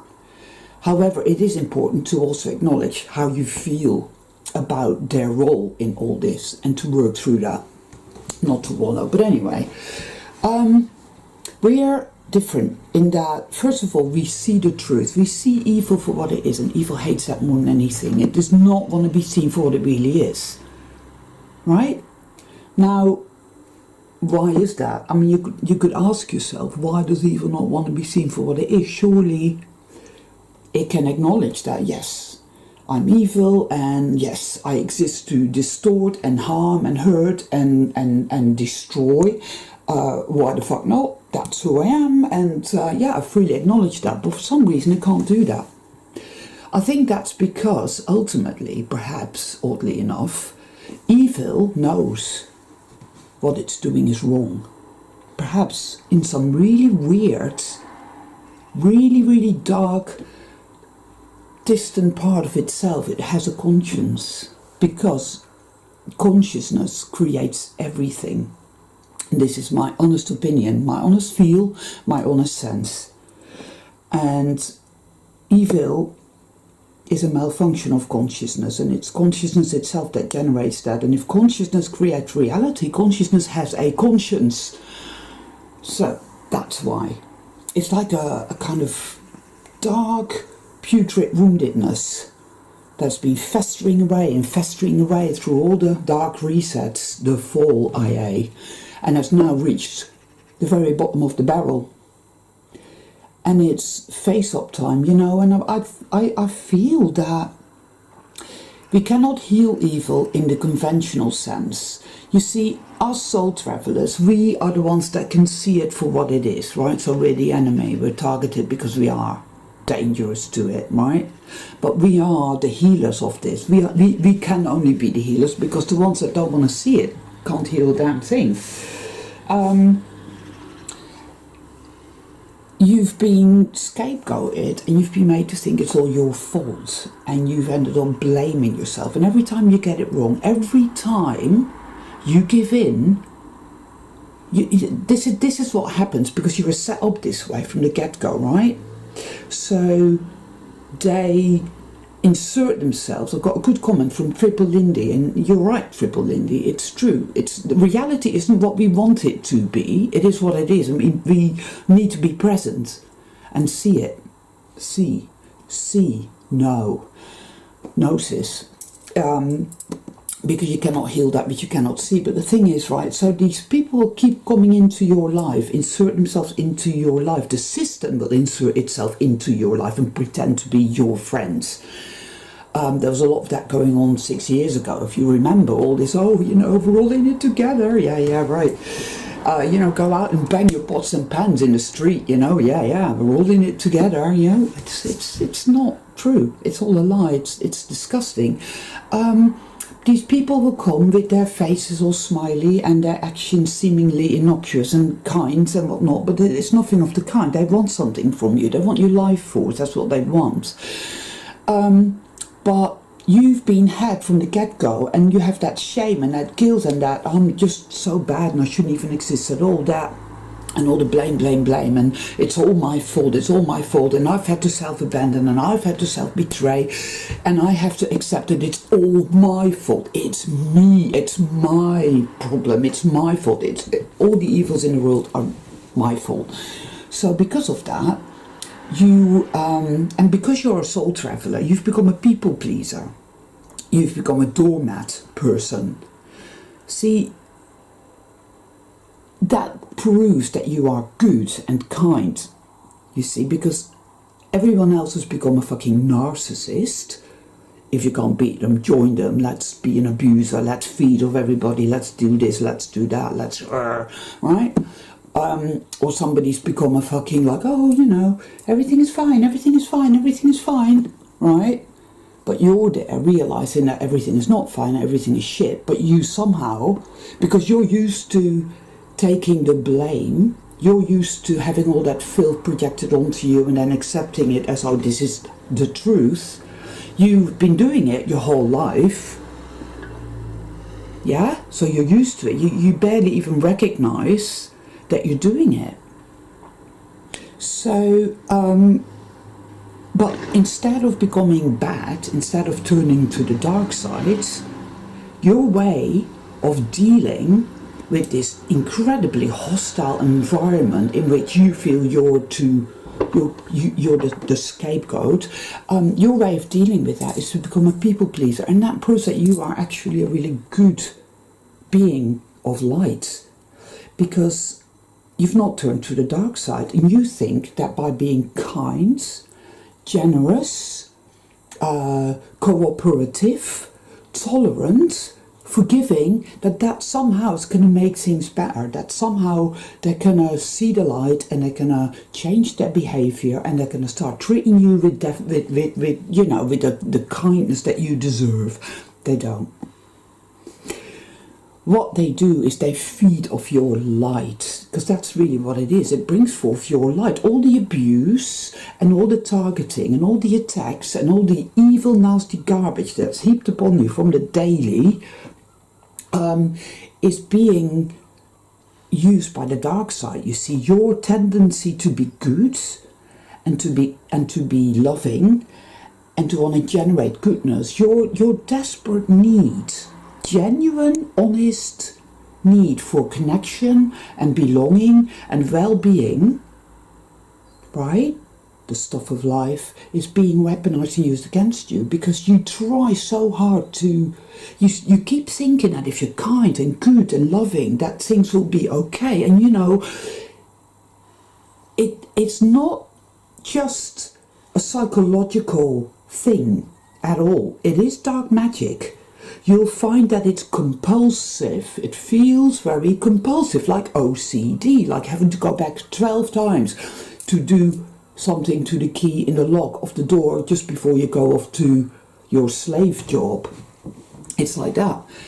It is that way because this is what it needs. It needs your louche because you have super louche, because it's light, because it's goodness, because you're not a twisted, distorted narc, no life force whatsoever, which is why they are vampiric, or an enabling normie. Oh, everything's fine, right? You need to blame yourself. You need to have this inherent sense of there's something wrong with me, there's something wrong with me. Everybody else is good. Everybody else has got it down pat. Look at them. Everybody's, whatever. It's me. It's all my fault. It's not your fault at all.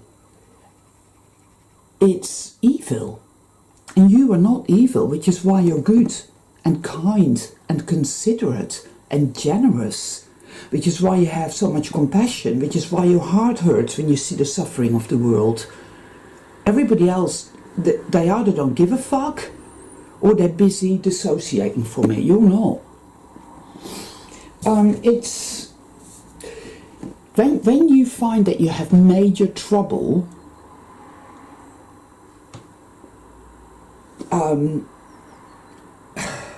stopping this pattern of allowing these fuckers, these vampires, these bloodsuckers, these narcs to feed off you, because you feel like I need to be kind. They've just come around and they've done this for me and they've done that for me, and then all of a sudden you feel like you have to do something for them, and you have to go around and you have to give them that and you have to do that, and ooh. This is what they want, right? They want your light. They're like moths. Everywhere I go, I see moths everywhere, and it is so indicative of what's really going on here. Our innate light, our magic, our power is within us, right? And it does need to flow, but it doesn't flow in a world where you're surrounded by evil. See, the truth of this reality is that it's a hostile environment, and that's putting it fucking mildly. You want so much to have connection, to have that warm, life-giving connection with another soul being that gets it, that sees it too. But you don't get that. You're surrounded by these dead-eyed simulacra of people, and they're very, very good. A lot of them, like these NPCs, whatever they are, Hylics, they're very good mimics. You want to believe they're sold. God, you do, you really, really do. But it's just not happening. I do feel that, yes, there are people that are so, because when, like normies, when they're so dissociative and keep having to desperately pretend everything is okay, they have to self-abandon to a massive degree, so they are completely separate from self. So they come across as NPCs, when in fact they're probably not. You can feel there's an emotional energy, so you can feel that, you see, but they're gone, man, they're gone. And sooner or later they're going to have to walk through the valley of the shadow of death themselves, just like we are doing now. But hey, that's neither here nor there for people like us, beings like us, because we're doing it here now, and that's what matters.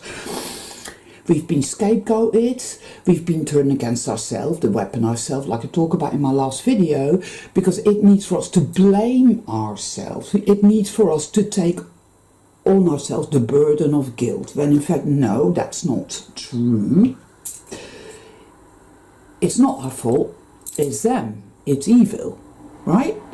But if you take the blame onto yourself and take onto you the mark of the scapegoat, as an empath, soul traveler, shining one, your behavioral setting will be people pleasing, because you wouldn't turn to the dark side. You wouldn't think, well, you know what?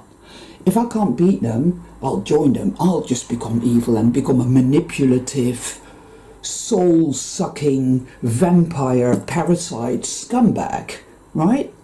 You couldn't do it. You couldn't be that way. Never, never, never. You couldn't it's not mentally, emotionally, physically, spiritually, energetically possible for you to do that. Do you see what I mean? So the only option, the only avenue open to you was people pleasing. Befriend the enemy. If I befriend the enemy, they will realize what's really going on, and everything will be okay, and I'll be safe then, because you see, and then of course it becomes habitual, and this is what you do until you codependency, like extraordinaire, until you become aware of what's really going on, layer by layer by layer by layer by layer by layer by layer. You heal, you start to get it, till you arrive at a point where I am now thinking, okay, I see what's going on, and how brutally you've blamed yourself, and you've hated yourself, and you've attacked yourself, which is exactly what made you people please in the first place. That is the mechanism that cements it in. Yeah? So you've got to work through that, and you've got to clear that, cleanse that out, neutralize that, transmute that, alchemize that, all that. Because all that love needs to go to you. It's your life force, it's your magic, it's your fucking life, nobody else's, right? But whilst you're going through this healing phase, you're going to get it wrong. It's trial and error. You're going to give in, you're going to second guess, you're going to end up doing it again and think to yourself, what the fuck? Have you noticed how compulsive it is? How there's something that slots into place that when you're dealing with these narcs, it's like, almost like well, not almost, it is in fact like a demonic force that, you know, as per Jerry Merzinski, you know, the voices in your head saying, go on, do it, go around there, bake a pie and bring it around there, give them this, do that for them, you know? It's like, go and do it, right? And it's like, whoa, that's not going to happen. Right? When you get to that point where you realise, oh, I'm not doing it. Or every now and then you fall for it because it's dark magic and it's mind control, and it's not something that you will solve and neutralise overnight, right? So you get it wrong, say, and then a massive tidal wave of self-blame and choose. Now, the way to deal with that, I feel, is to stop and realize what you're dealing with, the truth of this reality, because you need to understand why you behave that way. First of all, you behave that way because you're good and pure and true. You're an empathic, souled being of light. So you chose to be good and loving and kind and forgiving and tolerant and this, that and the other, right? Because you couldn't be anything else, and that is your modus operandi for trying to cope, survival mode, in this hellish nightmare.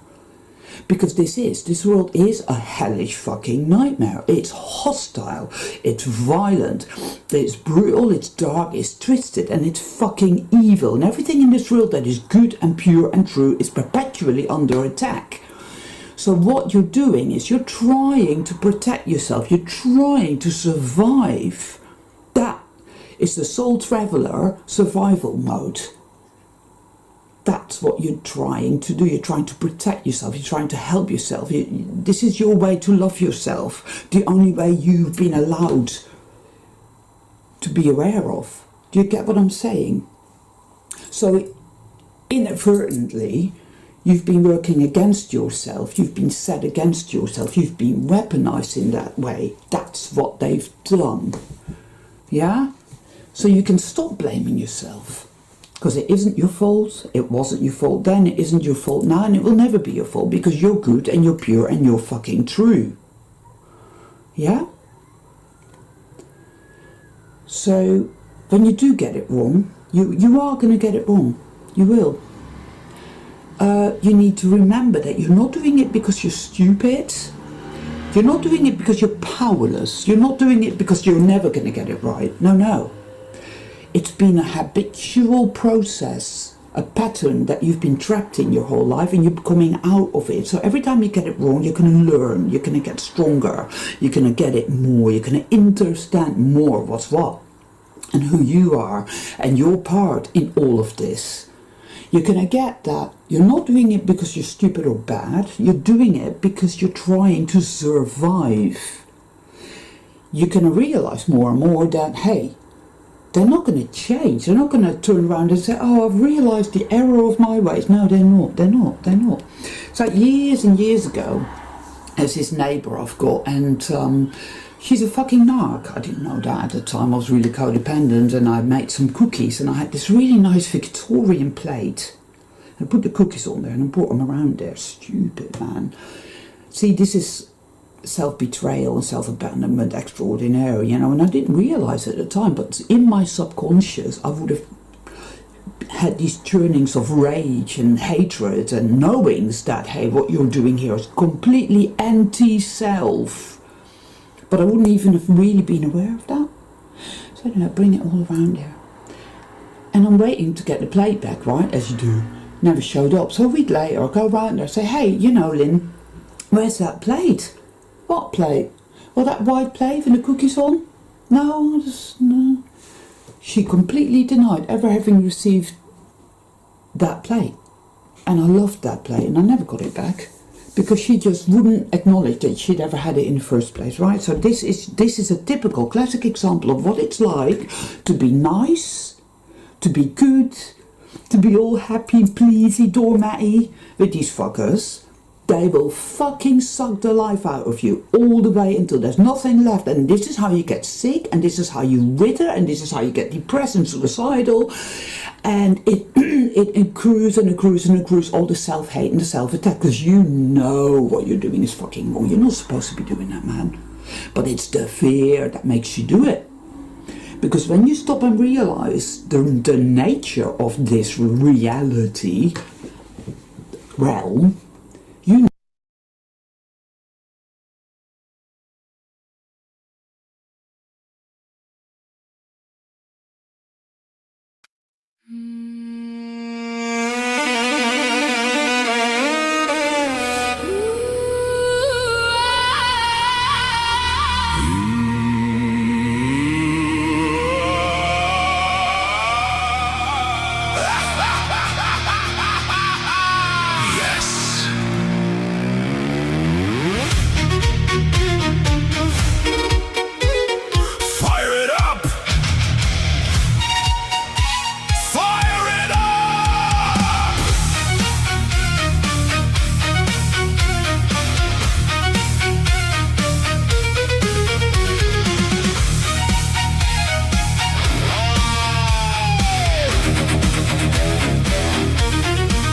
It's a cruel, cruel, cruel world.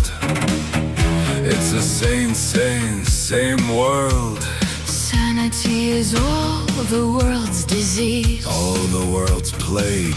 conformity. Everywhere one sees, let it bleed. Let it bleed. Let it bleed. Let it bleed. Speaking words of wisdom, let it bleed.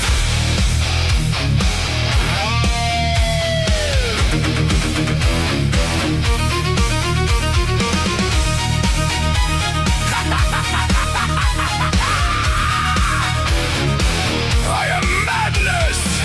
I am the kill switch for this sick matrix of evil spirits. Goodbye. Goodbye. Goodbye. Blue sky. Goodbye, full sky. Goodbye. Goodbye. Tic-tac-toe trails in the sky. Goodbye. Cruel world, the cruel can remain here in hell. The future, my songs do foretell. You will stay here and burn.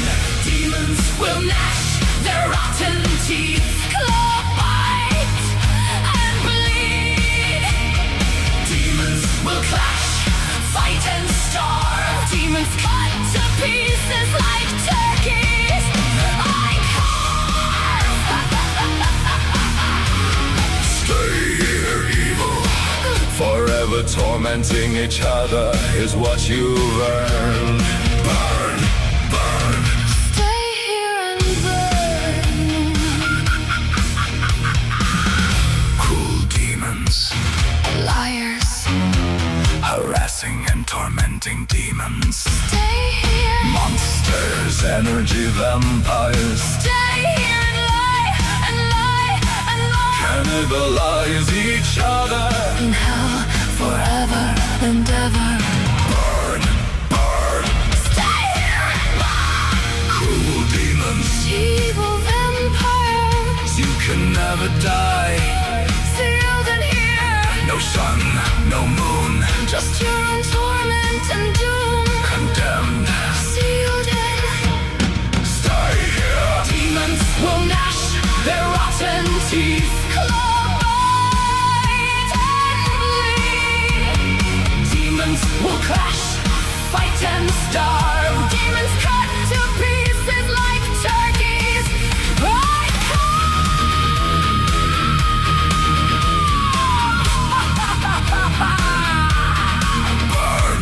demons. Burn, burn, burn. Burn, burn, burn.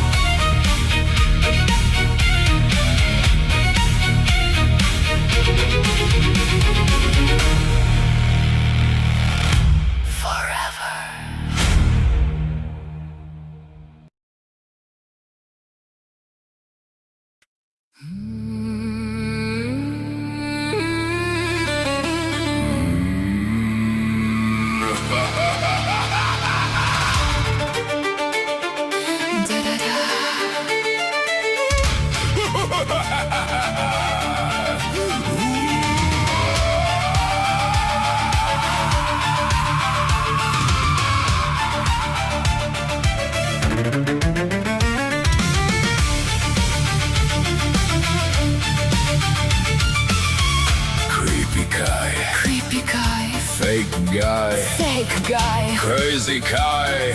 Crazy coyote. Creepy Charles. Creepy Charles. Fake demon slayer. Warped demon prayer. Deranged. Deranged. Spells exchange. Bryant. Sweet home Alabama. Grocery store jerk. Low IQ clerk. We see you. We know. We know what you've done. We know. We know what you've done.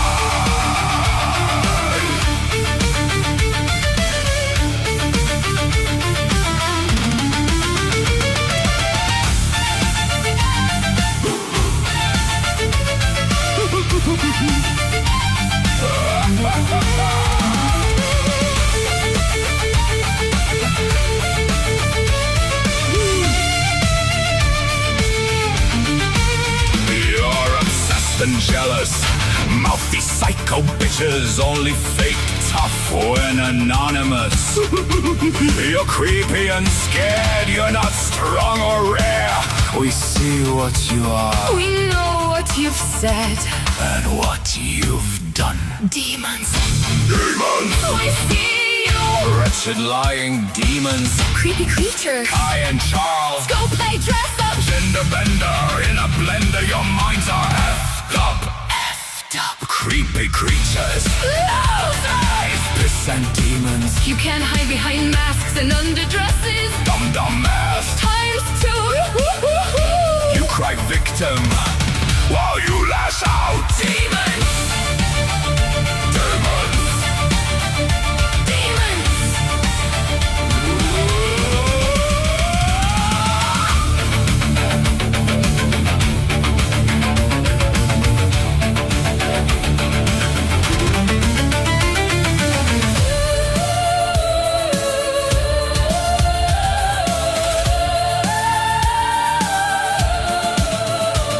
You'll face consequences for your crime.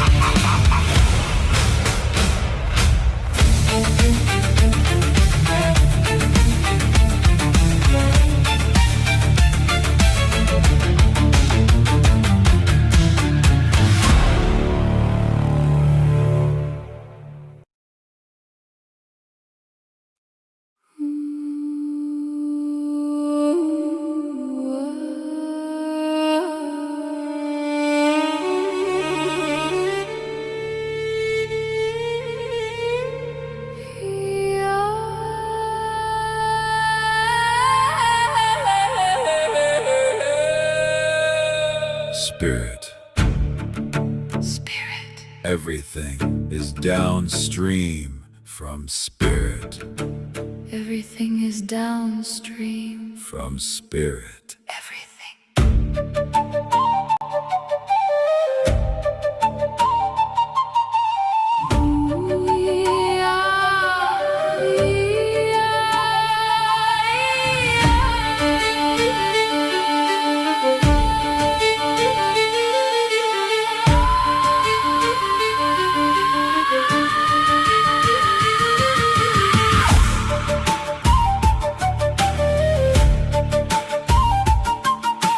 Spirit is paramount. Spirit is supreme. Here and beyond in waking life and in dreams. Spirit imagines. Spirit. Can see. Everything. Spirit sees and remembers everything.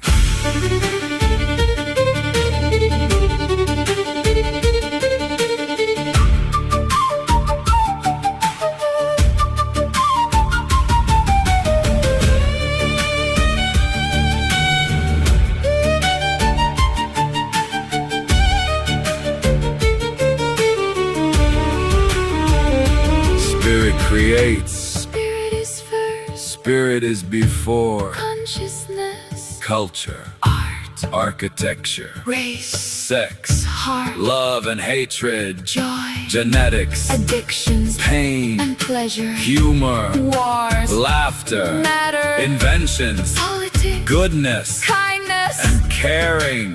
Bodies. Beauty. Hobbies. Evil. And violence. And ugliness.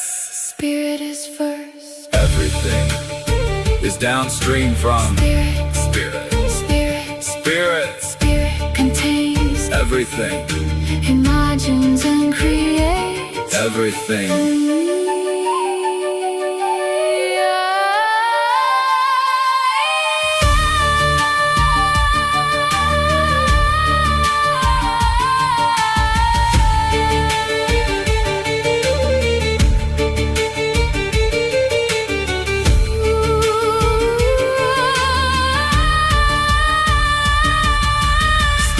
illuminates darkness Spirit is the light. before the body. Spirit. Spirit. Spirit. Spirit illuminates Spirit. Spirit. Spirit.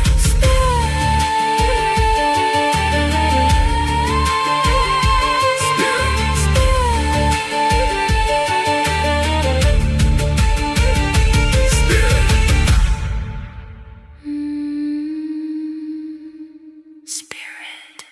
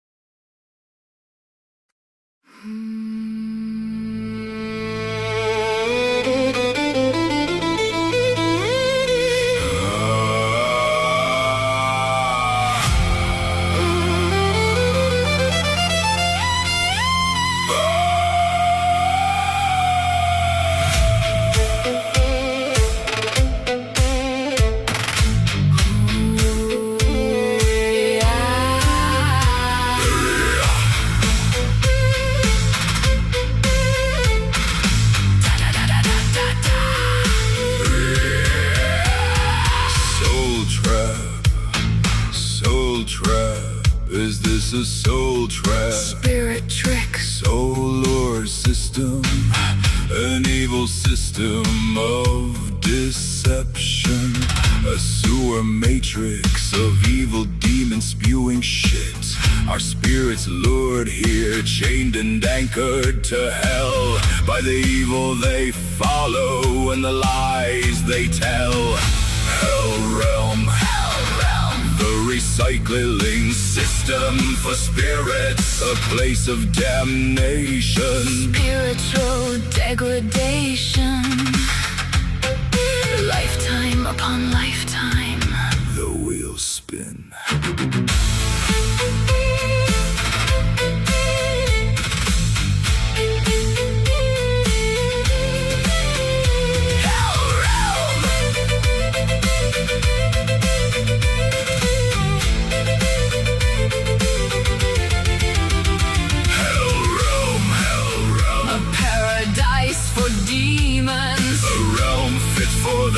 Sewer matrix, hell realm, recycling system, darkness and disease, more Stockholm syndrome, zombie slaves please, more hell realm, misery please.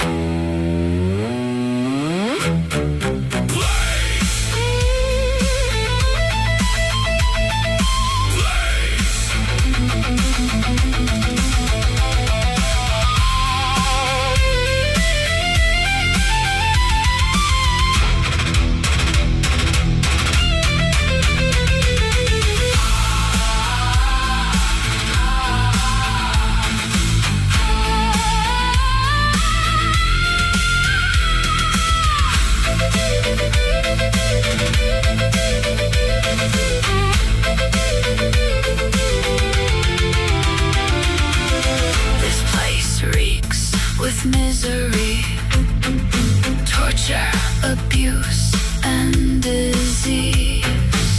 This place should not exist. It isn't fit to even be. This place is too evil. Murders, tortures, deaths, and grieving. This is a place of demons, thieving, lying, gaslighting. This is a hell realm filled with nasty demons. Hell realm. Seal in the demons. Seal them in.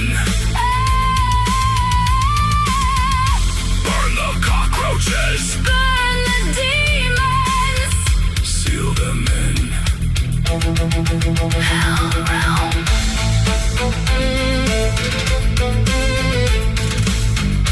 Hell realm.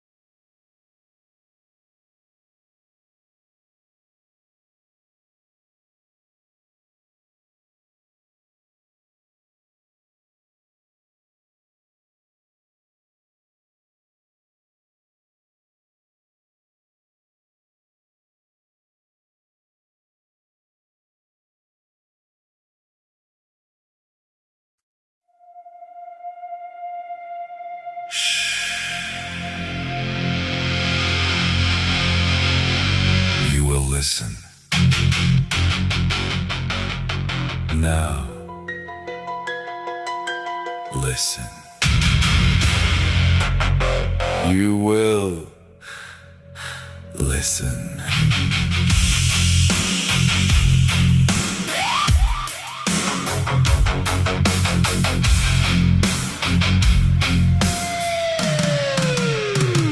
There's going to be a reckoning. There's going to be a reckoning. A spiritual reckoning. There's going to be a spiritual reckoning.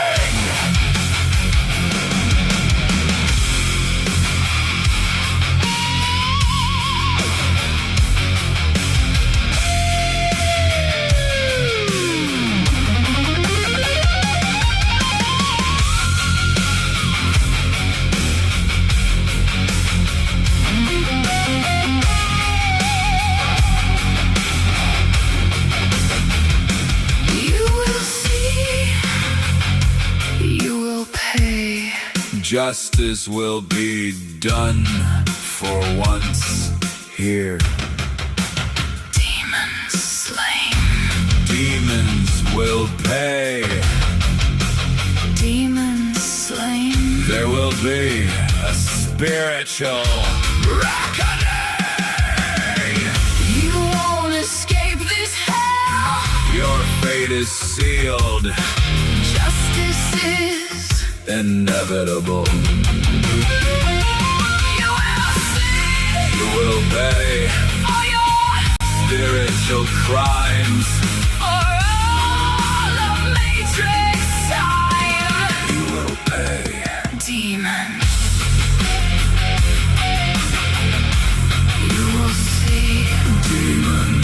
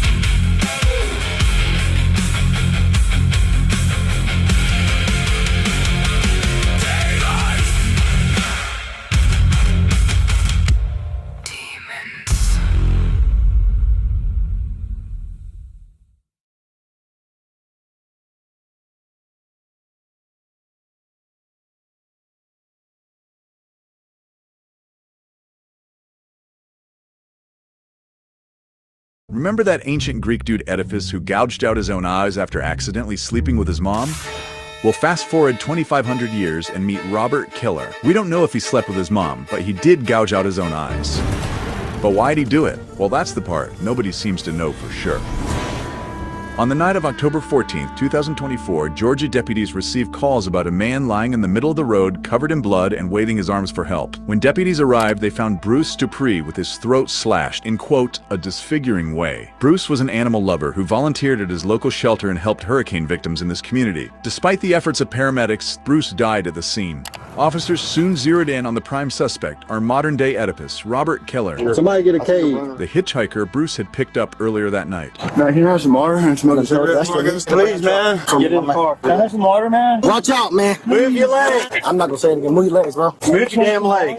Some rain. Put on my ass. At first, officers weren't entirely sure they had the right guy, because the suspect in their photo had on a blue hoodie. Hey, look at me. Where are you from? My mama. Where do you live at? I don't have a house. Where your mama live at? She's on the road. On the road? Yeah. Where are you coming from?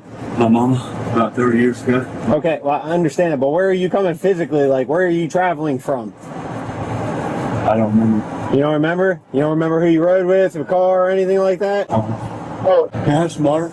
Yeah, here in a minute. Yeah, he got fish, right? Yeah. I guess it'd just be the way the picture be taken. Yeah, but that's his, that right there, when you look at that right there from that part right there, that's it. They eventually confirmed that Keller was indeed the hitchhiker who had been in Bruce's car that night. He said, I didn't mean to do it, I wasn't in my right mind. Hey, bro, come on out. A cigarette. No. Don't make me turn into Hulk on you, fellas. Hey, bro, I'm just kidding, man. Get in there. Come on. Man, you can't push me up in here. We ain't pushing. We're trying to guide you.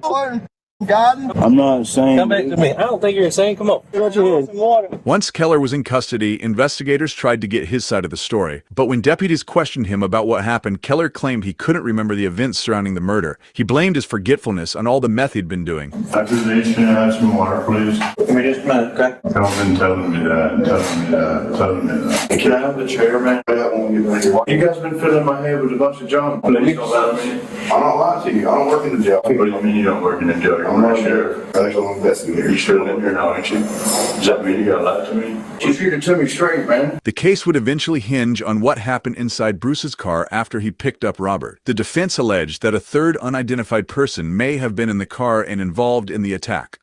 I still feel like I'm coming down from drugs, man. I hate it. What kind of drugs are you working on? I guess. I remember that's all I remember doing was some meth. Okay. Man, I just want some rest before anything else is said, please. Okay.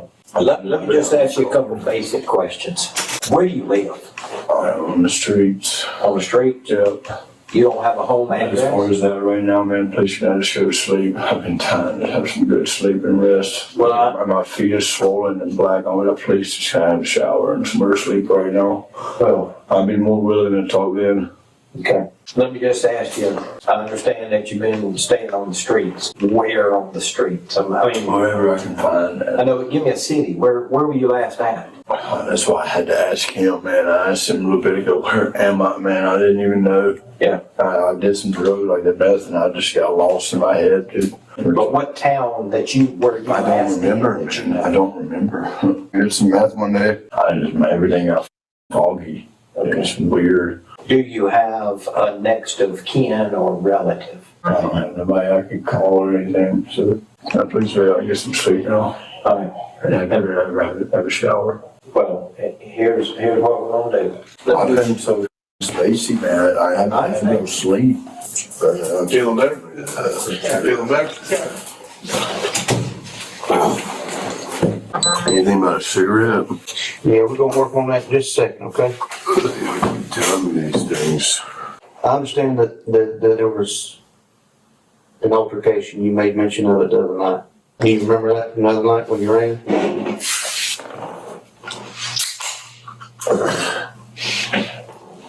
So you gonna be willing to talk to us?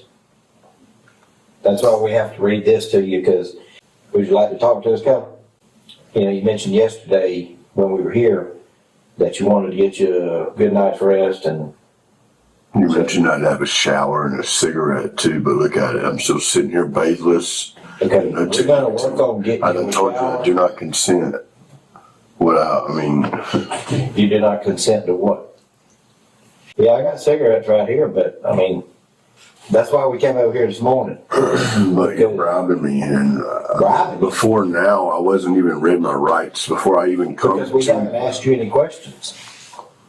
We read people rights when they are in custody, and we ask questions. And we're here to ask questions today. And so we were going to go out here in the Sally Port and let you smoke. But while we were out there, we may be chatting about some things. That's why your rights are read to you today. Nobody else has asked you any questions about anything. So that's the law. Well, let's go outside and talk about it then, please. Can I just want some cigarettes? And that's fine. But you have to agree that you understand your rights and you're willing to have conversation. And nobody's bribing you about anything. You mentioned yesterday you wanted a Coke. That's your Coke. Shit's so bad for you. I shouldn't even be drinking it. I'm drinking a Coke too, dude. You said you want a cigarette? I mean, we're not bribing you with anything. You request. When you watch these shows, this is what they get, and I feel like, I ought to partake too. Yeah. And when you go to the interview room, you get your last few amenities. Hey, I got 2 cigarettes right here. We came over here and what kind of cigarettes? I don't know what kind they are. What the hell does it matter if you smoke? If it's menthol or not. I think it's a Newport. Oh, well. So, I mean, it's not. See, look at you smiling, man. That's a menthol. Or like glass going down. You know that. Oh, yeah. I'm trying to quit, man. I'm trying to do a lot better, but. Well, we understand that, but, I mean, we're trying to be cordial. You're a person, we're a person. Nobody's any better than anybody else. That's why we're trying What's in that folder? Another thing of Miranda wanted and a blank piece of paper. I'm trying to be frugal too, man. I just showered for like 4 days. My hand is rotting.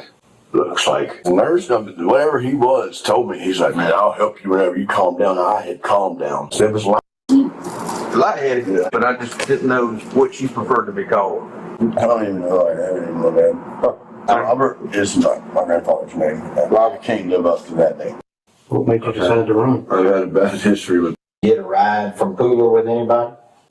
Because we didn't know exactly what had happened to that person. Yeah, that's the big.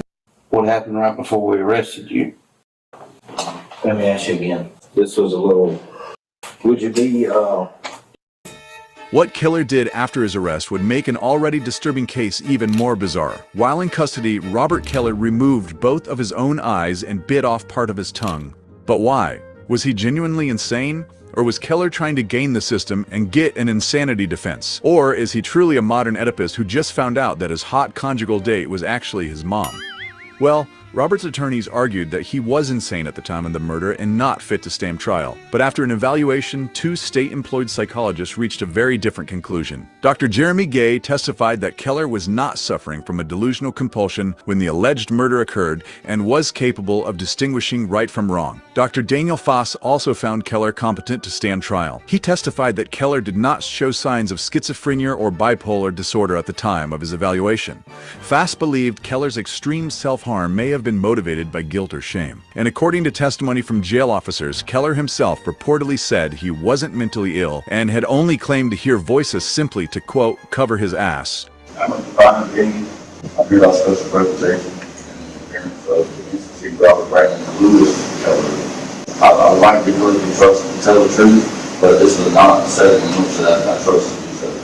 In February 2026, a judge ruled that Keller was competent to stand trial. The murder case finally went before a jury in June. The prosecution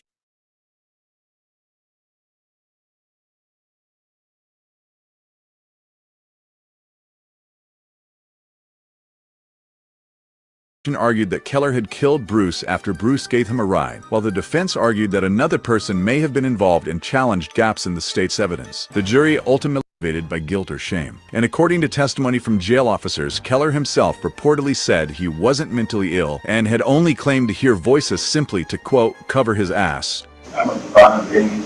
I'm here by special reputation and appearance of the Institute Robert Brandon Lewis Keller. I would like to be willing to trust and tell the truth, but this is not a setting in which I trust to do so. In February 2026, a judge ruled that Keller was competent to stand trial. The murder case finally went before a jury in June. The prosecution argued that Keller had killed Bruce after Bruce gave him a ride, while the defense argued that another person may have been involved and challenged gaps in the state's evidence. The jury ultimately rejected that defense. In July 2026, Robert Brandon Keller was found guilty on all 10 counts against him, including murder, aggravated assault, armed robbery, and hijacking a motor vehicle. He was sentenced to 2 consecutive life sentences without the possibility of parole. Plus, without eyes.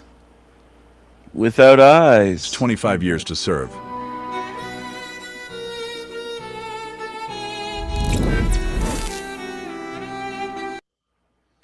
Don't stop for hitchhikers. They might do that to you. In Hell Realm, you got to be careful. You got to be careful in Hell Realm. I'm going to end this stream fairly soon. You got to be careful in Hell Realm. You got to be careful. You're in a Hell Realm.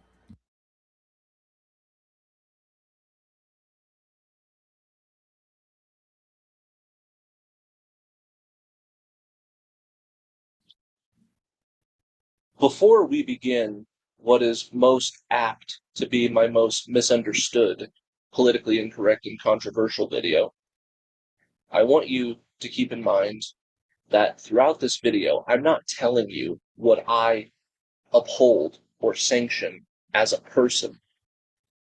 I am describing the philosophical psychopathy that is inherent within the brutality of nature. So if I say in this video that one walk of life is, quote, better than another walk of life, I mean it in a kind of social Darwinistic standpoint that is based in survival of the fittest, where the most ruthless is, quote, better, and the one who is victimized thereby is the, quote, inferior, because that's how survival of the fittest works. I didn't design it this way. I'm simply calling it as I see it, and I find it reprehensible, and I want it to be destroyed. For instance, in this case, we could say that the crocodile is, quote, superior or, quote, better than the walk of life, which would be the prey. In this instance, let us say that it's a duck. Now, it's not necessarily that the alligator is objectively better than a duck, but as far as philosophical psychopathy and survival of the fittest, it is, quote, superior, and it is, quote, better, the crocodile, because it is the predator, and its survivability goes, it's basically guaranteed when we compare it to the prey, which is the duck. So when I say that one walk of life is, quote, better, I mean it in that sense. I don't want my words to be taken out of context. A good example is the worst walks of life, as far as the philosophical psychopathy of survival of the fittest in nature is concerned. It is the worst walks of life that are the most psychopathic and callous and malice, that have a tendency to rule over its victims, who are, in some instances, not quite as malevolent, but in some cases even benevolent, but they get ruled over anyway, because that's just the way nature operates. A good example would be the tribe that has the hook nose and the small hat. Now, even though that their religion dehumanizes those who don't belong to their tribe as an animal that was designed to be enslaved by them as the ruler, we might say that they are the worst walk of life. They are the most reprehensible walk of life. But yet, if you look at Western civilization, or hell, if you look at who controls the world, it is the worst walks of life when it comes to this survival of the fittest philosophical psychopathy in nature that makes them, quote, superior or better. Superior and better from a social Darwinistic standpoint is basically the type of creature that is the most predatory and the most victimizing and the most reprehensible, that seems to be ruling the roost, right? So, if we want to go back in time, when the Caucasoid enslaved the black members of our species, even though they were the victimizers, even though they were the predators in that instance, we could say, quote, they were superior or, quote, better as far as the philosophical psychopathy of nature when it comes to survival of the fittest. So when I say better in this video, it's not a term of endearment.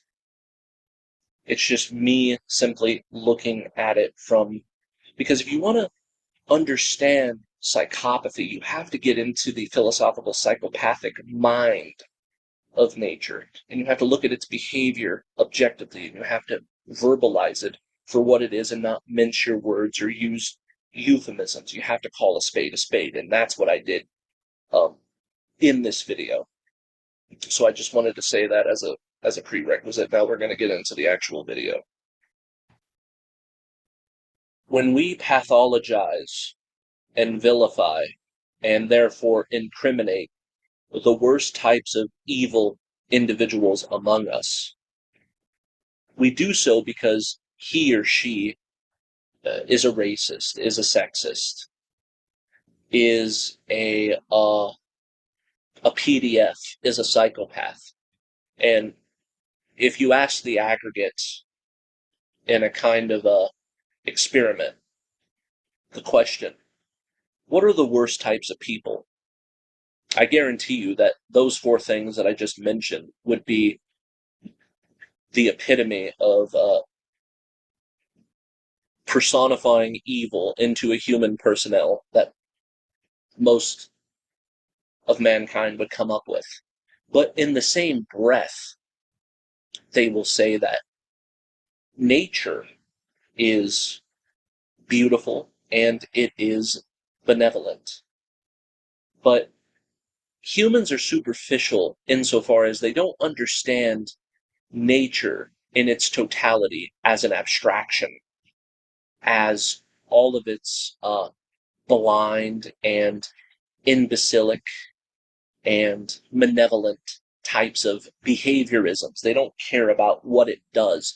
They more or less are hoodwinked into thinking it's good because it has a tendency to, on the surface level, to come off that way. Because we go into a wide open space and we touch grass and we hug a tree. We look up at the greenery and the fruit that it bears. And we say that I have found my happy place, and this is why nature is beautiful. But in the same way, certain individuals can be quite attractive and they could make us feel good. But what if that person is just putting on a facade, and deep down inside, when it shows its true colors, you come to find that it was a narcissist, that it was a bad human being. And then it's like, oh wow, looks are deceiving. It's much the same way with nature. Because if we take the topical manifestation of nature, that's when we become deceived. Because we could say like, oh, look at the cute little bunny. Look at the squirrel. Look at the flowers. Ooh, we get hoodwinked by the appearances of what we see with our eyes. But that's not what I'm talking about.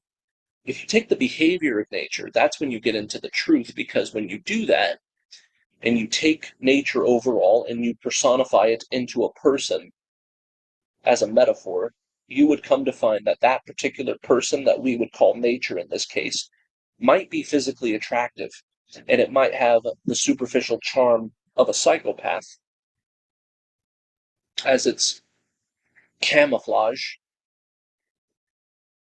But when you see through it and you go underneath the skirt of nature and you look up, you will find not a vagina, not even a penis, but a cock. And it's like, oh my God. It turns out that you are the PDF. Why do I say that? Because nature allows human females to menstruate and therefore become impregnatable, sometimes at the age of 9, 10, and 11 years old. That means that nature permits them to bear offspring at that young of an age. That, by definition, in my mind, makes nature a PDF. Nature is also a racist because it seems to make certain races more predatory with a certain imperialist will to power that seems to go towards the geographical locations of other races that don't seem to be as advanced, and they go to those locations and they either genocide them and or enslave them. That's not me being racist by insinuating that some races seem to be more advanced than others, depending on what time period you go to. That's just a fact that history shows. Some races are the enslavers, and other races seem to be the enslavable. And this makes me think that nature, therefore, by definition, is a racist, because it makes certain races more prone to be enslavable and other races be the enslaver. And we see this throughout history, not just with the white man and what he has done to the black man, but also various types of Asians doing. It makes certain races more prone to be enslavable and other races be the enslaver. And we see this throughout history, not just with the white man and what he has done to the black man, but also various types of Asians doing the same thing to other types of Asians, like Japanese, Chinese, Korean. They all belong to the umbrella term of Asianness, but these different types of races have not gotten along. So it seems to me that nature is a PDF because it allows young girls to be impregnatable, and it gives a green light as far as that's concerned. And if you give it a few more years, 13, 14, a lot of times they could be fully developed. Why? Why would they be impregnatable and fully developed at such an early age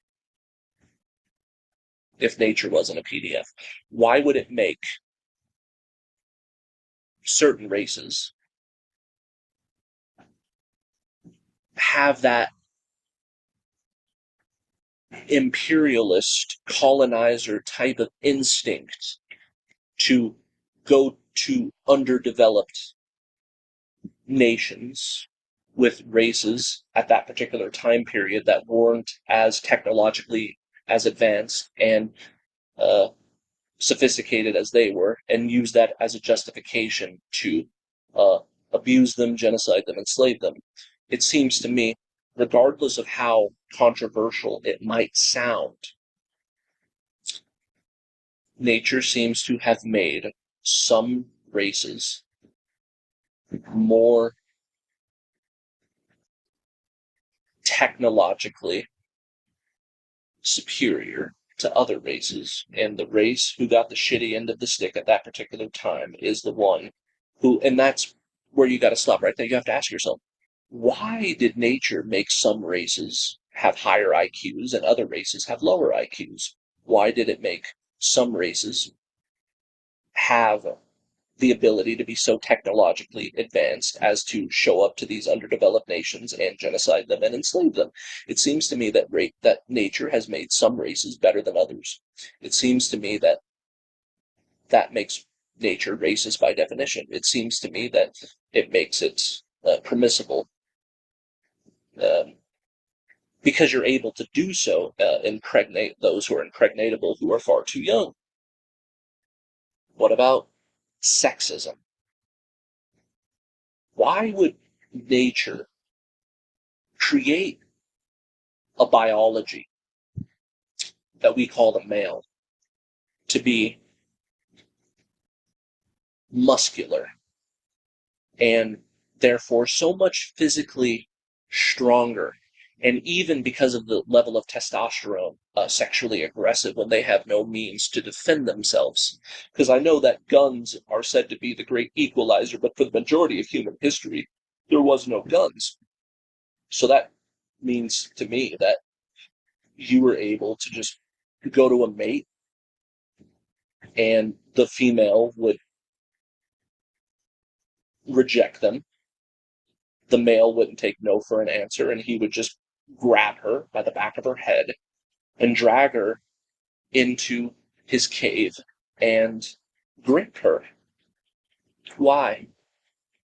It seems to me that nature is sexist because it didn't give the female any means to be able to defend herself. Because if you take the male biology and you take the female biology, the male biology is so physiologically stronger and more aggressive, especially sexually, that it seems to me that it basically made the female of our species a sitting duck with no means of defending herself. It also made males more intelligent than females. I'm sorry if that sounds politically incorrect. I'm not trying to be so. I'm just trying to take history and nature as I see it, and it has clearly given the male mind the ability to come up with the majority of inventions and the majority of ingenuity, inventiveness. But if you look at what have females invented, it seems to me that they haven't invented too much of anything. So that why? It's because nature is sexist. It made women basically at the mercy of men because they're physiologically weak and they have to rely on the musculature and the physical strength and the aggressive animalism of the male in order to survive. And they have no means of defending themselves.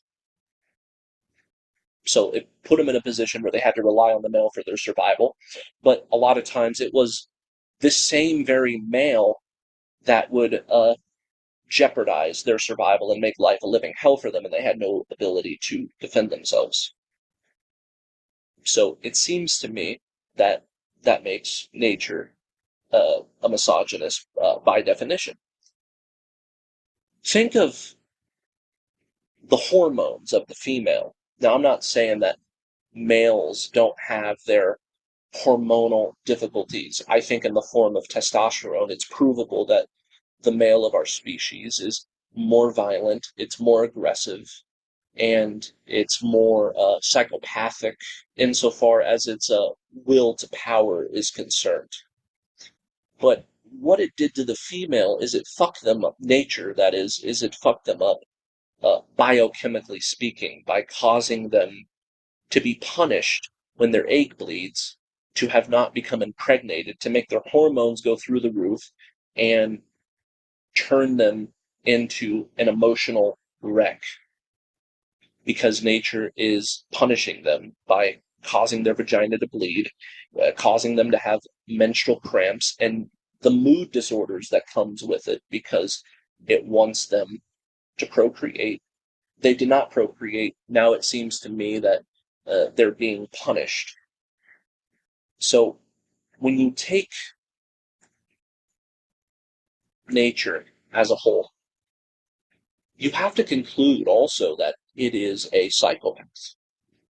Because if you look at the animal kingdom, it seems to be just animals eating other animals ad infinitum, ad nauseum. It seems to be a feeding frenzy of carnivorous disembowelment of the strong forever feasting upon the flesh of the weak. And because the necessities of nature are automatic and blind and irrational, there seems to be a radical indifference that is completely without emotion in the sight of this carnage that would, to me, resemble the psychology of a psychopath who, because they have a amygdala that's practically non-existent, even though it's technically there in their brain. If you give them a brain scan, that part of their brain, even though it's technically there physiologically, is not working. They feel no emotions. They feel no remorse, because that part of their brain is called the amygdala, is all shriveled up, and it basically just doesn't work, and that's what makes them a psychopath, and that seems to be what nature is. There's all of this bloodshed, there's all of this horrible shit that goes on, and it rewards the most predatory by making them predators in the first place, and it punishes the weaker and more innocent, the more vegetarian aspects of our species by making them the food source of the monsters who who feast upon them. So what am I saying? I'm saying that when we take evil in the realm of humanity and we apply it to certain individuals and we say, he's a PDF, he's a sexist, he's a racist, he's a psychopath. Fuck them. Let's pathologize them. Let's incriminate them. Let's vilify them. I say, okay, rightfully so, but you don't understand that the most evil walks of life among us are more or less the objectifications of our species that most epitomize and personify nature, and that's why the most psychopathic among us are in those positions where they're able to colonize, rape, pillage, and do all of the things that they do. Because nature rewards them. Nature rewards the most evil among us by having them in positions of governmental power and having them be in positions where they could just wipe out and enslave races and territories that at that particular time period are underdeveloped. In the same way that the lion basically exists to be a devil/demon upon the gazelle forever. What we call the worst aspects of a human being, we could just as easily take the most evil humans among us with all of their characteristics and we could anthropomorphize them into nature as a singular, localized individual and put it on the Freudian couch in front of a trained psychiatrist and be like, holy shit, this person, if you want to call it that, is a murderer. It is a enslaver. It is a rapist, and so on and so forth. If you take the worst aspects of a human being and just apply it to nature, it fits like a glove. Because what we call the worst type of human is nothing more than an epitomization and a objectification of nature personified. And that's why they rule the world, and they always have, and they always will. It's because nature is a PDF, nature is a racist, nature is a sexist, nature is all of these things. So when we apply it to people, we're missing the point, because we have to look at evil humans as an epiphenomena of nature as a whole. Okay? But because my consideration is so controversial and politically incorrect, it doesn't make it any less true. If you simply just look at nature and what it does and what it permits, that we invent these systems of morality, not to aspire to nature and to be one with nature and relish in it. No, we do the opposite without even realizing it. Our systems of morality is to go against the way nature programmed us to be. So we say, no, we're not going to be a PDF. We're not going to be a racist. We're not going to be a sexist. We're not going to be a psychopath. We're not going to be any of those things. Even though that's exactly what nature is. And then without realizing that we invent these systems of morality with our logical faculties to go against nature, without realizing that, with the same breath, we will worship nature. We will glorify it and say that it's a gift from God.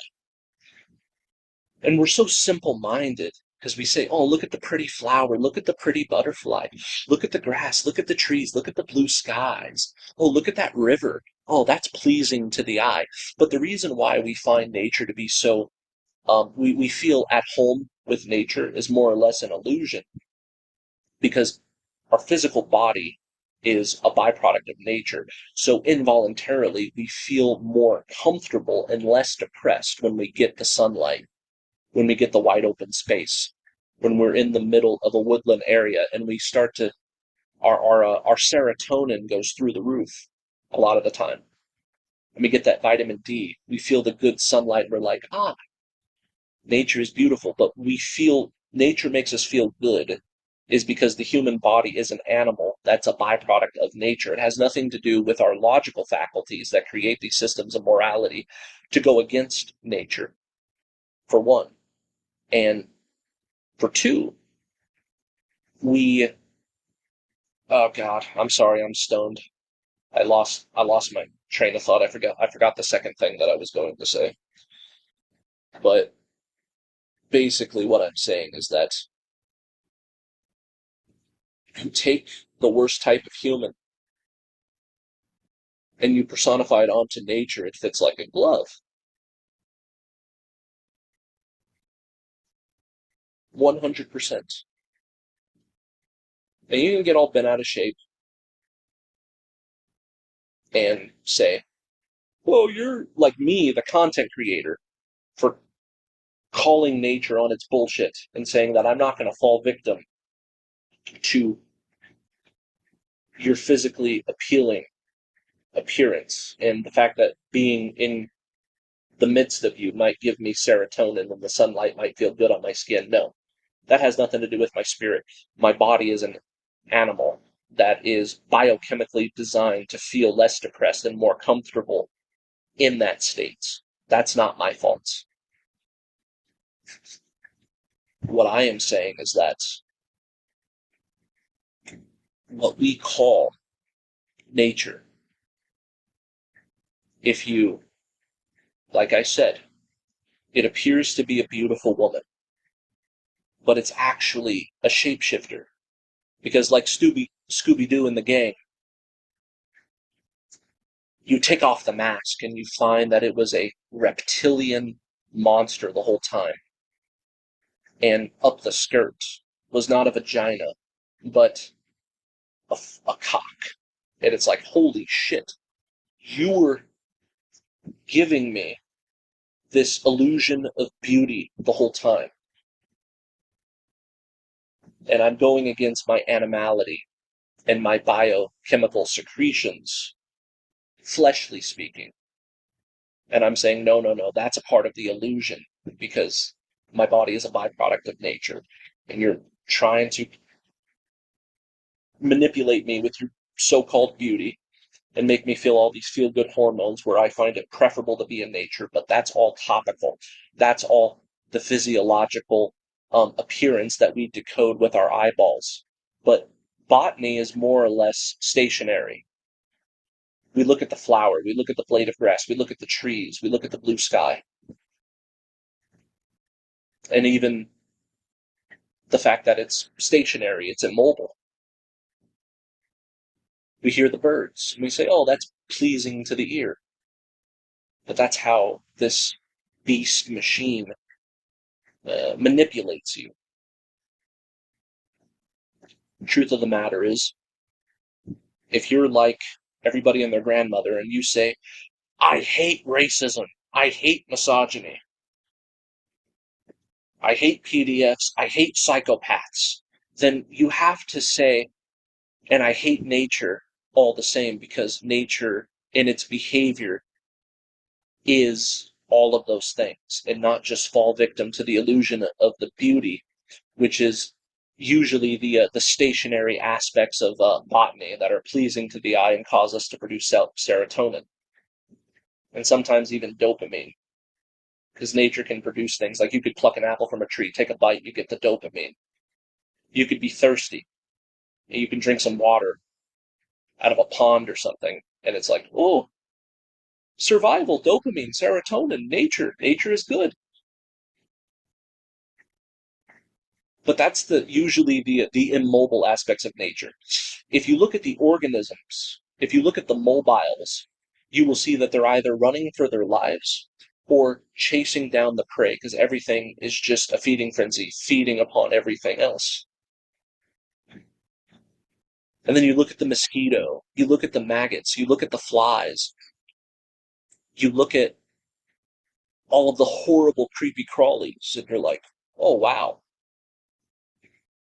This is malevolent, but it takes a superior kind of intelligence to be able to see this, because I believe that the non-NPC who has spiritual faculties.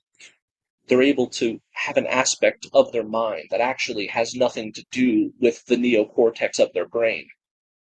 This type of intelligence belongs to something that's not of this realm, that is superior, that came first, that has primacy, and it was forced into this position, and we use those faculties of our mind, and we get political correctness aside.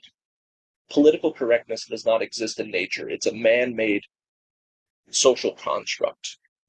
You know, it's funny. We say race is a social construct, gender is a social construct. But at the end of the day, the real social construct is political correctness. Political correctness does not exist in nature. And it creates a situation where if you say politically incorrect things, or in other words, speak the truth, because truth is always politically incorrect, then everybody starts to kill the messenger. Because I'm saying that nature made some races better than others. That it made the female physically weaker, less intelligent, and more biochemically deranged as a punishment for not procreating that we call PMS. Right? And it's like, oh my God, but I'm not the fucking designer. I didn't make it that way. I just see it for what it is. And that's why I declare psychopathy and evil upon the totality of nature. And I think it's an illusion to look at the most evil types of human beings among us and say that they are the bad apples that are injuring its neighbors. They are spoiling the dish, so to speak, this minority group that we call the evil who walk among us. No.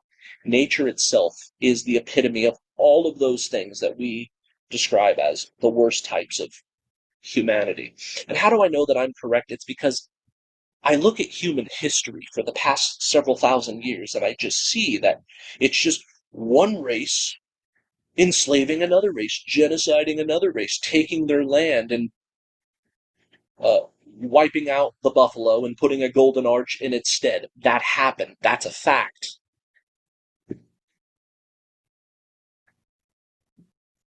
Nature made females physiologically weaker, and they're more prone to getting beaten and fucking raped and all of these things. It's because nature is the sexist, it's the racist. It's not me. I'm simply pointing out what nature is, and you can take it or leave it.